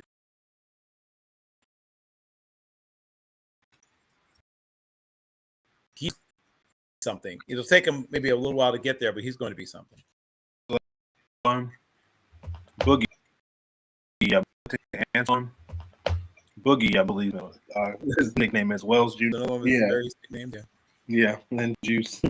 I've got a fourth on Antoine Wells Jr. That's a nice value pick here at 210. Yeah, good pick for the Ravens there. All right, Chris. Yeah, I mean, looking at my board, looking at the third round talents available, RJ Harvey's a top player on my board. Next best player is an edge rusher. I already have two edge rushers for Dallas. Not going to say who. Probably going to try to get that edge rusher with the Patriots at 214. And the next two players are RJ Harvey, Nick Jackson, Iowa outside linebacker, and Nick Martin, Oklahoma State inside linebacker. Those are the three I'm debating between. I'm not sure if the Cowboys need a linebacker, but at the same token, RJ Harvey's the best overall player on my board.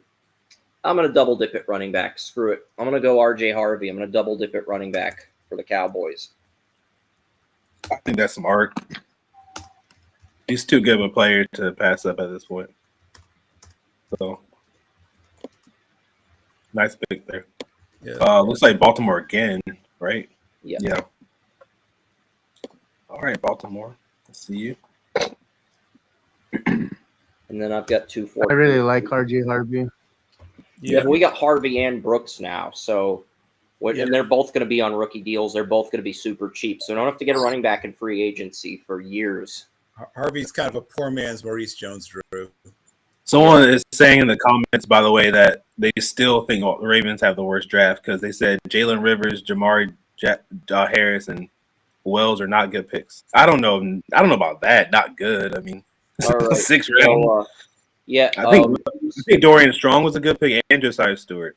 Yeah, Ravens and Wells. Ravens. They could have not picked Harris. They could have probably picked him like 243. But Jamari Harris I think he's just too slow to play quarterback. Probably, he's definitely not athletic enough. Like below level standard athleticism, and he's not physical. So it's not a great combination. Good tackler though. Good tackler, smart, but whatever. I don't know. They're hating on the Ravens. Damn, I think they're doing all right. All right, I have their next pick. The Baltimore Ravens select Taylor Bergelsma. Canada. All right. I mean, he's a project, a long-term project. Is that the CFL quarterback Yes. That's exactly who he is. See, it was a Senior Bowl. I talked with Mike Rittleman in the East CGS Showcase game this morning. He raved about him. He's got a lot of work to do. He's got a strong arm. I'll give him that. He's got one of the strongest arms in the class, but everything else is kind of a mess. Footwork, not good. Mechanics aren't great. He sees it late. Now, to his credit, he's learning essentially a new version of football, right? He's only been playing our style of football for a matter of months. So I'll give him credit for that. He's playing catch up because American style football is new to him. But the speed of the game was kicking his behind throughout Senior Bowl practice. Yeah, him and Curtis are working out together. The Canadian boys. I love the story. Third Down did on them. The obviously And the Raiders Canadian have website. 213, and I'm up at 214. But the Raiders do have 213, and then I've got 214 thanks to the trade I made with Brock earlier. Bill, I'll say that too. Elgersma going to the Ravens kind of. I mean, he just signed Cooper Rush, and they got Devin Leary too. So I mean, it's not like you're going to be asking him to do anything. He'll be the fourth quarterback on the team. It's an interesting landing spot for him. I'll say that much. Yeah. Yeah, it is. That kind of goes into the Ravens, maybe not drafting well, but I don't know. We'll see. I think he has a lot of upside, and obviously you have Lamar Jackson. This guy's probably not going to ever play. Maybe he's a trade bait down the line. He'll play good in preseason, and they can trade him or something. I don't know, because he definitely has. Somebody said Jordan Love at best. I was like, that's going to take a long time. I don't know about Jordan Love. That's a bit rich. I'm thinking said ceiling was Jordan Love for him. Yeah, I think that's still a bit too rich. I think his ceiling is probably closer to Cooper Rush. With a really stronger arm. With a stronger arm. Yeah. Way stronger arm. Yeah, he's got a stronger arm, way stronger. I mean, actually, I could probably do better. Let me think. I mean, the first guy that came to mind was John Freeze, but nobody knows who that is. So, Idaho, big guy, strong arm, bad feet. Look him up. It's an unusual spelling. It's F-R, I think it's I-E-S-Z. I think that's how you spell it. All right, the Raiders are up at 213. Don't die on me, Bill. Not yet. I can make it one more round. All right, I have the Raiders pick, and the Raiders are selecting Dante Thornton, wide receiver, Tennessee. Okay.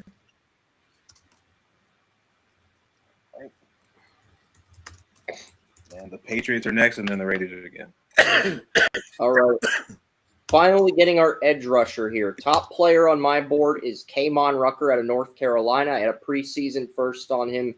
I moved him down to a third-round grade. You could argue he's a consensus day 3 guy now, but, I mean, I loved his pass rushing and run stuffing. His coverage obviously could use some work, but North Carolina Patriots haven't gotten an edge rusher, and for us to get a guy I have third-round grade on this late, I think that's fantastic value and probably our final de facto need, because right now you got Landry at right outside linebacker, Anthony Jennings at left outside linebacker, and Kalavon Chasen is that third edge rusher. And I know our lads has Keon White as an edge rusher, but he's more of a 5 technique. So I think Rucker gives us that extra edge for depth, and I think he's somebody you can push Jennings for starting time right out of the gate. And then we have 4 really good edge rushers now. So Rucker's our pick. Here's the pick, and I have the Raiders pick again. They're just picked Dante Thornton, excuse me, and now they're picking R.J. Mickens, Clemson. We were just talking about There's RJ. the ups and downs of Mr. R.J. Mickens' career. Is this it? Mickens, Mickens, and what position is he? He is a slot corner / free safety. He's the son of Ray Mickens. He's Ray Mickens Jr. That's what the RJ stands for. Yeah. Texas A&M. Okay. All right. Cool. Also, son of Ray Mickens, and also one of childhood best friends of Quinn Ewers growing up in South Lake Carroll. They have been friends since they were 5 years old, actually. Quinn talked about, RJ being one of the most underrated players. And I like him. He tested pretty well. He's still got that slight frame. He hasn't grown much, is what scares me, because it's been 5 years. He's been at Clemson 5 years. He was like 6 foot 190 coming in. He's still about almost the same. I think he was 198 still at the combine. Yeah, that's about right. Yeah, 6 foot 198. Yeah, 8 pounds over 5 years. Really, really long arms and can make plays, but man, and his vertical was the highest. It was 42 inches. Right. And he has that. Okay, we got one more pick, and then we're on to round 7. Is the Browns at 216, and then I got 217, the Patriots pick to start round 7. But Josh Keaty and the Browns end round 6 here at 216. They do. But before we move on to that, let me ask Bill about what do you think about RJ Mickens' potential possibly? Because I think he has a lot of upside here. Yeah, I mean, could he start in the right situation eventually? Yes. Never quite became what people were expecting, and has some of the feistiness his father had, but doesn't have the twitchiness and doesn't have the technique mastery that his father had at the same point in his development coming out of college. So, but he's a slightly undersized, fairly instinctive, not elite, but fairly instinctive. Like he doesn't see it quite. The elite level guys see it instantaneously, right? The Ed Reeds, and Ed Reed gets to the point where he's able to see it so well that he can pretend he doesn't see it to make you think he doesn't and trick you into throwing balls he shouldn't throw. I don't think he ever gets to that level because he's still sort of, I think he's above average in almost everything except size. And he's about average. He's not jumping either. Right. That's what I'm saying. Like his explosiveness, that's what his father was. His father's explosive. He isn't. So that's the main issue there. He's undersized and not explosive, and that's not a great combination. He ran a 4.49 at the combine. I thought that was a pretty good time for him. I thought he was probably in the 4.55 range. Well, so he ran a little bit faster than. Right. I mean, I knew his vertical was high. He's not a super athlete, but he jumps high, which is two different things, obviously. He got bunnies as a kid. Right. So when a guy has, because he's powerful, like his father, powerful lower body. Yeah. So I'm not surprised. And once again, if you're going to be that height, you better be able to jump. I just worry about the fine points of the position. But if you play him as a traditional deep middle safety, I think that he'll struggle a little bit. But I think as a half field safety, he could end up having a nice career. That's fair. All right, and I just want to get that take on them real fast. And they did already get Xavier Watts too as another safety earlier, so have him as a backup. But all right, I have excuse me, I'm choking too over here, Bill. The Cleveland Browns. I was eating. That's probably why. Yeah. And let's see, the Cleveland Browns are selecting Cody Lindenberg, Minnesota. Oh, okay. It's a Josh Keatley pick. Very Josh Keatley. He's guy's going to give you depth. I think initially he's a quality depth guy. In a couple of years, he might be a starter, but worst case scenario, getting a valuable reserve. Yep. Yeah, there's 2 third-round guys on my board. They're both linebackers, and they're both 43 guys. I don't think either's a good fit for the Patriots. So we're going to go down to round 4 of my big board, and we're going to look at weapons because there's a few round 4 receivers still on my board. We're going to get some weapons for Drake May. I think that's the appropriate thing to do with these last few picks. And we're going to start round 7 with a group of 5 player. Rock Taylor out of Memphis. Okay, there we go. Fun player. Fun guy to watch on tape. Very fun. Yeah. All right, Rock Taylor. Let me see real fast. All right, got it. And he's running back, right? Wide receiver. Oh, well, yeah, duh. Sorry. I'm thinking about the other guy they have from Memphis at running back. I like him too. I can't think of his name right now. They always have good running backs. What's that running back from Memphis? Yeah, they're kind of light. They're kind of Mario Alexander or Anderson. Mario. Yeah. They're a lightweight, like RBU, a little bit. Yeah, and he came from Oklahoma and then transferred to. Yeah. Rock Taylor out of Memphis is our pick at 216. And the Falcons are next. Second. The Atlanta Falcons are taking LeJounte Wester, Colorado, wide receiver. Yeah, I like that. The bigger of the two. Yeah, I got a 5th round grade on Wester. That's not a bad pick. And he brings some size and good athlete also to go with the size. Yeah, good pick, Falcons. All right, the Giants are next. Is Jimmy Horn Jr. still available? Nope. No, he got picked kind of early. Last week Yeah. today. Yeah, earlier The today. New York Giants are selecting Aiden Prescorn, Ole Miss.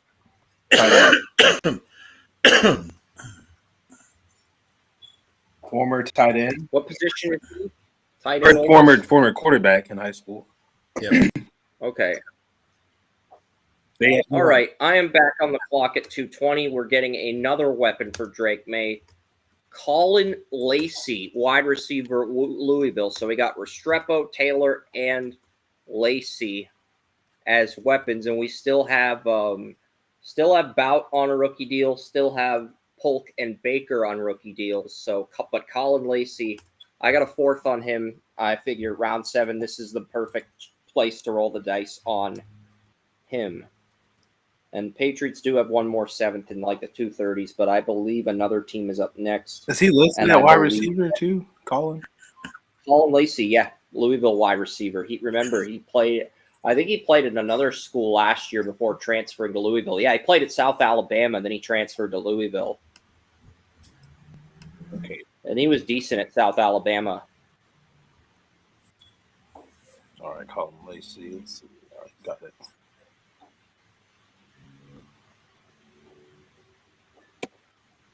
Oh, hold on. Sorry. I almost hit the wrong. Okay, got it. All right, and I'm next. Yeah. Let me get some more help up front with the offensive line. I'm going to take Xavier Truss, Georgia. Okay. Big Truss.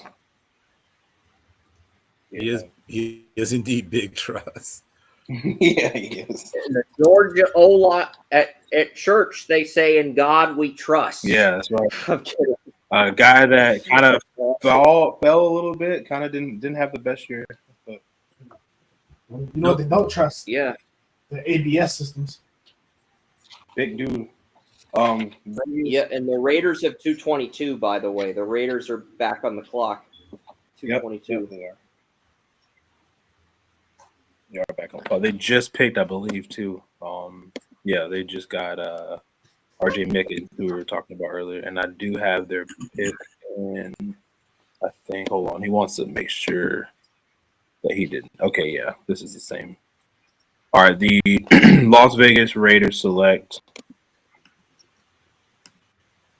LaQuint Allen, Syracuse. There you go. Classic receiving back. Yeah, he'll fit in Chip's offense well. Correct. And they already got Travion Henderson earlier, too. So, all right. Seattle's next. Miami. And then Arizona. All right. Let's see what I have. Let's see what I got for Seattle. I do have Seattle's pick. Seattle is selecting Teddy Buchanan, linebacker, California. Okay. Weird how he spells his name, Teddy, but With the Y-E. I've never seen that before. Yeah. Yeah. Y-E, 2 D's. Yeah, Teddy. 2 D's in the Y. Teddy. Y-E-Y. I feel like I should say Teddy. Say it. I think I spelled it correctly, surprisingly. Ted E. Buchanan. Yeah, Teddy. Miami Dolphins are next. The Miami Dolphins are selecting Andres Bragalas, Miami kicker. He'll be staying at home. People too. He was born in Miami. He went to school in Miami. Now he's I believe he's my number one kicker. Yeah, I believe he's my number one kicker. I'm double checking my kicker rankings. No, he's not my number one kicker. Borrelegas, I do have a fifth on Borrelegas. He's my number 2 kicker. My number 1 kicker is Graham Nicholson out of Alabama, who's still on the board. Well, finally the kicker on, and the Dolphins have Jason Sanders, who's one of the better kickers in the league. So I mean, It'll be a competition, you know. Yeah. It'll be a good competition, but Bargaleas will probably end up being a roster cut. Just saying. Yeah. You hate to see it, but he might stay. We'll see. All right, the Cardinals are next. Cardinals are selecting Garrett Dellinger, offensive guard, LSU. Yeah. So pretty much almost the entire offensive line of LSU has been drafted now at this point. Yeah, them in Georgia. Yeah, the guards and the tackles for LSU have been drafted. Center for LSU still on the Yep. board, but I don't think he'll get Probably drafted. not. He didn't enter all year with draftable grade. Kansas City Chiefs are on the clock, and their pick is in already, and they are selecting Max Brosner, Minnesota quarterback. Oh wow. Okay. He had a Did really they good, just, like, he's had Brosner? a really good offseason. He did have a good offseason. Wow. And had some really good games this year too. Late bloomer kind of, but and this is about where he should go. I love what he's done with Quincy Avery and kind of remodeling his game from the ball. Georgia Bro, kid. you love Quincy Avery. Yeah, I do. He just does a good job with guys that feel like. I mean, he was at New Hampshire for what 5 years, Yeah. before, and then he was so up and down. He was pretty good, bad early on, good, and then he got hurt. Transfers to Minnesota. It didn't started off rocky, but I think Quincy took over for him like this year, and I think that's helped him out a lot. Obviously, that only 1 year at Minnesota, but some really good games, especially USC. So He did have a good game against USC. yeah. San Francisco is Not next. quite the accomplishment it should be, but yes. No, but good game. Really good down there at the bowl game too. So all Yeah. right. The 49ers are selecting Kobe Hudson, UCF wide receiver. Okay. He'll definitely contribute in special teams. He's got some upside. Wide receiver 4/5. Who is this? What Kobe Hudson, Central Florida? What team? 49ers. 49ers. Okay. Yeah. Former Auburn receiver, and then transfers over Yep. to UCF. Yeah. All right. Detroit Lions are next. Detroit Lions select Tyler Cooper, Minnesota. Guard. What position? Guard. Offensive guard. Yeah. 229. All right. The Carolina Panthers are next. No, the Steelers. Sorry. BLSU. My bad. There we go. Just want to confirm. I feel like I haven't heard his name called, but maybe I somehow missed it. Colin Oliver, Oklahoma State. No, he hasn't been picked yet. Well, he's about to be. Best linebacker available, though. Well, not anymore. Not anymore. You see him now, you don't. I was waiting for him to get picked. Now I'm not waiting anymore. All right, Colin Oliver is a pick. That's a solid pick. That's a steal. Had a 5th round on him. Carolina is next. You like Colin Oliver over Nick Martin, by the way? I feel like he's more developed as a pass rusher, yeah. Yeah, okay, I agree with that. All right, Martin Carolina. had a great freshman year, and then what happened? Who knows? Yeah, it's true. It's still, yeah, Nick is raw, but Colin's definitely more developed. I have the pick for the Panthers, and they're selecting Elijah Roberts, SMU. I have a 4th on Elijah Roberts. That's a really good value pick for Carolina this late in the draft. It is. I agree with that. Miami is back up again. Let's see what the Dolphins are doing here. The Miami Dolphins are selecting Tamarion Wilson, Central Arkansas. Okay. So we have an FCS player off. Who is this? What's the pick? What's the team pick? 231? Miami Dolphins. Dolphins. And they just got Tamarion Wilson from Central Arkansas, Yep. linebacker. So I think that is our 4th FCS player off the board. 5th. Yeah. Because Cam Miller too, right? 5th. Because his teammate got picked, David Walker. So, Walker, and he, 232. Cam Miller, Carson Benson, and Charles. Josh Frazier, right? Oh, no, he's not FCS, though. No, Charles. Charles Grant. Grant. Yep, is the other one. All right. The Colts are next. The Indianapolis Colts select Caden Prather, Maryland.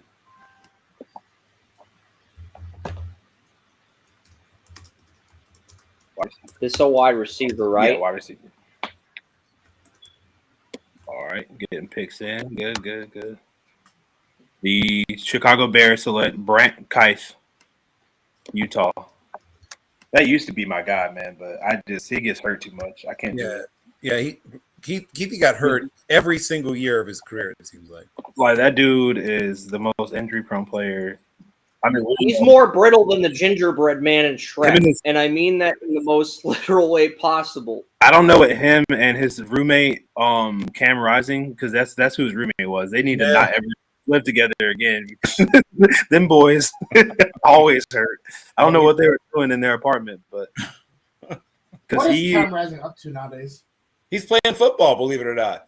Crazy. He's in the second transfer window, so we'll see. But Brent Keith started at Utah. Now I'll give him credit. He stayed at Utah. Yeah. He didn't transfer. He was there 2018. He stayed there the whole time. Yeah, all did. 7 years. He did. Played a lot of games, was good, missed a lot of games. He was all Pac-12 twice. Yes. It's like a long time ago. A very long time ago, but he was really he's good. also like 26 already, turning 27 because of Mormon mission and in college for 7 years. So he's 26 now and he's turning 27. So I mean, I like him, but that was like 4 years ago when he was like a good tight end. But he was several people's preseason tight end one at one point. Yeah, he was. It seems like forever ago. It was forever ago. Yeah. 2018 is crazy. All right, Seattle's next. Sorry, I have their pick in. The Seattle Seahawks are selecting Brew McCoy, another player that's another oldster. Yeah.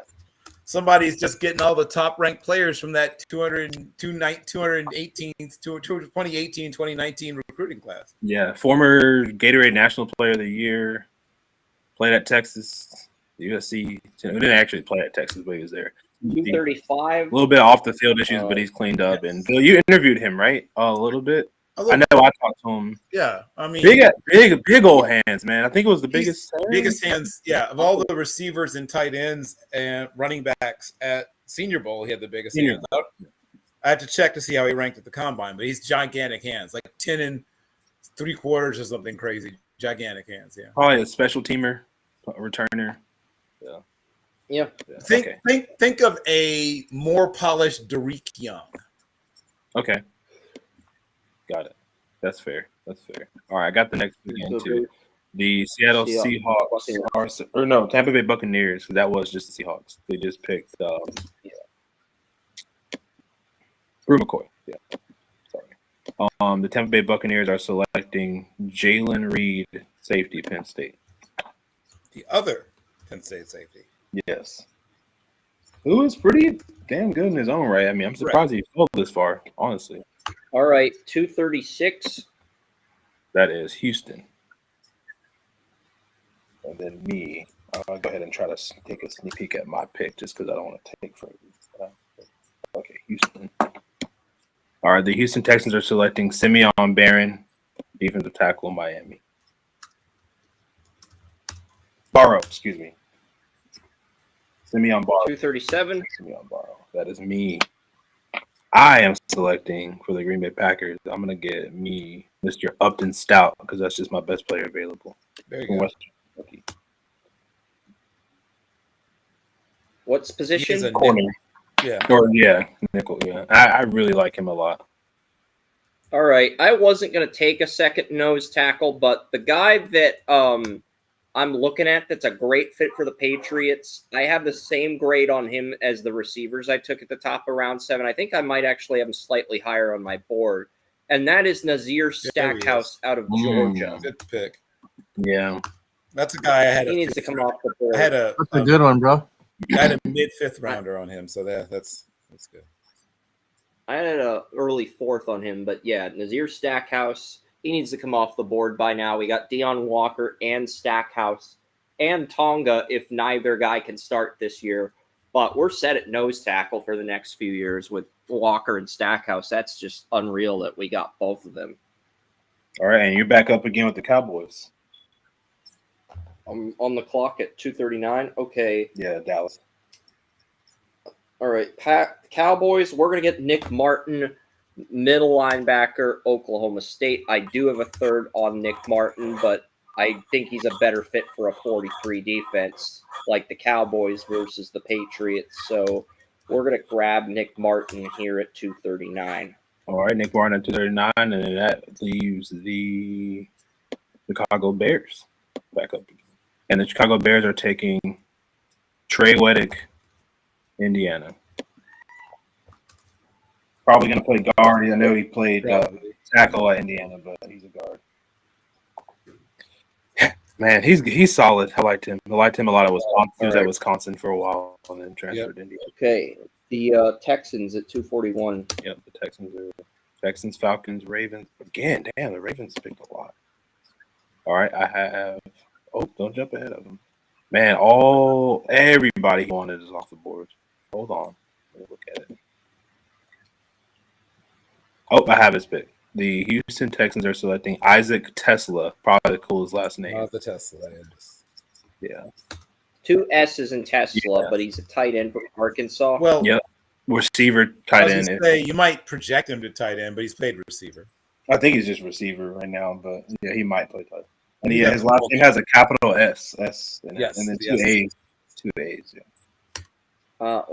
We're wide receiver, tight end. It really doesn't matter at this point. We got Tesla. Yeah, he is I heard some really good interview about him. Well, by the way, probably the second best mullet in the draft. Ravens. Wait, that was Falcons is 242. Ravens is 243. Falcons are up. Wasn't he at a D3 school before Tesla, like Hillsdale or something? Hillsdale's not D3, it's D2. D2? Okay, my bad. Sorry. That's okay. They're in the GLIAC, same conference as. That's where he came from. Yeah. Yeah, same conference as people like Grand Valley State, Saginaw. Okay. Wayne State. Okay, got it. Michigan Tech. So D2. Okay, my bad. My mistake. Let me not say that. I don't want to mess up. All right. All right. Falcons are next. I got the Falcons pick in. Give me 1 second. The Falcons are taking Shiloh Sanders, safety, Colorado. You can say he got drafted. That's such a Eric pick. It is. I was hoping he would be Mr. Irrelevant. Imagine if Shadur went 1 and Shiloh went undrafted. That would just be nuts. Or Mr. Irrelevant, not undrafted, but Mr. Irrelevant. That'd be funny. Put a prop bet on that and win a lot of money. All right, like I said, he's playing his dad's old stomping grounds, Atlanta. So, all right, Baltimore is 243 next. Ravens. The Ravens are picking Carson Bruner, Washington. Another guy that's been around the block. Is he related to Mark Bruner, the old Washington tight end? Yeah, he is. Okay, I thought so. Yeah. All right. The 244, the Lions. Yep, Lions, and then Dakota, you're up after that with the Commanders. By the way. Thanks, bro. Yeah, no problem. I got you. All right, and let me get Detroit's pick in real quick. Hold on. Sorry. The Detroit Lions are selecting Khalil Mullings, Michigan. I have Khalil Mullings was technically Michigan's fullback, so I am going to list him as a fullback instead of a running back because I can. Yep. Well, yes, and he is. I mean, he is a fullback. So yeah, they just have him as a running back on here. But quick question: I was running through. Maybe I missed the name. Is Zeke Biggers still on board? I believe he is. He is. Yeah, I'll take him for Commanders. Is he still on the board? Yeah. I heard somebody talk about him, but they didn't. I guess they never actually picked him. But I don't think anyone actually selected him. Nobody selected him. Okay. Got it. The Giants at 246. Well, or is there another team that got that pick in a trade? No, that's the pick. It's just give me my thing's frozen, so we're gonna have to wait a second. So I can't see anything right now. A second. Let me get unfrozen. Probably because I had my charger in the whole time. All right. So what was the last pick? Sorry. Zeke Biggers. Zeke Biggers, the Commanders. Yeah, defensive lineman. He's listed as a tackle, I'm assuming. Yeah, usually he moves around a little bit. Mostly plays tackle. Zeke Biggers. Okay, got it. And that was the Commanders. Yep. Yes. All right, the Giants are picking. All right, let me get the pick then. Yeah. The New York Giants select Trevor Etienne, Georgia. Nice. Probably want to. I still like Trevor Etienne a lot. I think he can be pretty good as a backup running back. And I'm going to make my final pick here. Nick Jackson, right outside linebacker, Iowa at 247. So that's my final pick. Everybody in my first 3 rounds off the board. Good luck with your final picks, everybody else. Is that New England, by the way? Was that New England for that pick? Was that Cowboys, Cowboys. 247. Okay, Cowboys. All right. So all of my picks for New England and Dallas are done, but I still have a responsibility to list the remaining 10 picks for Donovan from 248 to 257. Saints are up. The Saints are up. Before we get to that Saints pick to close it out, just to give a little bit of analysis, do you got the last few picks, Mullins? You like the Mullins pick better or the ETN pick at running back, or if, like I said, fullback? Because they're such different players. If you want someone who's going to be the thing that Etienne does so well is catch those angle routes, those China, those swing routes, and even arrow and even wheel routes, and he makes somebody miss. And now that ball that you've thrown 8 yards or 10 yards in the air can now be a 30-yard play. Mullins is at the other end of the spectrum as a player. He's going to get you, 2-3 yards, maybe 4 if everything pops wide open. He's, and he's a blocker, but he's special teams guy. Probably both will treat on special teams, but one is a spaceless player, a guy that runs into people for a living. Yeah, another guy, man. That USC game was insane. That was just a breakout moment for sure. Right. Well, that was a testament to guys who didn't want to tackle. Yeah. Oh, that was embarrassing. That was sad. All right. The Saints pick is in. We have Georgia players, former ones. The Saints are picking Cooper Mays. Tennessee. Cooper Mays. Offensive lineman, Cooper Mays. He's a center. All right. Yep. 249. Sued Georgia. So they don't really like him there too much. Then went to Tennessee. Another reason they don't like him. All right, another play. Oh, man, that's crazy. No, another Georgia player. The 49ers are selecting Arian Smith, wide receiver. Yeah. Wish he could catch because If he's he really could catch good. the football, he'd be gone 3 rounds before this. Had the most drops in FCS by far. By far. Actually, was the 3rd most in the past 10 years. Yep. That's bad. Like, he literally just can't catch. But he's so good at everything else. Yes. But I don't know.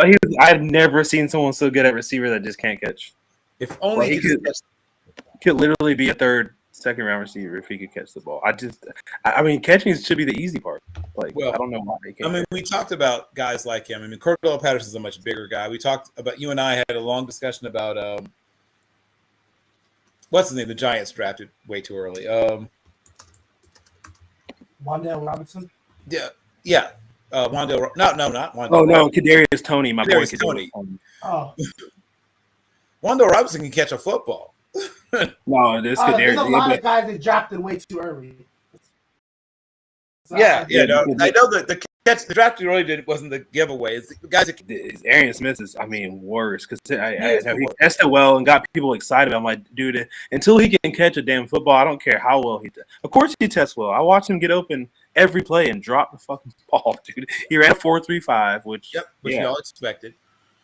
His split was 10.15, and his vertical was 39, and broad was 10.8, I think. But Arian Smith is horrible at catching the ball. He makes line, and I deserve to be castrated for that comment.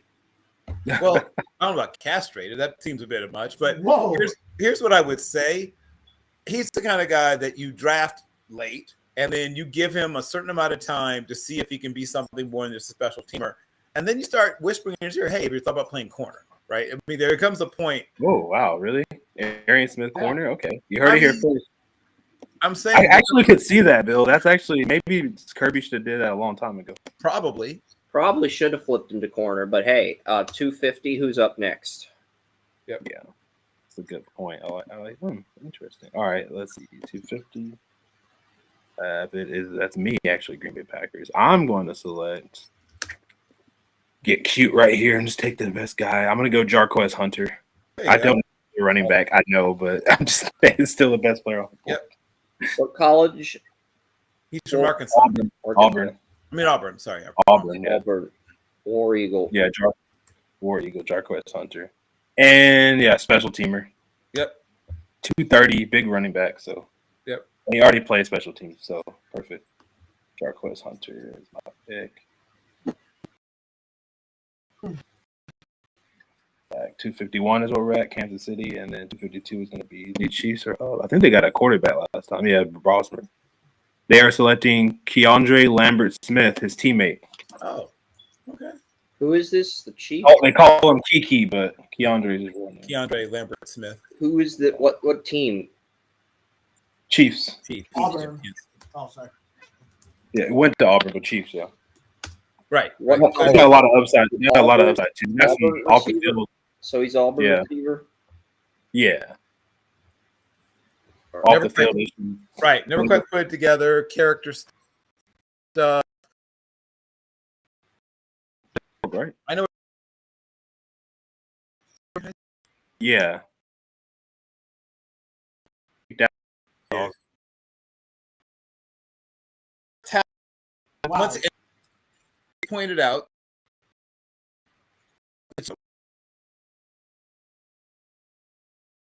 it makes sense to take a risk on him. He's the kind of guy that either in 3 beating the odds, he'll be a good contributor, or he'll be not playing professional football. He's not playing NFL football anymore. One or the other. Yeah, I just worried about. I'm glad he's getting help for his mental health. That he said, he's a D1 crash out. If you know what that means, you know. But if you don't, just go on Urban Dictionary or something. You got some anger problems. Yes. Is all I can say. At Penn State, and just his uncle's Cam Chancellor, by the way. And he's been helping him out a lot. So that's cool that Cam Chancellor, because that's one of my favorite players from back in the day. Not back in the day; it wasn't that long ago, but from a few years ago. But Donovan, we're old now. We're old. we are old. It kind of is back in the day, I guess. Cam Chancellor. But, all right, It'll be back 49ers. in the day in 5 years. We're not quite there yet, but it'll be back in the day in like 5 Yeah, years. that's fair. Yeah, about 5 years. That's fair. All right, I got the pick. The pick is B.J. Adams, UCF cornerback. What team? San Francisco. 49ers? Yeah.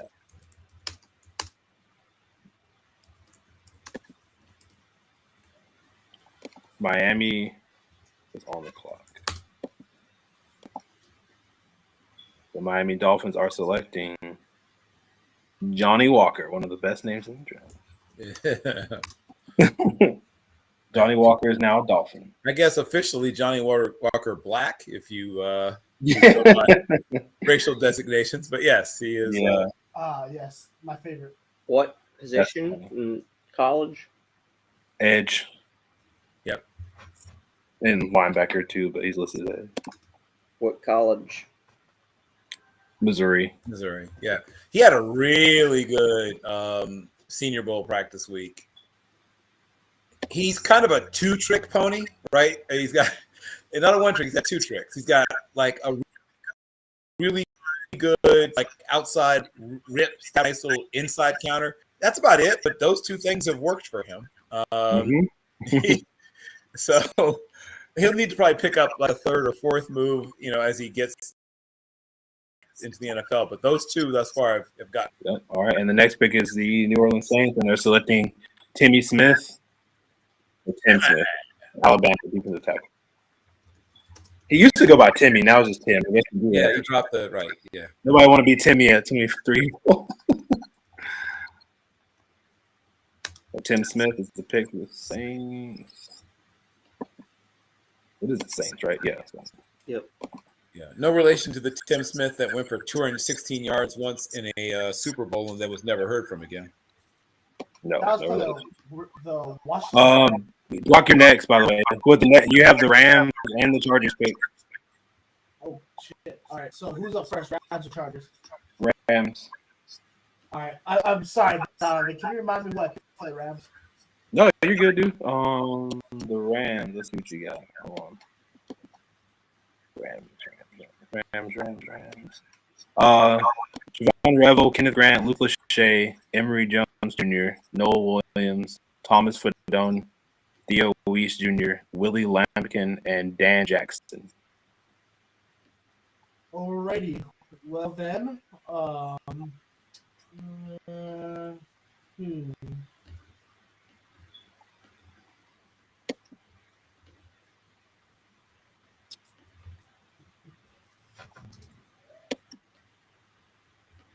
Best player on the available is Jalen Lane, Virginia Tech. I like Tonka Hemingway. I feel like he should have been drafted. I didn't draft him, so I guess. Oh well. This. do as I do not say. Yeah. Yeah. Gavin Bartholomew is pretty good too. He was at Pitt for a long time. Mm-hmm. Was he there with Pickett? No, he wasn't there that long. No Yeah, way. he was actually He was sophomore there when with he was. I think he was either a freshman or a sophomore when Kenny Pickett was there. Yeah, I think he might have actually overlapped with Pickett 2 years. I think it might have been a freshman and a sophomore year. Yeah, because he was a junior when Pickett left, and then he was a senior this year. So, yeah, I think. No, because 21. Yeah, he was 21, 20. He was there. Yeah, he was there. We're gonna go. Yeah, I with, think he was a sophomore red Right, shirt. sophomore. Yeah, he was a sophomore red shirt when Pickett right. left, and then he was a junior red shirt 23, and then last year he's a Correct. senior red shirt. So he's a freshman red shirt when Pickett was there, starting tight end. Yep. We're gonna go with Will Shepard, Colorado. Okay. That's not a bad thing. Third receiver for them to get drafted. Or fourth, technically, if you count Trav. Yeah, I guess. Yeah, you could. Yeah. And what team is this? Sorry, guys. I've been multitasking, trying to update the March Madness games on the site. Rams. What The team is Rams. this? Two Rams. And then now you're about to pick for the Chargers. So- Can you remind me of my And if Chargers? you need me to read off your draft again, I will. But you just picked Carson Vincent and Jackson Woodard, and then the Boise State edge rusher Ahmed. Yes. I don't Hassan. And then, so the last two picks are Chargers 256 and Chiefs at 257, correct? And then we're done with this. Okay. I'm sorry, Donovan. Can you read Now that I've got the games typed on my site's ticker, I am completely focused on this for the next two selections. And what were you saying? I can't hear in the back. Sorry, could you repeat all my picks, please? Yeah. You just picked. Oh wait, hold on. Let me go back to it. Sorry. You just picked Jackson Woodard and Carson Vincent and Ahmed Hassani, Kyle Williams, Luke Kendra, Colston, Loveland, and Nick Worry.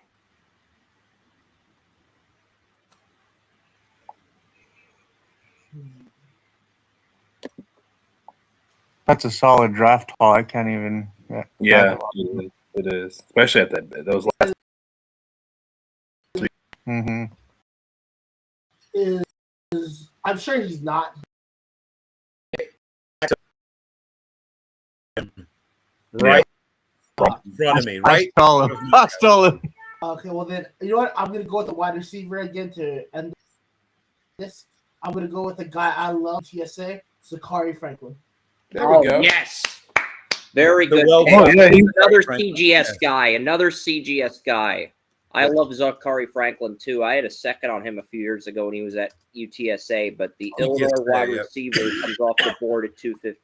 I'm very happy about that. Two CGS showcase guys have been picked.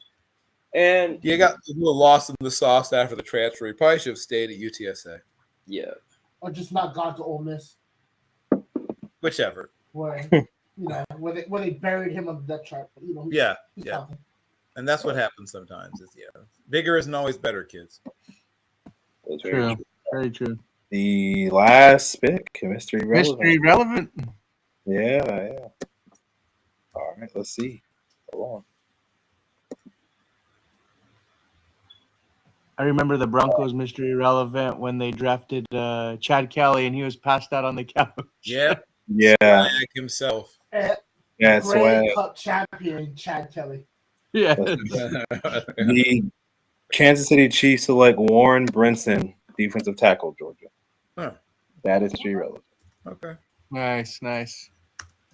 Man, this was so much fun, you guys. Thank you so much. I had a My blast. best availables as we wrap include people like Kymon Rucker from Carolina, O'Donnell Fortune from We gained 11 South more viewers Carolina. since wrapping up the draft. I'm now at 321. I will check the metrics really quickly before we sign off. I'm kind of curious. Craig Woodson. Yeah, I no, like Craig Woodson from Cal. If I had another Okay. pick, I would. We have 319 viewers on X, 1 on Facebook, and 1 on Twitch. Okay. All right. Shout out to First on Twitch. Twitch. that's so cool. That's awesome. Yeah, with Restream, I've got this show on YouTube, Facebook Live, X, Kick, and Twitch. Those are the 5. No, yeah, thank you so much, man. I appreciate you doing it. And then SEC Unfiltered right now. So Thor Griffin is another one of the top still available players. Yeah, in I the- had a 5th on Thor Griffin. We could do an 8th round of UDFAs. We're Oh, not I'm going sorry to. about We're not going to. We We're have not too going much dignity to do that, but we could if we wanted to. Just saying. We could if John, we I'm wanted not- to, but we have too much dignity to do that right We do. now. Hey, John, No, he got picked. no, he got picked. where did you get picked? He got picked. Fifth round. 5th round. Okay. What about Majors? Did he get You got Majors got Got picked. picked. Yeah. Some UDFAs. Gus Hartwig did go Eugene undrafted. Asante The went Purdue center. undrafted. Gus Donald Hartwig. Fortune is that. Tyler Batty. UDFA. Tyler Batty was the Marcus best player Yards went available. undrafted. Yeah. Elijah Badger, the Florida receiver, went undrafted. Robert Longbottom or whatever his name is. Jack Nelson, the Wisconsin left tackle, went undrafted. Did anybody take Joshua Gray? No, he went undrafted. I have a 4th Yeah, that's my on him. top rated guard still available. Yeah, he's still on the board. Cameron Jackson. Cam Stone. Connor Colby. But yeah, that last pick, before I took the Zero Stackhouse, I was debating between Bryson Nesbitt, Junior Tafuna, and Joshua Gray, but I ultimately ended up with Stackhouse. I just felt the value was too good to pass on him that late in the draft. Sure. This Understood. is a good measuring stick to mark. Created with talent, it's gonna. Yep. Agreed. Yeah, well, Correct. thank you guys so much, man. I appreciate it. We hit the 3-hour mark and We did. really good job. Chris, Yeah, I'll go ahead. I my know you show got hit to the go. 5-hour mark because I was interviewing Oh, yeah. Mike Rittleman in the CGS Showcase game. We had William and Joey on before Acting number 5. Efton Chisholm III went undrafted, the Eastern Yep. Washington receiver. Washington. Yep. Most of the FCS players went undrafted. Obviously, we had 6, I think, selected. So there were Eli some- Cox, Kentucky center, went undrafted. Cam Jackson, Yeah, we had Florida. 6 current. Kendall Six current. Bowler was my number 2 rated HBCU player. Corner from Florida. Yeah. Thank you so much. Yep. I've got to go. I know you're on duty with your Thank son, you, so thank you guys. so much, Thank you, man. guys. Shout out to you guys. He's new in the game, but he's killing it. Fanatic Dak has been, man, honestly, for the new year started, I don't want to get emotional, but you're my new favorite person that I've been following, new friend I've made. I appreciate that, man. That means so much to me, man. Thank you. No, it means a lot. I do have a Broncos pod that I'm having the mix right now that's going to be coming out soon. Things like that. So I'm trying. This is new for me, but I'm having fun and I'm growing with everyone. Yeah, he's gonna be one of the best new guys on the block. We've been around for a while, but he's killing it. So follow him. Thank you, man. I appreciate it. Have a good rest of your weekend. Oh, You too, guys. Be safe. Are you? Is there going to be? And by the way, Dakota, sorry, I don't know if you're still here, if you already got off, but I'm good. we're gonna have Graham Mertz and Ethan Garber on the next show. We just couldn't fit it in with all this. What with their day is schedule. that going to be? What day is that going to be? It'll probably be. I'll probably do it Friday night. Friday night. Oh, Friday's Friday because night. I'm usually off Fridays. So Friday night. That works. Yeah, I'll probably do it Friday. Friday Yeah, All right. time for both of us. Okay. Yeah. And Chris too. Thank you. I know you got to go too, so thank you. You can sign off and. Yeah, I'm going to end the Thank stream you. as soon as this stream's over. I'm going to end my stream. But yeah. Okay, Bill, what were you asking? Sorry. Oh, two things. One, will it be like a document or something where like all the results will be contained? There will. Yeah, I saved it, and then I'm gonna. I'll send it to you guys. Yeah. Full results. awesome. Awesome. I Well, hope to do this again with you guys too, man. yes, This was definitely. really Well, fun. we're gonna do we're gonna combine what Draft Professor Jim Wilkins is doing with his site with my 11th annual mock draft palooza. So we're working on the details of that now. Anyone who's interested in participating, DM me, and I'll give you all the details soon. Thank you so much, man. Great. Yep. You guys have a good weekend. I'm out. Yep, Bye-bye. take care. All right. Take care, Brock. Yeah, thank you so much. And Brock, hey, always thank you. I appreciate it. Bill, tell people what you can do and much. I appreciate both of you guys. Well, so I'm getting ready to organize the 11th annual mock draft palooza, and so I'll be writing about that. You'll see something drop about that. If you're interested in participating, DM me and I'll help you to get set up. So it'll be different this year because the responsibility more of a shared responsibility, more like the actual war room NFL team than a person sort of running the show themselves. And we'll be using the draft simulator that Jim Wilkins and his team have developed for that event. Also writing reports on players. You'll be seeing scouting reports on players from now until the draft happens. And position rankings dropping on Team MBS. So that's at Team MBS. If you go to Team MBS Media on, it's at Team MBS. Team MBS Live is now the new Twitter handle / Blue Sky handle. But it's still Team BS. Website is www.teammbsmedia.com. Videos will be dropping also of breakdowns of players on Zinny62 Media, which is on YouTube. So just search for Zinny62 Media on YouTube. And then I'll be interviewing some players as well for Draft Central, which will be Wednesday. So some of our favorite players, College Gridiron Showcase, the Shrine, as Senior Bowl, and the HBCU Legacy Bowl will be popping up to talk to us as well. All right, perfect. That's great. I'm happy. I'm excited for that. And Chris, thank you so much, man. I know I really appreciate you helping out and being on the show. You guys are. I didn't honestly expect you guys to do every pick, but I'm glad you did. I'm really excited and really happy you did. Follow me on Twitter I might at go Dom to James. Ross Park Ball. They got the Paul Skeens baseball cards at the Ross Park Ball by me. I know it's a ways out from Carnegie, but I used to live in Wexford. I'm kind of tempted to go to the mall and check out the Paul Skeens baseball card at the House of Sporting Goods. I mean, I'm tempted to go out there. I don't think it's worth it with the weather. It's raining out. I heard thunder. I don't think it's worth it to take a lift down to the mall, but I'm very tempted to go with the Paul Skeens card at House of Sports. Probably not going to go. I don't know. Paul Skeens, that's one of my favorite players. So yeah, but it's the Paul Skeens 1-of-1 card. It was sold for $1 million. I'm saying you might want to go do that. You might want to go check sold for $1 million, and it's at the House of Sport in the mall by me. So I'm kind of tempted to check it out, but it's not a must-have or must-do. But there's a temptation to go check it out. Yep.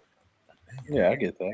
Well, thank you for, like I said, come on the show. If you can check out the Paul Skeen card, let me know. But because I like Paul, so thank you so much again. I appreciate it. And follow me on Twitter at Don James Sports. I think my name is up there, even though my face isn't. So thank you. I appreciate it. Thank you to SCC Unfiltered, Fansided, and Jaguar, everybody. We appreciate it. Yep. Got to sign out, man. Thank you. I got a 5-year birthday party to go to. He's got.